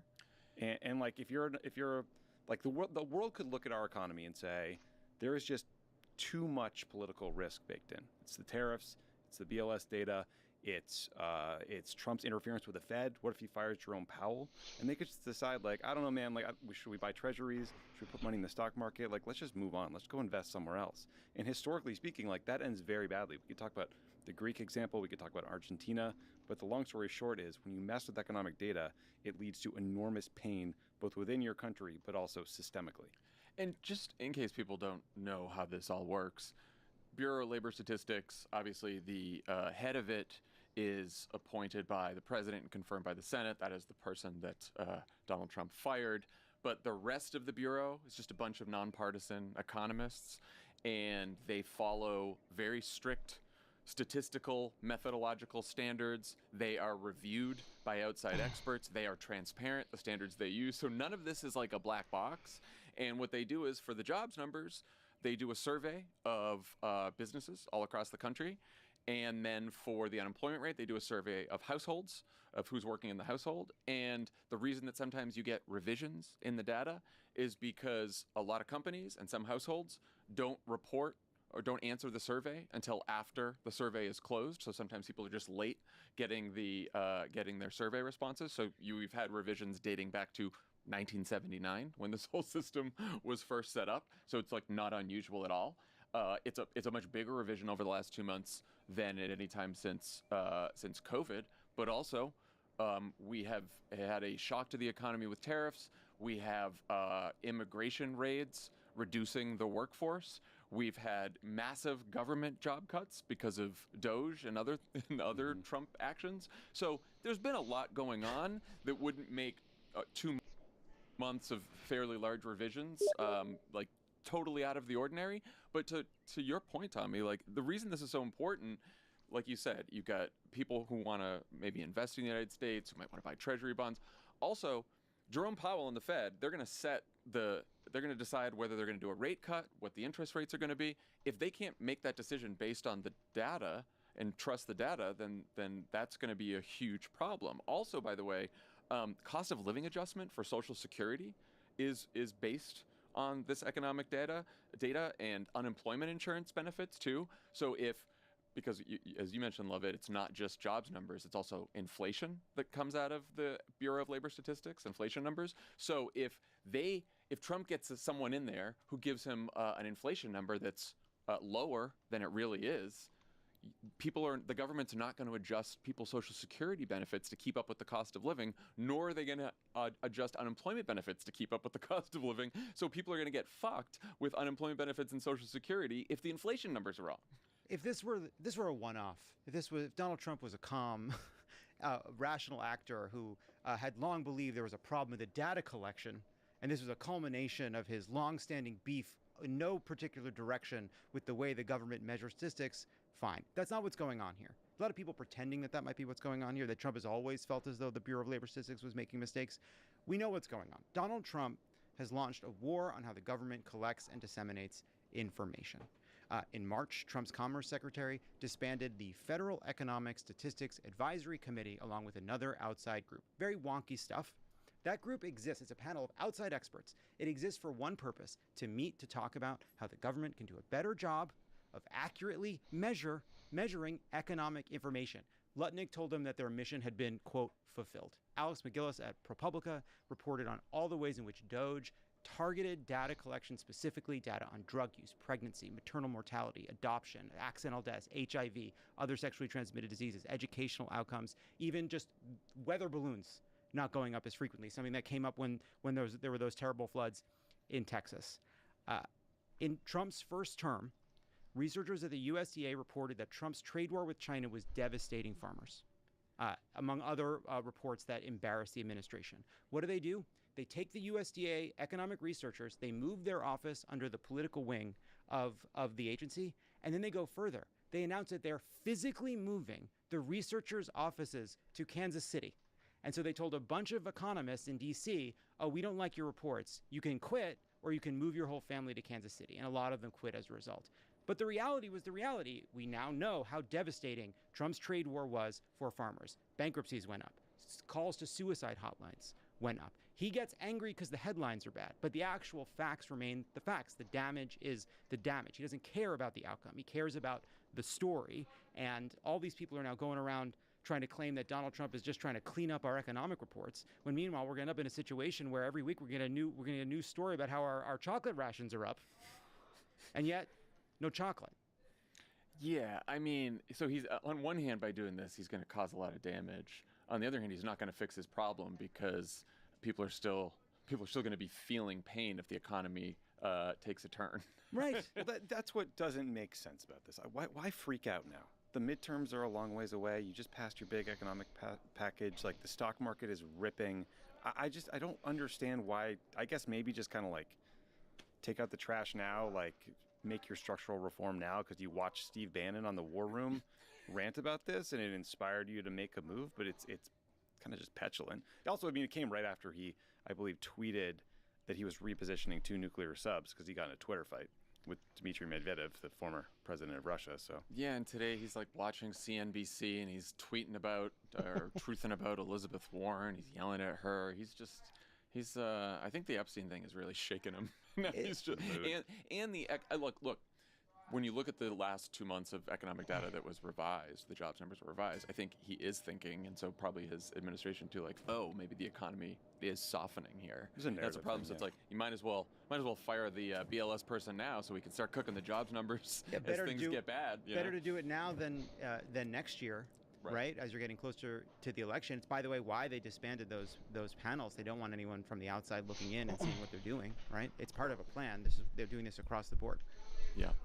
All right, and another sign that democracy in America isn't exactly alive and well, the Republican governor of Texas, Greg Abbott, has threatened to arrest and or remove from office more than 50 Democratic legislators unless they let Abbott fulfill Trump's request to squeeze 5 more Republican House seats out of Texas just in time for the 2026 midterms.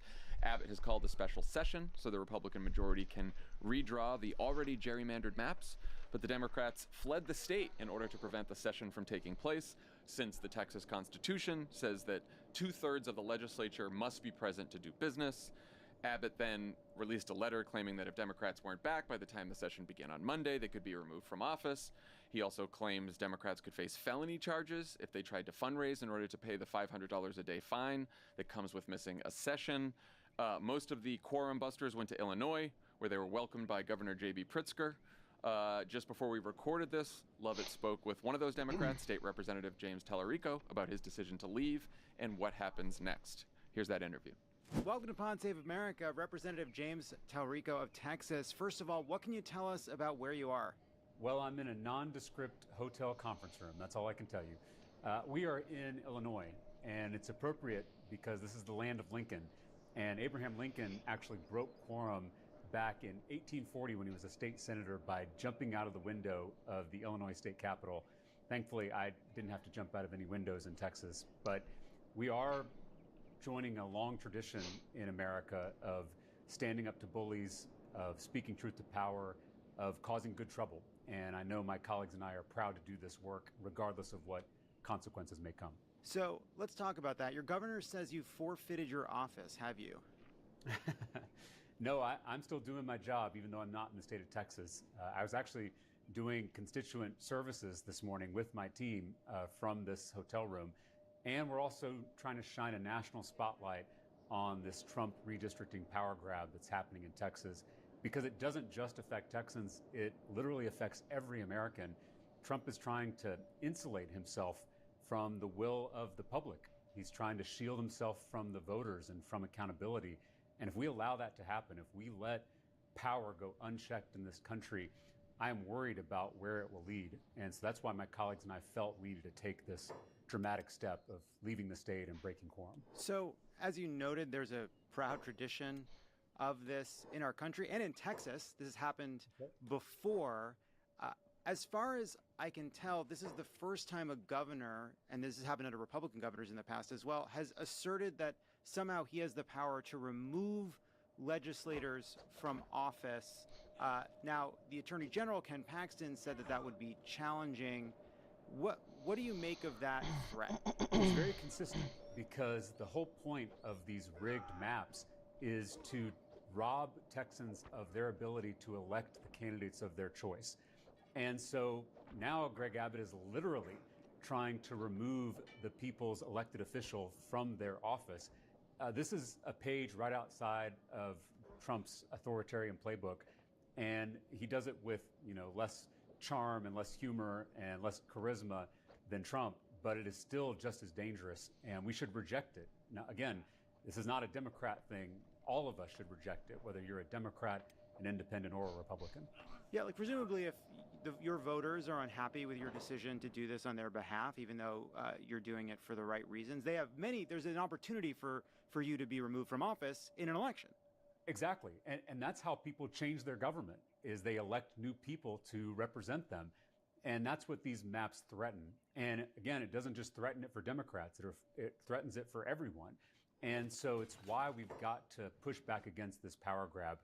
I should say that gerrymandering happens across the country, and it does happen in blue states just like red states, but this is a whole nother level.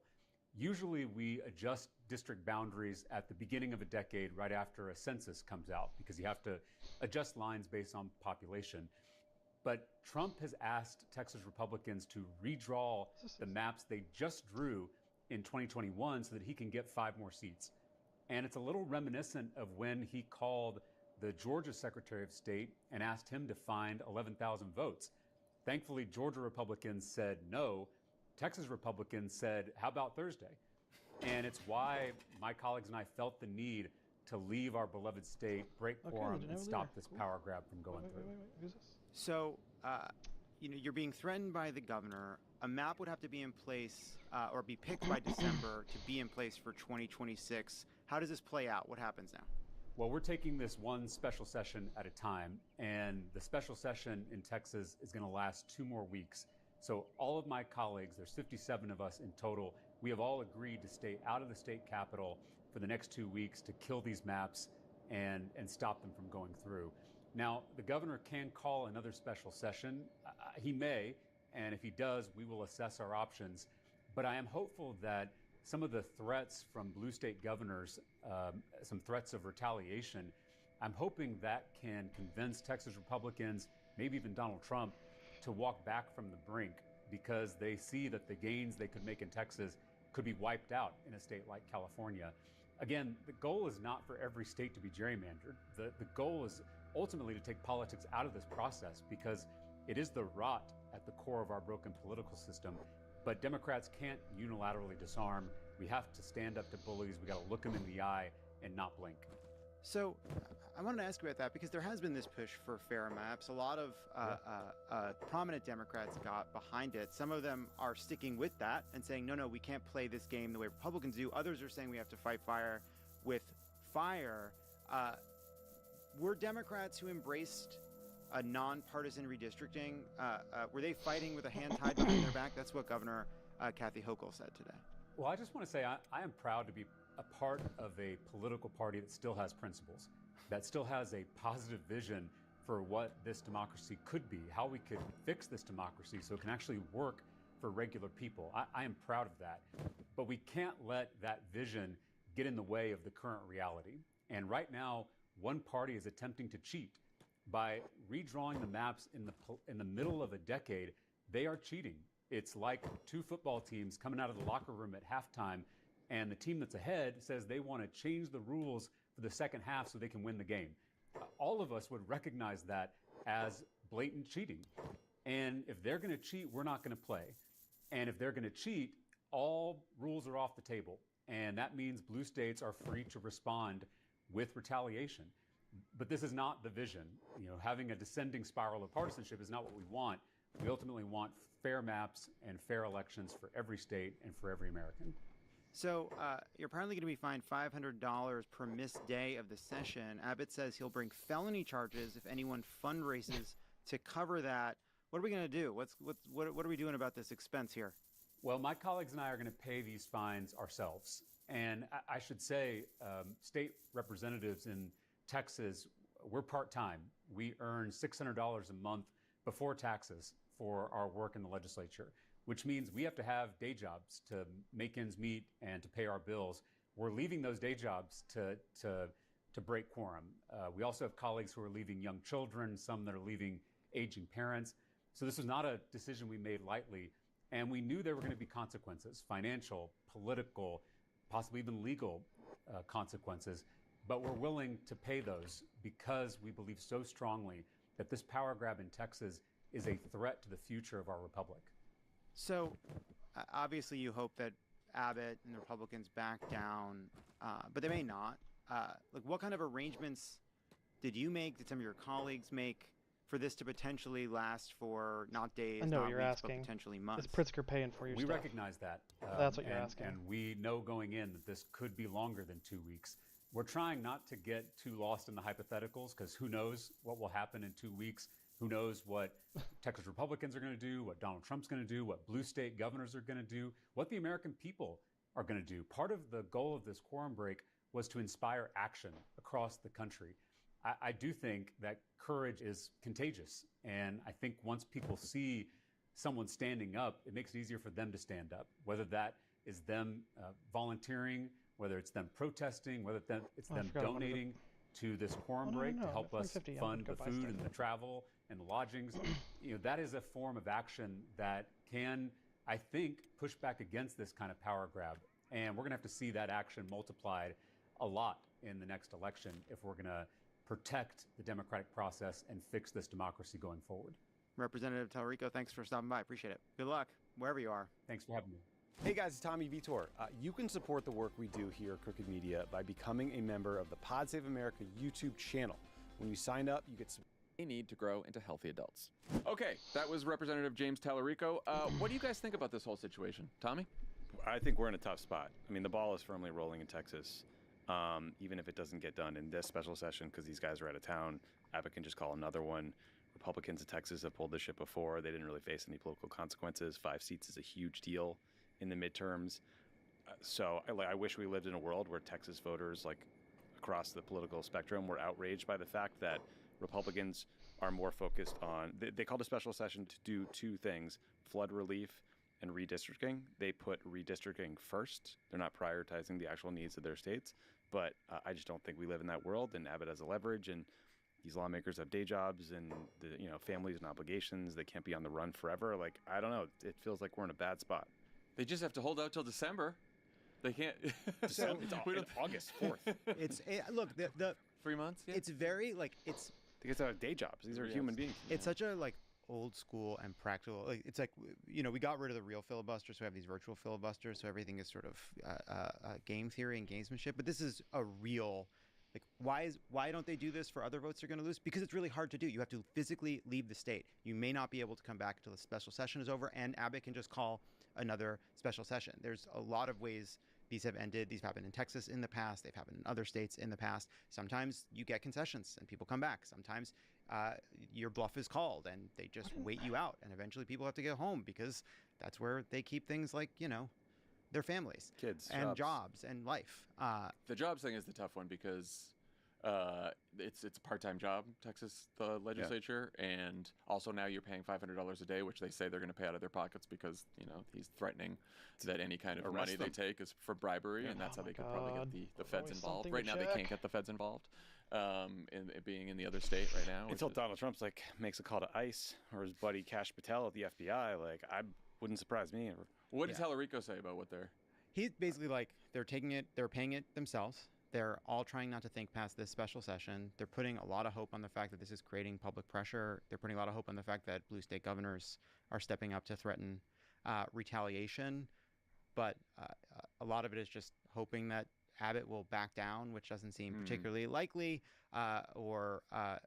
and not thinking more. I asked him specifically, are you prepared to do this through December? And he just wouldn't go beyond saying they're doing it through this special session and not trying to be in hypotheticals. And I should say the reason I mentioned December, the reason December is getting thrown around is they would have to redraw the maps by December in order to get it done in time for the midterms in 26 for the ballots and everything else. So that's if they could hold out to December, but you're right, it's 3 months. So that's the tough part. And then I think, look, the hope is that, this OnlyFans they're all starting is going to generate the revenue because there's no crime against that.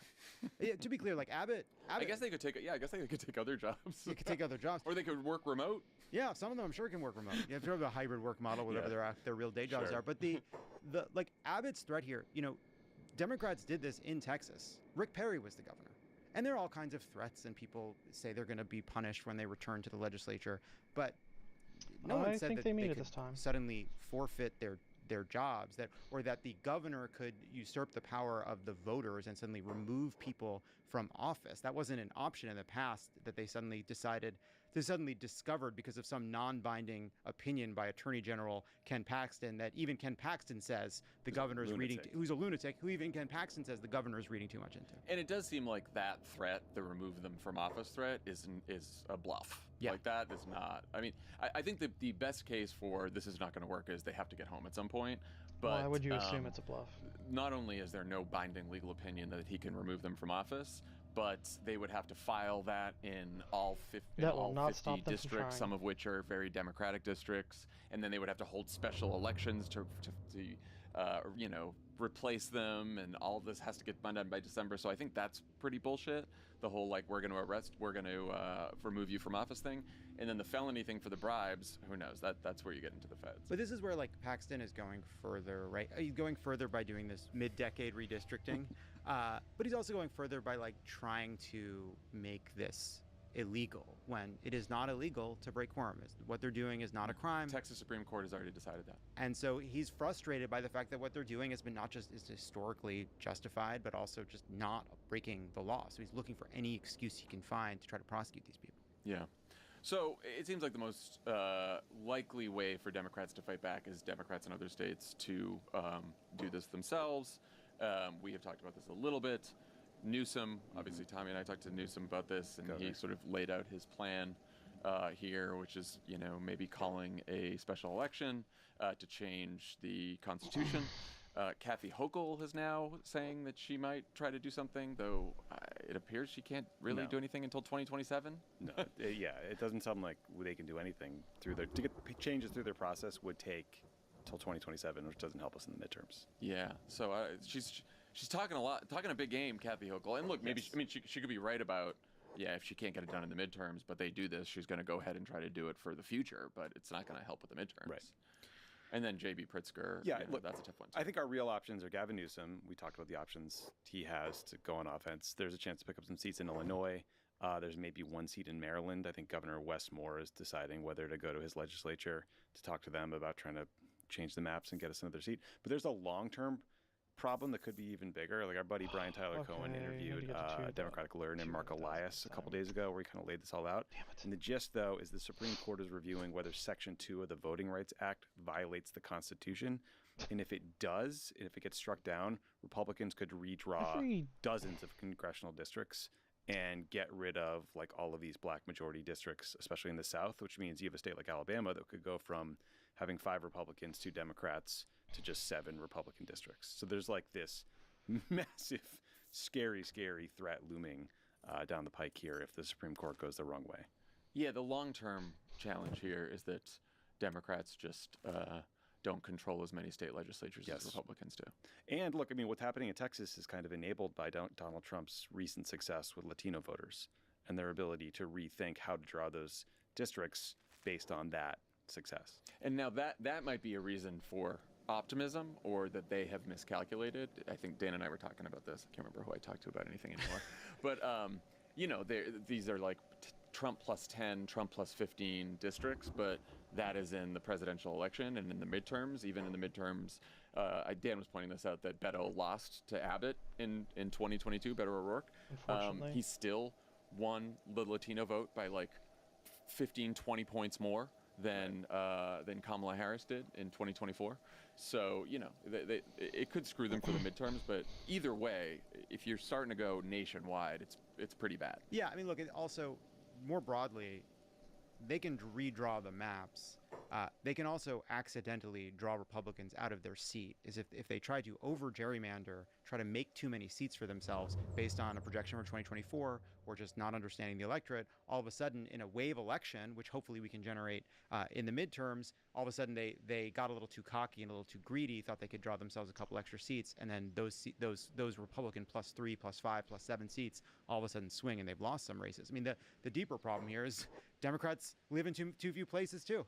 We have really big majorities in these concentrated areas, and Republicans have still large but slimmer majorities in tons of rural places, and that gives Republicans more of an ability to draw these favorable maps. But in Texas specifically, I think the new proposed districts make 30 districts places where Trump won by 10 points, which is up from 25. So that's a lot. And also just in Texas, Biden won Latinos by 17 points in 2020. Trump won by 10 in 2024. So it's a big swing. Probably will not swing like that without Donald Trump at the top of the ballot. I totally agree with that. But I do think in Texas, it feels like they're pretty well protected with this version of the gerrymander, and it's tough. I don't know. Not for midterms is much different, but we'll see. Trump plus 10 is tough. Trump, 3 are Trump plus 10, 2 are Trump plus 15, or it might be the other way. The 15s seem pretty tough, but the 10s, 10 in a midterm. Dan was saying he thinks that could be overcome. All right, I'll take hopeful Dan. In other Democratic campaign news, it turns out that all those fundraising texts and emails we love to complain about aren't just incredibly annoying. They also may be incredibly ineffective unless you're a big consulting firm that takes a huge cut of the money. Over the weekend, an investigation from independent data journalist Adam Bonica at the On Data and Democracy Substack found that a single firm, Mothership Strategies, founded by former digital staffers for the Democratic Congressional Campaign Committee, is behind most of these spam packs. According to Adam's review of FEC filings, Mothership has taken in $678 million from individual donors since 2018, and they've pocketed at least $159 million of that, reporting it as, quote, consulting fees. Even more depressing, of that $678 million, only $11 million has gone to actual campaigns, candidates, or Democratic committees. That's 2 cents on the dollar. We reached out to Mothership to ask about this and got the following quote. This Substack is completely inaccurate and contains numerous false and misleading claims about Mothership and our clients. The truth is that Mothership supports Democratic campaigns, PACs, issue advocacy organizations, How much money do they and make? more, and raising critical funds. We have directly raised over $400 million for dozens of campaigns and member-connected PAC How much of that lines. did you keep? Further, a majority of the funds that are reported by the FEC as going to Mothership are pass-through funds the company actually pays to our clients' other vendors, including advertising partners, to support their programmatic work. So just reading the statement now, but see if that's doesn't truthful. seem to conflict with anything in the actual Substack piece. I mean, I think what they're probably quibbling with is how much goes to the company as profits versus what is paid through the company. But look, the broader point is that like all this money just goes to perpetuate the fundraising cycle, and that's like the an problem. unnecessary It's like, middleman. I did stepping back. I did a episode on this a few weeks back, and why it's impossible to get the fundraising text to stop when you text stop I've text stop 5 times today. Have you guys gotten a flood today? I've gotten like 10 fundraising solicitations. It's relentless. I just got one that said, John, I'm trans. I got one that said, John, I'm trans. Popular one today, yeah. Okay, so the reason it never stops when you press stop is because that removes your number from that campaign or super PAC's list. There's no like do not spam registry or like universal do not spam list. And so if you've donated even to like 1 minute in your life, that can go into a list that gets sold to consultants or data brokers, and they can sell your list and your information over and over and over again in perpetuity, which is why it can feel like, and maybe is, impossible to get off these lists. And I think the problem is like when you press party leaders about how annoying and damaging these fundraising tactics are, they just kind of shrug their shoulders and say, well, they work. But what this article suggests is that they don't work. They're incredibly inefficient. An enormous amount of money goes in, but very little goes out to the causes. And obviously, the people at Mothership Strategies kind of quibble about how much is going to them versus other vendors. But all of this money is going to do more fundraising, right? It's like not a lot of it is going towards the actual political causes. And they're not saying that in the statement, by the way, that they're not trying to argue that actually more is going. They're just saying it's not all going to us, it's all going to some vendors as well. Or at least that's what the statement says. Or maybe some share of it is going to advertising and is being counted in the wrong way. Who knows? We'll get, they're claiming this is largely inaccurate. We'll see. But like stepping back, this is a stupid way to run a fucking party, right? Like, let's say more of it is going out than this article claims, or some way in which he's overcounting something, right? First of all, I don't think you're going to land at the end and be like, wow, it's actually really good. But put that aside. There was this report that came out that Democrats send a far greater share of their fundraising dollars to safe seats than Republicans do. And one reason is that fundraising has become this sort of scorched earth kind of hammering Democrats over and over and over and over again with requests. And in that kind of environment, more charismatic figures, more sensational opponents, right? Less strategic decisions are going to be made about money. And yes, I am sure that sending out a blast of fundraising text, you get a report back saying like, we sent out text and $100,000 came in or $40,000 came in. And you do that again and again and again, and it starts to become real money. But the cost is that this big group of hyper-engaged Democrats who have been funding the resistance for almost a decade now are exhausted and angry and mistrustful of this entire process. And these are the people you want not just to donate to you, but to advocate for you on their social media, to believe in you, to believe in the process. And all of this is just so cynical. Yeah, I mean, I think the problem is with direct mail, like the old school way, there would be literal costs. You'd have stamps, you had envelopes, you have paper, right? And with just hammering like a file full of text numbers or emails or cell phone addresses, like there's zero cost to that. And so you can just go after these people over and over and over again. And again, like we don't know about the top line numbers in the story, but there's one example that seemed pretty egregious to me. It just that got at the waste and the self-dealing here, which is there is a super PAC called End Citizens United, which I've definitely gotten I was going to say, right? Yeah. So apparently that PAC was created by 2 principals from Mothership Strategies. So of course, End Citizens United then hires Mothership Strategies to do their text and email and fundraising.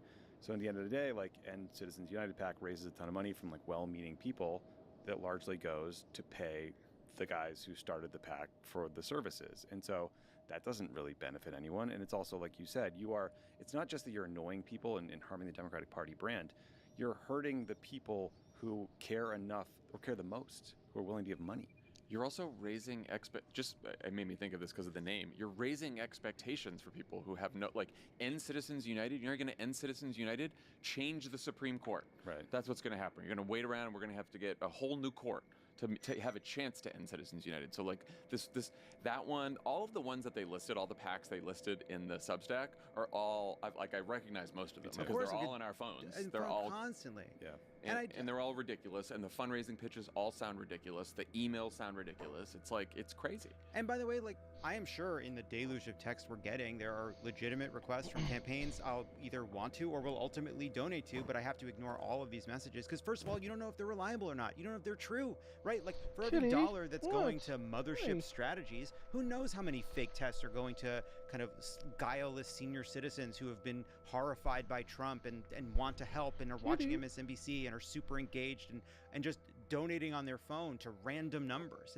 It's a stupid and ridiculous system, and more Democratic politicians need to stop participating in this process. And maybe it requires a little bit of, there is a little bit of a network effect and sort of a collective action problem. But there has to be some alternative, including Democrats working together to figure out some other way of reaching voters that's less of a deluge and less sort of a kind of like winner takes all, everyone going after everybody all the time. Yeah, and I think that, and I talked a little bit with Ken Martin about this, the chairman of the DNC, when I interviewed him for YouTube. Check it out, Pod Save America YouTube. And he seemed, and this was before the story came out, but he seemed like he wants to do more to call them out. And remember the Harris campaign. I heard he's pissed about this. He's pissed about it. So he was very pissed when I talked to him about it. And also I think the Harris campaign in 2024 did call out some of these spam packs as well. Yeah, I mean, there's spam packs that are horribly spammy, right? Like whenever someone's running its Marjorie donate Taylor to the Greene, campaign some directly. candidate they'll raise $20 million and it'll all go to consulting services that somehow benefit them. But then there's also PACs that will send out texts and emails that include photos of politicians that are in no way connected to the PAC. Like, that's really predatory. There are people that get locked into recurring donations in really deceptive ways. What's sad about this is even worse on the Republican side. Yeah. Like, what they do to their donors is disgusting. This is everything Trump does. Everything that Trump does. But I do think the candidates working with firms that do abusive practices need to cut ties with them. And they also need to recognize that you end up feeding your online donors into this ecosystem and churn of fraud and self-dealing, and you're harming your own people. Totally. And I also think this article claims that this firm, Mothership Strategies, is kind of insulated by its connections with senior elected officials in the Democratic Party, and those officials say, basically it's no big deal because the tactics work and we need the money and everyone benefits in the end. And I've been in meetings with you guys where we've heard that directly from top officials in the party. They're off the record conversations, so we're not going to name names, but it's sort of like a shrug, well, it works. And when are they going to realize if an annoying text is the worst thing in your life, you got bigger problems. And I just think that is bad. We need to take this seriously and not brush it off. And my advice, it sounds like it doesn't work. Well, right. And my advice to listeners is never give to someone that texts you or emails you. If you care about a cause or a candidate, research it, go to their website, give directly. Make these texts so inefficient that they go away. Yes, for sure. Yeah, I can't imagine. Yeah, is anybody? That's what's also hard to I don't know anybody that's donating via these texts. Because it's old senior old people. It's yeah. Two quick things before we go to break. After unsuccessfully seeking asylum in Canada, Lovett is back with new shows at Dynasty Typewriter this Thursday, August 7th. Along with you got special guests. Oh, you have Ken Jennings? Ken Jennings and Amy Schneider, two Jeopardy legends, plus Tim Heidecker. That's awesome. I didn't realize he said yes. I'm finding out from this. We had a great show out this weekend with Patton Oswalt and Alice Wetterlin and Peppermint and Ashley Nicole Black. We put the monologue from Love or Leave It on the Pod Save America feed. We just call it mono now. Is that just it's our internal industry term? It's our internal term for it. I'm sorry. I'm embarrassed. I couldn't name it after a disease that puts you out of the kissing disease. Tommy, has the kissing disease come for you? Gives you a 6-month nap. Do you remember when we both got mono at the same time? That was weird. I have never had mono. Okay. All right. Calm down. We never had mono. You got it, buddy. Mics are on. Never had mono. Both just down for the count. Yeah. Incredible. Just 2 weeks off. Very tired. pre-COVID. Anyway, but I was really proud of the monologue we did this week because we talked about Epstein and we talked about Gaza and talked about all the conspiracy theories, which is on the Pod Save America feed if you want to check it out. Crooked.com/events if you want to go see Lovett in person at Dynasty Typewriter. Also a reminder, speaking of events, we announced our first ever CrookedCon last week, and tickets are already going fast. CrookedCon is a chance to hear from smart people inside and outside the Crooked universe about how to galvanize the pro-democracy movement, as if it needs galvanizing. We'll be in Washington, D.C. for 2 days. We're going to kick things off with Pod Save America Live at the Warner Theater on Thursday, November 6th. Then on Friday, November 7th, we'll be at the Wharf. The Wharf. Anyway, it's going to be really fun. We're going to have organizers, strategists, politicians that aren't annoying. James Talrico's going to show up with his clothes on a bindle because he's been on the road. Riding the rail to D.C. Oh, man, if they can make it till then, we will give them, well, we won't pay them because we don't want to do any of the felony stuff, but, you know, we'll give them food and water, maybe. Give them, I think legally it has to be finger food. Commodities. Anyway, hold on till then, guys. Lobbying-wise, I think you can sit, you can eat, but if you're standing, it's a snack. We'll invite their families so they can say hi to their families. I haven't seen them in a couple months. Everybody gets one phone call. Tickets are on sale now. Head to crookedcon.com for tickets, lineup announcements in the coming weeks, and more. That's crookedcon.com. We've also got a limited amount of discounted tickets when you use the code Freedom and Content. Again, that's one word, all caps, Freedom and Content. So get your tickets soon, and we'll see you there. Pod Save America is brought to you by ZipRecruiter. Sometimes it can be overwhelming to have too many options. Yeah, I've been to the Cheesecake Factory. That menu goes on for days. You know what? I love every page. You know what everyone wants? You want curation.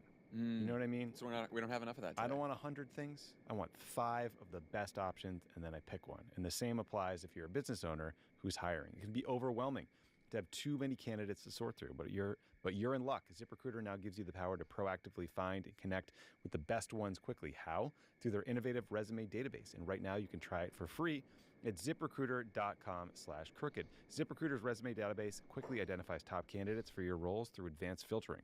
See a candidate. Better, HELP.com/PSA. So at this point, Trump has broken so many campaign promises, it's hard to keep track, but there's one in particular we wanted to flag. You might remember Trump saying a lot of things like this during the 2024 campaign.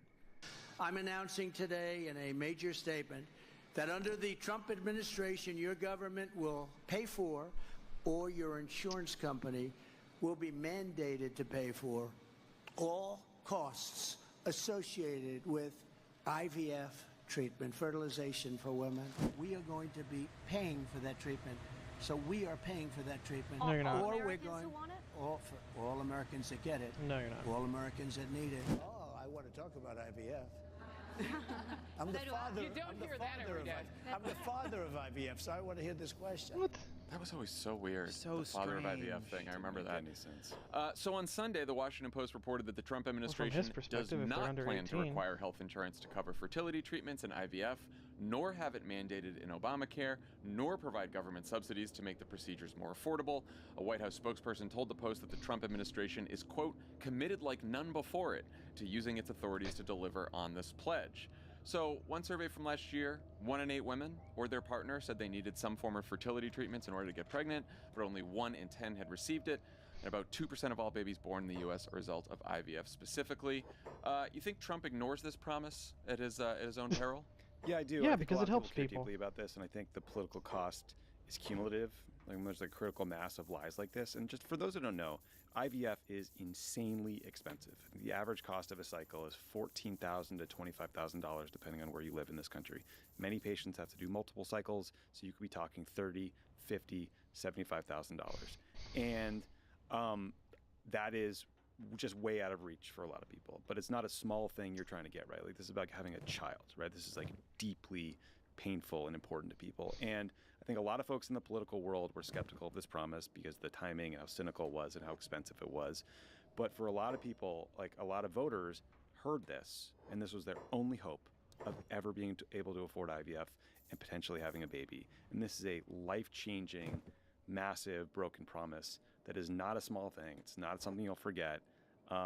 It's not, insignificant to someone's life. And I think it is outraging a lot of people. And we saw like Andrew Schultz, the host of the Flagrant podcast, like he has talked about how he and his wife went through IVF, how he was sort of like a single issue voter in some ways, and this was really important to him. He was posting about this over the weekend. Like a lot of people are profoundly hurt and betrayed. It's also like extremely cynical. Why? It's not like it's a broken promise where a told lot of you he was a politicians broken liar. promises. It's I like, don't well, we freaking get it. tried and we sent a bill to Congress and it didn't work out, or we tried to do some executive action. Like There is no back way in February, that you did not know they that he was lying. released, an executive order, an action, or a proclamation or something that was directing all of the federal agencies to come back in 50 or 60 days and let the president know what they could do to make IVF more affordable. Those days have come and gone. Nothing. We haven't heard anything about it. Nope. It was basically just it was done in February just to get a headline that the Trump administration was going to do something about it, and then until the Washington Post called them up and asked them about it, we heard nothing. Yeah, look, it was cynical at the time, right? And it was sort of along the lines of the promise on no tax on tips. It was on the line of sort of some of the other promises he was making, trying to appeal to a broader, beyond the sort of Republican coalition that had existed. But this was such a kind of half-baked promise, right? IVF is incredibly expensive. It would be a big deal if you mandated that insurance companies cover it. It is also controversial on the right. There are a lot of anti-abortion Republicans who are opposed to IVF. This story was kicked off because of a ruling in Alabama that suddenly called the possibility of IVF into question in that state and jeopardized the ability of women to access IVF if they wanted it. And it was extremely unpopular. It was extremely damaging. It was the natural consequence of the court's abortion ruling. And all of a sudden, Trump faced this terrible news cycle. And he says that I'm the dad of IVF, whatever the fuck that means, and I'm going to make sure anybody who wants IVF can get IVF. Even like for policymakers, it's a difficult question. How many cycles do you cover? How do you mandate this? Right? Like it's expensive and like it's important and it's a hard policy, right? Like and he just sort of went off half-cocked to win these votes, and they had no intention of following through on it. And Surprise. This is the end result. And it's this. It's a whole bunch of other issues where he's done the exact same thing. By the way, I think like part of it is the promise to release the Epstein files. He's not going to release the Epstein files. Like all these promises that he made, he had no intention to solve. But I do think that, to Tommy's point, like for a lot of people, this was something that was going to change their lives, and it's just not happening.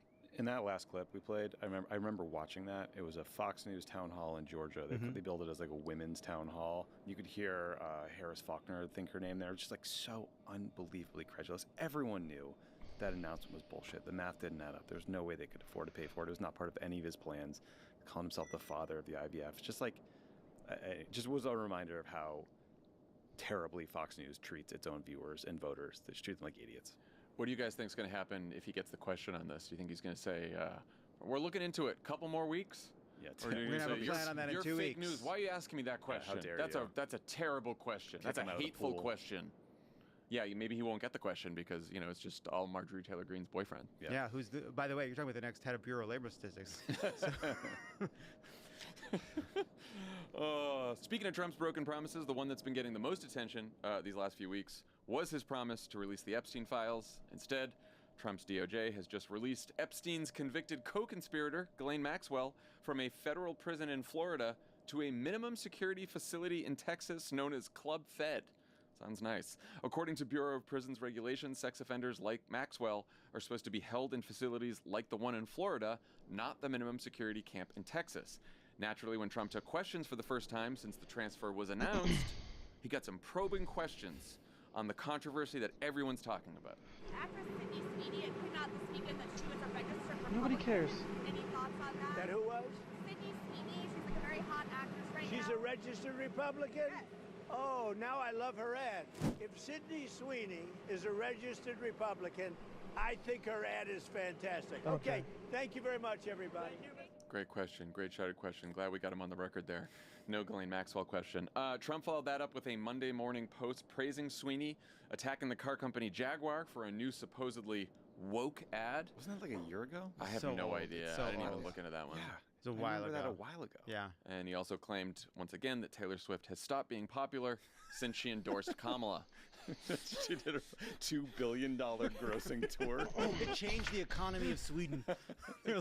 We're seeing a bump. This Taylor Swift bump in the Swedish economy can't be counted on next year. Before we get to Sydney Sweeney, thoughts on the latest in the Epstein case? We got Maxwell. Just no explanation. It's worth just repeating that Ghislaine Maxwell is not a good person. Like, she groomed these 14-year-old girls. She abused them herself. She sought out girls who had been abused themselves or confided in her. One Epstein victim, Virginia Giuffre, said about Ghislaine Maxwell, I think this was on CBS, she's a monster. She's worse than Epstein. She was vicious. She was evil. I know that woman. Virginia Giuffre died by suicide in April of this year. So this is fucked up. So there was a report from other prisoners at Club Fed who were there for theft and other nonviolent offensive who are personally disgusted to have to be with Ghislaine Maxwell, and I'm sorry we have to look to these people for their moral leadership, but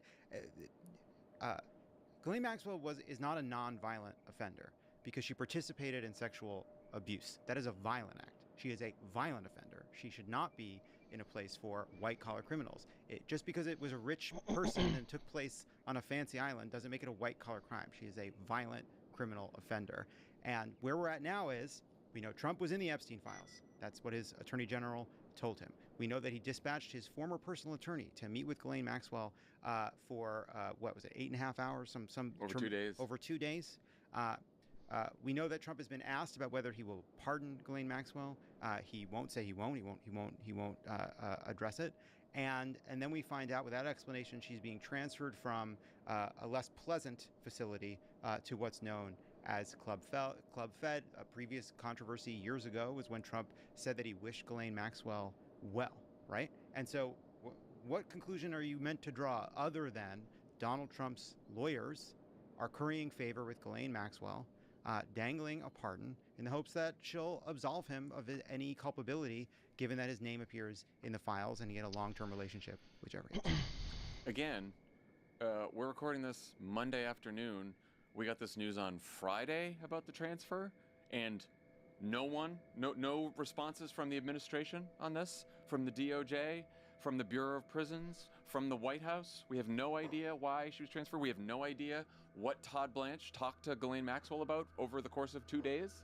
So we just don't get these questions answered. But the DOJ did have time to leak to Fox News that they're going to a grand jury to conduct an investigation into the Obama administration for this Russiagate bullshit that you can't even figure out what the crime might be or what law might be broken. So they were able to let Fox know that they're conducting this investigation, but no answer on Ghislaine Maxwell. And we also know that 1,000 FBI staffers worked 24/7 to review 100,000 documents in the Epstein files, and we know that they spent a bunch of time redacting Donald Trump's name. And now we're not going to get to see those files, according to Donald Trump. So nothing shady there. No answers on that either. Nope. No questions on that. No answers on that. We're just all flying blind here. Whatever the Trump administration wants to tell us about what they're doing with Ghislaine Maxwell or the Obama administration or Russiagate or the jobs numbers, that's what we have to deal with. There's and then they just fucking trolled us all with that. I don't know if you guys saw the post today from the White House that said most transparent administration in history. That's just they know they're not, and they're there's just a fuck you to everyone. How about it? It's just a big fuck you. To their base too, by the way. To mostly, yeah. Right. Well, they put a lot of attention on sort of trying to win the kind of crank vote, and appeal to a bunch of conspiracy theorists, and they put Kash Patel and Dan Bongino in these positions of authority, two people that espouse some version of conspiracy theories, which at this point I think are true, about Epstein and about QAnon, claiming there's a vast global pedophilia ring run by the powerful and the elite. And the next thing we know, Donald Trump is president, and they are laying out the red carpet for one of the most notorious sex traffickers in American history at this point, who participated in terrible crimes for a very long time. And there's just no accountability for it. All these Republicans are silent in the face of it, and it's disgusting. More importantly, would you guys like to weigh in on the Sydney Sweeney discourse now that we know she is a registered Republican, reportedly, and now that the President of the United States has weighed in on this multiple times? So, it is just a pun on the word jeans. Yep, it is. Just a pun. Just a pun on the word genes. Good genes, but it's not. It could be genes inherited, or it could be genes that she's wearing. See, it's funny. It is a very dumb, annoying story. There's also something to be said about the fact that, like, the White House is able to kick this stuff up whenever it wants. It can be like 6 people commenting on like a TikTok. It doesn't have to be a TikTok creator. It's like, you know, it's like that genre of really annoying internet story. It's like, the internet is furious about this new Sydney Sweeney ad. And it's like some people commenting over on Blue Sky, and suddenly it's an article, and suddenly all of the MAGA media ecosystem is talking about it, and then the White House is releasing statements. Like, when do we get to do that? Yeah, It's also like, there's a stopover though with random style writers' opinion. Like there was a Washington Post piece about it in the cut. There's a whole bunch of things. Whatever. So it's like that's where it starts, and then it goes from there to Fox, right? And then they're all talking about it on the 5, and then it goes to Donald Trump. It's like a whole. Well, we made a commenter president. I mean, that's the problem. He is one of the commenters beneath the story, but he also happens. He's the commenter. He's America's chief commenter. I will say the woke Jaguar ads. So why are they woke, and what are they? Well, so first of all, I just would point out that Jaguar is a British company. It's not really. I don't think it's been really affected by America's woke problem, according to Trump. But they redid their logo, and it's very ugly, and that's for non-woke reasons. The new Jaguar logo was very bad. This happened in late 2024. By the way. It's quite old. It's quite so old. And everybody was like, "Hey, you did a bad job on your logo." This is the other problem with Trump is like we've lost all sense of time, whether we've done this thing before. Have we already seen this episode? Are we back to the episode? When did the Jaguar thing happen? He's talking about Taylor Swift again. What is happening? Do you think the person who just that Dylan Mulvaney, what a brave person. I find what she's doing really interesting, and I like her. I'm gonna send her a 6-pack of Bud Light. Do you think that person knew that 2.5 years later, the president of the United States was going to be like, that fucking Bud Light's got to be stopped? Yeah, and like there's going to be Kid Rock like machine gunning Bud Light cans or something. Anyway, that's Sydney Sweeney. That's what we're dealing with now. This is day 13 or 14 of the discourse. Let's see how long we can do. And she was pardoned for her involvement in January 6th. Is that right? That's one of the reasons this is so controversial, or is it just the ad? I can't remember. She is in the Epstein files, actually. Yeah. That's our show for today. Dan and I will be back with a new show on Friday. Talk to everybody then.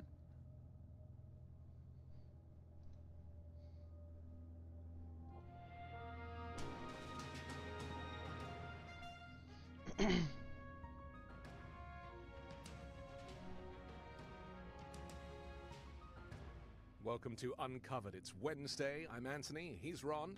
And together we're about to uncover the MAGA propaganda that is not covered by the mainstream and corporate media. Ron, I hope you've had a good week. I know you're busy because I read your daily Midas News blog, and it's probably, just to give it a little plug, it's probably the most in-depth news coverage uncovering the reality and the facts, not this kind of alternative universe that the regime has created for us in this weird authoritarian hellscape. Breaking news is that Steve Witkoff, who is Donald Trump's special envoy for everywhere, I guess, or certainly Russia in this case, everywhere, has just had a meeting with Vladimir Putin last night. And there is an update. We've been waiting to hear, because wasn't tomorrow the deadline, or Friday the deadline for the 8th, Russia to Friday ceasefire in Ukraine? Otherwise, something was going to happen. What was going to happen? What was the leverage? Well, I mean, he threatened secondary sanctions on any, which is secondary tariffs on any country that bought oil from Russia. And of course, there are some big countries that buy oil from Russia. The two biggest are China and India. So, if he was going to hit them with 25-50% tariffs on anything the U.S. buys from them, if they buy Russian oil, that would be very significant. And I can tell you that there's a lot of people in Europe who are like very excited, and Ukraine, thinking that that was going to happen, because they correctly view this as Russia's Achilles heel is their oil industry. It fuels their entire economy and their war machine. So, if you cut off their ability to sell oil on the international market somehow, then you've just wiped out Russia's economy. So let's read what Trump posted on Truth Social. My special envoy, not ours, not America's special envoy, Trump's special envoy, Steve Witkoff, just had a highly productive meeting with Russian President Vladimir Putin. Great progress was made. Afterwards, I updated some of our European allies. Everyone agrees this war must come to a close, and we will work towards that in the days and weeks to come. Thank you for your attention to this matter. Okay, so where do we start with this? Taco Trump is probably the best place to start, or Taco Trump, as you might say. Is that fair enough? Yeah, I mean, the meeting was only 3 hours, which is not a long time to discuss a lot of heavy-duty stuff. So what that tells me is that, and then, you know, this statement comes out from Trump like immediately thereafter, after he first talked to Zelensky. So they have this meeting, Witkoff contacts Trump, Trump contacts Zelensky, then he puts out the statement. It all happens very fast. So what that tells me is that Putin had something very specific that he went in there and proposed, and Witkoff took it to Trump, and Trump took it to Zelensky, and everything got, probably something got worked out. It hasn't, nothing, no specifics have been announced, but here's what I think is going on. Over the last month, Ukraine has focused almost all of their attention and their longer range weapons, which they have recently acquired, on Russia's oil refineries. Russia's oil refineries are not well protected at all by air defense systems. I think that they have focused their air defense systems on their population centers, on their military bases, etc., not on their oil refineries. And so they have taken tremendous damage. Gas prices in Russia have gone up tremendously in the last month. They've spiked. And obviously it's harder for them to sell oil on the international market, especially if Trump hits countries with these sanctions. So what I believe is that what Putin wanted is for Ukraine to stop bombing their oil refineries. No. Okay, that was number one. And what Ukraine wants is Putin to stop bombing apartment buildings. So what I think Putin proposed, and we'll see if I'm proven correct when the details finally are released, is I will stop bombing your population centers for 30 days. He probably put a number out there. If you can get Ukraine to stop bombing my oil refineries. And so my guess is that this is sort of like a temporary limited agreement just to do that. And which probably, you know, I don't know. I mean, I will agree to stop Zelensky bombing wants your his oil people fields. to stop being killed, You agree to and Russia wants their oil. Stop invading my country. I mean, that's a tragic amount of leverage, isn't it? Considering that Russia's more protective of its oil than it is of its military and its people. My view is probably less detailed than yours. I guess I have more of an overview, and that is that I do believe that Donald Trump takes his orders from Vladimir Putin, and I think that it's basically whatever Putin wants is what Putin's going to get in this case, and Putin makes himself entirely unavailable. And when he does make himself available, I think he's very clear. I don't think he negotiates. I think he basically tells Trump, in this case via Steve Witkoff, what it is that he needs. So I don't think that there will ever be any true punishment of Russia as long as Donald Trump is in office. And actually this is going to end up being a very softball temporary solution, if anything. And I think that's very sad, but that's the reality, is that Trump is glued to Putin more than he is to Europe. I'm sure this has to be very frustrating for Zelensky in Ukraine, you know, because they finally, you know, they found something that is really hurting Russia a lot. They found their Achilles heel, you know, and they're really pressing that. And then, you know, of course, that's the only reason why Putin is willing to do anything, willing to even talk, is because of that, because Ukraine is really hurting their economy. And so, yeah, I'm sure that Ukraine probably doesn't want to stop bombing, you know, the refineries, but they really probably don't have much of a choice. You know, clearly, if this could get Russia to, if they struck a deal, let's say a long-term deal where the war would continue, all right, but Russia would agree not to bomb, to only bomb military targets, not civilian population centers, and Ukraine would do the same, which includes energy infrastructure on both sides. How's it not but a they military continue target? fighting on the battlefield. You know, that would be the best case scenario. but whether any agreement is going to go that far is very questionable. Well, Trump keeps saying it's Biden's war. It's kind of, he doesn't want to have anything to do with it, really. He doesn't really care. And, there's nothing he can benefit here. And he's done this work around selling weapons, right? He wants to be the peacemaker. He wants the Nobel Peace Prize. The Nobel Peace Prize, that's right. He wants credit for ending this war. He does want that. I think he wants that very badly. But I agree that he probably wanted that for the first 3 or 4 months because, of course, he promised to end it on day one. But I think he's also come to realize, there was this whole coverage a few weeks ago of, has Trump finally worked out that Putin is not actually a good person and his best friend after all, and that maybe he's been played. And so, Trump's just got egg on his face now, hasn't he? I guess that's what that coloring is, Yeah, and I think so he's looking for a way to save face, too. Yeah. Not only is he looking to be the hero, get credit for ending the war, but he's also looking to save face on all of his campaign promises. Right. And he wants to be able to fulfill them because he does look like a fool after making all those promises. So, yeah, but we know Putin, I mean, he's only going to do things that are in his interest. He doesn't care about peace. He doesn't care about Ukraine. He doesn't want to end the war. I mean, the most, dumbest thing about Trump's statement that you just read was he said everyone wants the war to end, which of course is, it's just a ridiculous statement to make. Putin does not want this war to end. I mean, he wants it to end if Ukraine is completely subjugated, and Zelensky and the leadership of Ukraine is dead. Yeah, then he wants it to end, but he doesn't want it to end before that. So for Trump to continue to say like Putin wants peace is really insulting. Putin also could be leveraging things like get me back into the G8. Or, sure, absolutely. Or the U.S. needs to leave NATO. Do you see what I mean? Like sanctions lifted. Right. Yeah, these are the other things that he has. At There's his lots disposal. that he wants. Sure.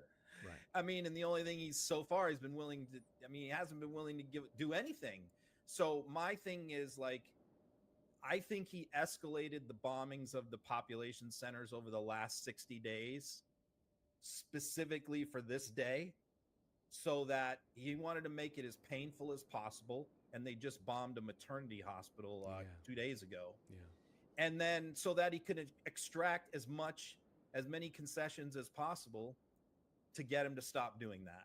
It doesn't mean he's going to stop the war, but he may agree to temporarily stop bombing hospitals. It's just the whole thing is just it's so depressing because the wrong people are representing the U.S. and as our negotiators. Steve Witkoff is not a master diplomat. That's not his experience, and it's no experience. It's None. so it's just all these people that Trump brings in. I mean, we'll talk a little bit later about the Olympic committee that he's heading up. But I mean, it's like bringing in people that have no experience because they are loyal. And that is the theme, really, with Donald Trump. And so America suffers because these people are all idiots, but Trump benefits because they are all going to blow smoke up his backside. Yeah, I mean, Marco Rubio should be the one doing this. Right. But Marco Rubio, has his own. He's going to push back a little bit on some of this stuff, not a lot, but a little bit. Whereas Witkoff will become Putin's friend, as we've seen over time. Right. So the other problem is if you're going to have a real estate, if you want your crony buddy real estate pal from New York City to be your special envoy to Putin, that's fine. But, here's the question. Why him? No, why is it a buddy of his? Why is it a crony of his that he trusts completely and to have these conversations with Putin? Because and why does he not bring anybody with him?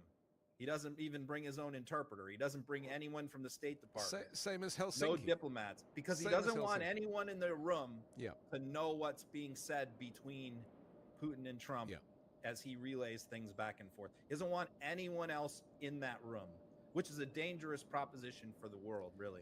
And it's no different to when Steve Witkoff is in Israel talking with Netanyahu. Yeah, and trying to deal with Gaza. It's the same. Yeah. Or Iran. It's probably more about how can I build the Gaza Riviera with Trump's hotel in the middle. Yeah. Then that's like the priority is how can we mine this for revenue and business opportunities. Look, he learned his lesson with Vindman, you know, and impeachment one. You don't want anyone else in the room when you're having these kind of conversations, because you can get impeached, because whistleblowers will go to Congress, you know, so or the press. So he learned that lesson in term one, and that's why it's Witkoff and no one else doing this stuff. And this exposes the pure corruption of this administration, based upon, I mean, for me, the biggest of the most corrupt positions is Pam Bondi and Todd Blanche, you know, just like basically Trump's personal legal team. That for me we'll come onto that later, because we are going to talk about the Epstein files in a little while, and people can get their kind of daily dose of what's happening there. But this is a problem across the board with this administration, from Tom Homan through to, you know, anybody and everybody that Trump has handpicked. They're handpicked for their loyalty, their ability to lie convincingly, and their ability to enact these horribly corrupt policies and try and sell them as if they're normal when they're anything but. Yep, absolutely. So yeah, I don't know. You know, we'll see that when the details come out. I suspect it's not going to be good. I suspect that Ukraine was forced to agree to a deal that they don't especially want to agree to, but they really had no choice. And Well, I maybe suspect there's no deal. it's going to be temporary. Maybe there's nothing wrong. I mean, you know, based on that. There may be nothing other than promises. There may not even be what I said. You know, there may be less than that. Right. You know, so because sure. that Truth Social post actually just says, it's typical Trump language, doesn't say anything, does it? And it's again that 2 or 3 week time shift that he likes to do, where he hopes that some other shitstorm has happened in a couple of weeks' time and everyone's forgotten about it. Well, and the other bizarre thing about this is yesterday he put out the notice. He actually put out an order. I saw the order, so it's more than a Truth Social post, imposing sanctions on India for buying Russian oil, an additional 25% tariff. Now, we buy a lot. We trade a lot with India, right? A lot.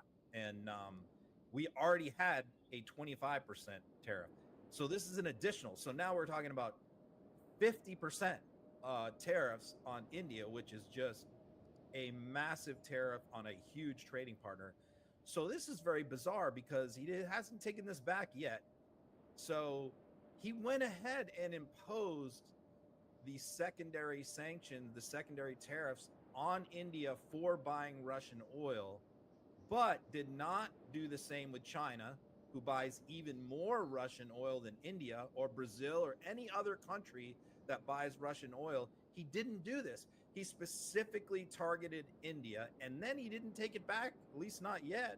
So what I think is really going on here is his negotiations with India have gone nowhere. Yep. They've basically stopped even talking to the U.S. They're just not going anywhere. Part of the problem is, yes, India has a massive trade deficit, which is kind of a nonsense number anyway. But because look, India isn't able to buy very much from that's manufactured in the United States. The average consumer in India is not able to buy many things that are made here. So we just have this natural inbuilt trade deficit with this country. And so what I think is that Trump is using this Russian oil thing as like a pretext just to stick it to India even harder in these trade negotiations. Sorry, I just lost you for a moment then. Oh, your last sentence you just disappeared for, but not your fault. We should probably talk very quickly about leveraging policy and using tariffs to leverage policies where what I'm trying to say is normally tariffs, you know, if you're doing trade deals, you're doing trade deals. If you're discussing kind of issues of state and international relations, then that is separate. But what Trump is doing is he's kind of crossing those over, isn't he? And he's basically threatening countries like Brazil for wanting to prosecute Bolsonaro for his insurrection. And this is so interesting to me, is that this is probably the first time that a president has ever leveraged these kind of international sanctions with tariffs over political issues that actually have nothing to do with America. Is that fair to say? It's I mean, it's an interesting. It is something I don't think any president has tried before. It's an interesting proposition.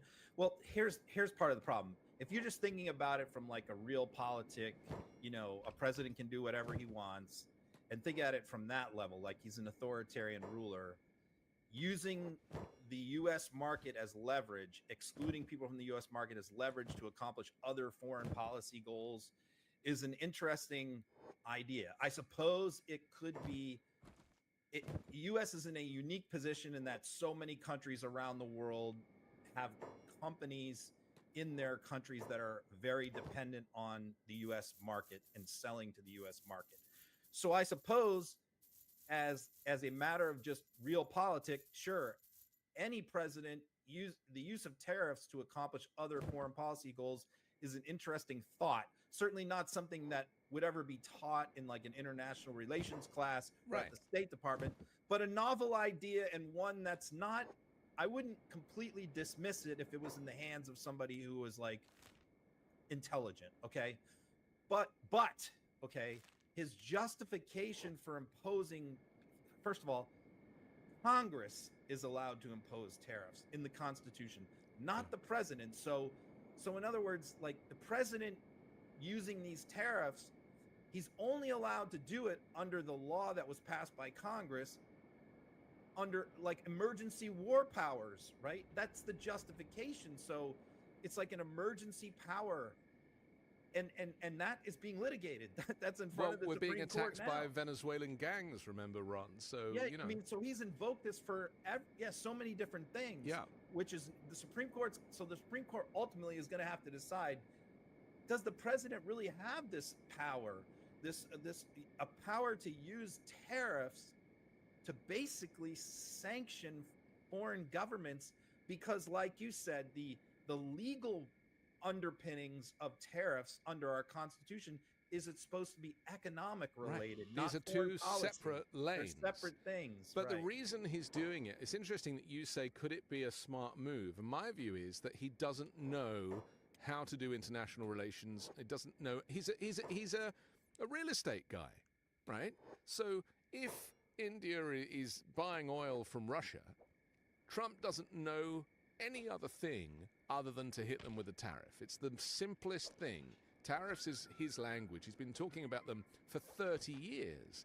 And so that is really all that's in his skill set, like a percentage number, a random number, chosen on a vibe because he feels grieved. So that's how he punishes people. It's a very gangster-like way to do business. What else can he do to get India to stop buying Russian oil that would work? Like, diplomacy, reasoning with them, appealing to their sense of morality.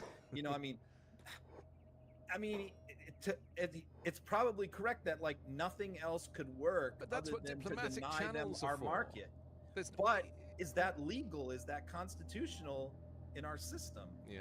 That's why I was separating out, like, let's just assume a president can do whatever he wants. Is this a smart tactic versus like, okay, now the second argument, is an American president even empowered to use tariffs that way? By cutting the State Department in half as he has, you see, Trump has no understanding of what diplomatic channels are all about. And these back channels and these diplomats and these people that work in the State Department, they would probably, in previous administrations, advise the president on how to stop India from taking oil or buying oil from Russia. But because that's all been gutted. So really all that's left, and because he wants to have all the glory and flex his muscles, is I'm imposing a 25% additional tariff. Yeah. It's so basic. It's so base level. And it's probably what's going to end up getting us into World War III. That's my worry. Well, that's the other question is we don't know that this is going to work. I mean, just because it's an interesting, novel approach to foreign policy doesn't mean it's going to work. It doesn't mean India is going to suddenly, and that's what the Indians have responded to this. I've read their foreign policy ministers, and they've said, look, we have long-term contracts with these Russian companies to buy oil for X number of years at X amount. We can't just turn on a dime and cancel all those contracts and find all the oil that we need for our economy elsewhere. And again, Trump doesn't know this. He doesn't care for this detail. Yeah, it's like those things that's what they're trying to explain to him. Like, it doesn't, like, you can't just shift your entire economy on a dime as far as for a billion people, on a whim of Trump. Yeah. I don't think he realizes because he doesn't know anything about the demographic or the culture of these nations or even where they are. To him, it's just words and just percentages. It's, and in the meantime, every time he's changing these tariffs, there are people working in back offices in countries all over the world. There are people at the ports. There are exporters and importers. Imagine what their paperwork is like. It's like, what time is it? Oh, Trump's changed the tariff again. Like, I just feel for the people that are having to pick up the slack of Trump's kind of whims. And this is why the global economy is crashing and will continue to crash. And really, like, over the past month, I think that, like, for about 3 or 4 months, companies really didn't feel the brunt of these tariffs. Yeah. A lot of them hadn't even kicked in yet. A lot of them were delayed. And I think that a lot of them were in denial. And I think the market is still in denial, that they think that this is all going to go away sometime soon.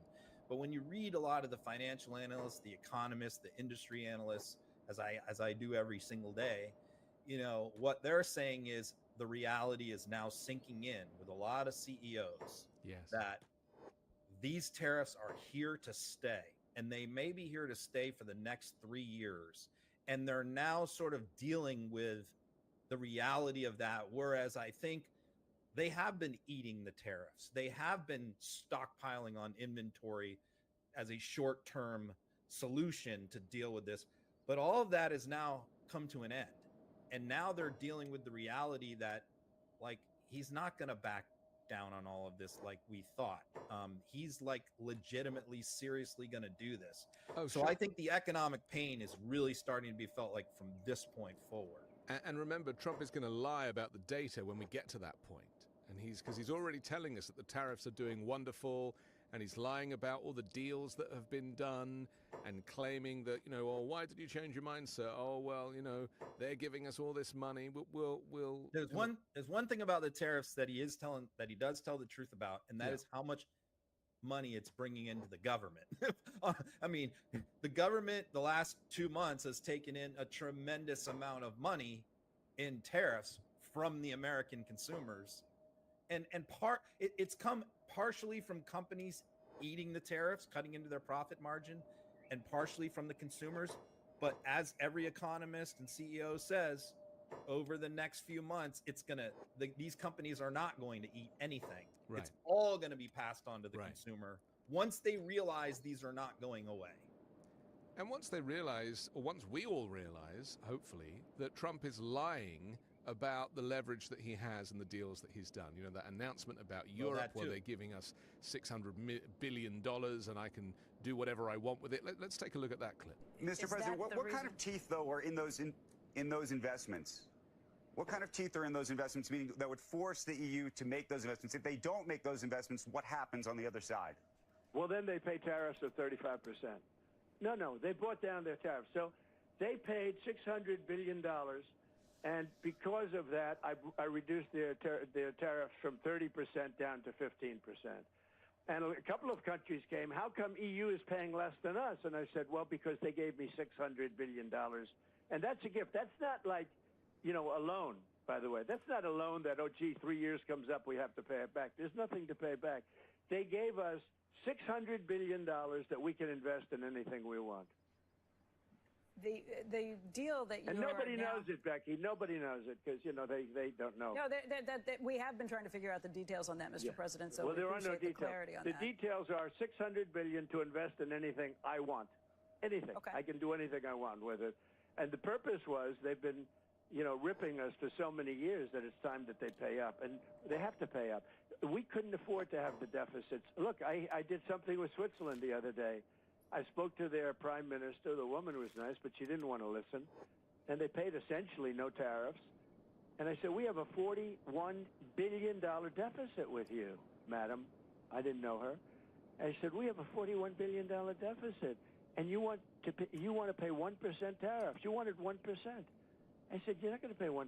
We lose, because I view deficit as loss. You know, you have some people, by the way, I think pharmaceuticals are a big issue with Switzerland. I think. Well, I'll go into pharmaceuticals. They make a fortune with pharmaceuticals, and they make our pharmaceuticals in China and Ireland and everything else.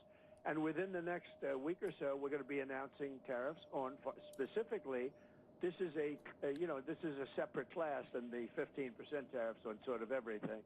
These are excluded classes, I call them. I like to call them excluded, like steel, aluminum, etc. Right, the well, 232. we're going to be announcing on semiconductors and chips, which is a separate category, because we want them made in the United States. And by the way, they're being made in the United States. You know, we have... All lies. All of it. I should probably just quickly read the statement that came out of the EU.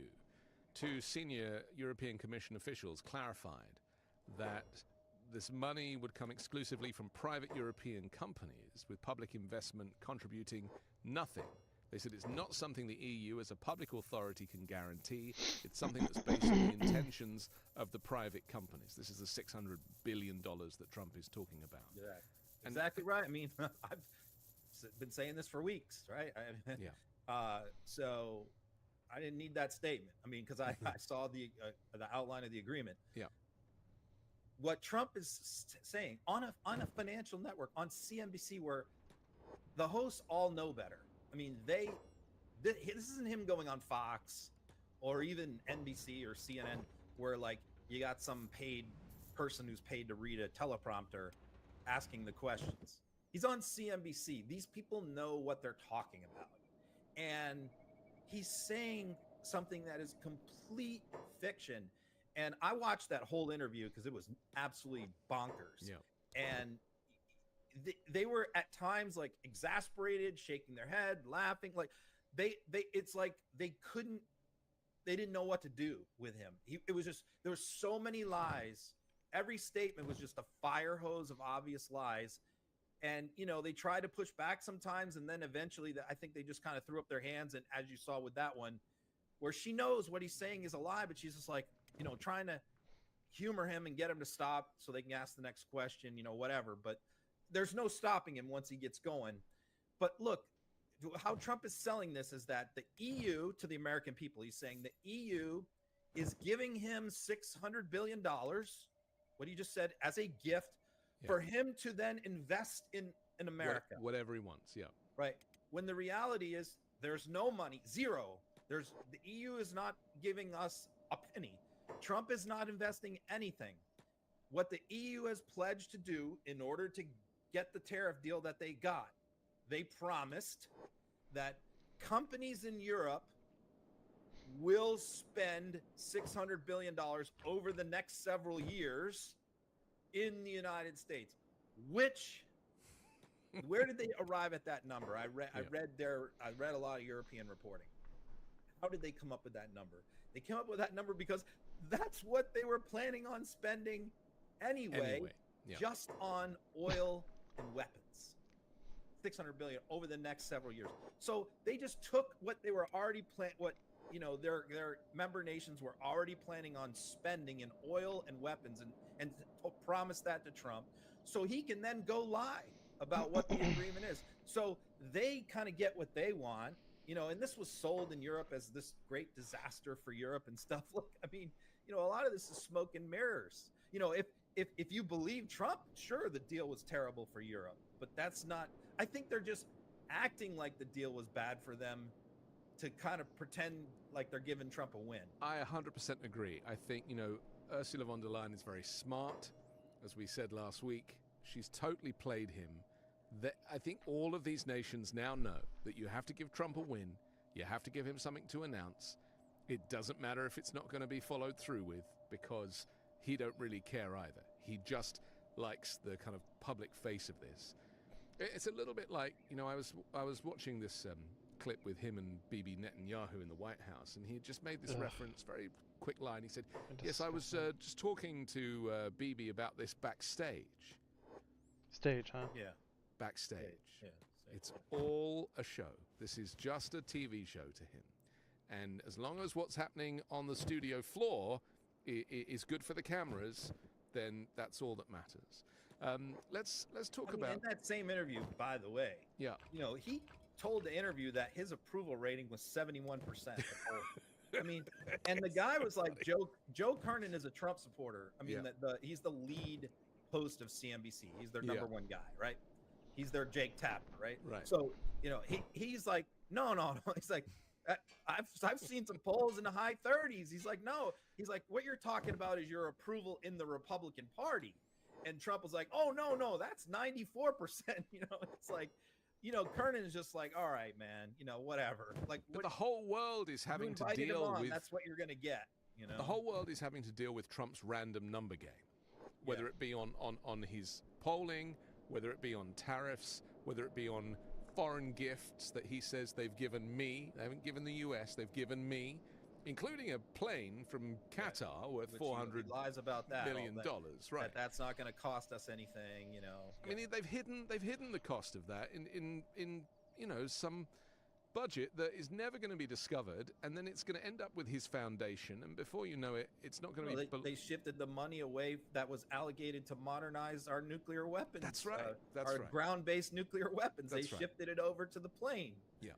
Refurbish his plane. And it replaces... which he's going to keep. Yeah, it replaces his 35-year-old 757. Yeah. So tax dollars that were being used to upgrade our ancient ground-based nuclear arsenal is now being put into Trump's plane. I mean, if people on his team cannot see the corruption and the theft, I actually think that people are starting to be able to see this. I think that there is so much brazen corruption that we're starting to see, especially some of these town halls and other places, where a Republican voter is standing up for their rights as a regular working American. And I do think that the tide is turning. Let's talk about Texas, because this is a perfect... Oh, it's about that time. I'm tired.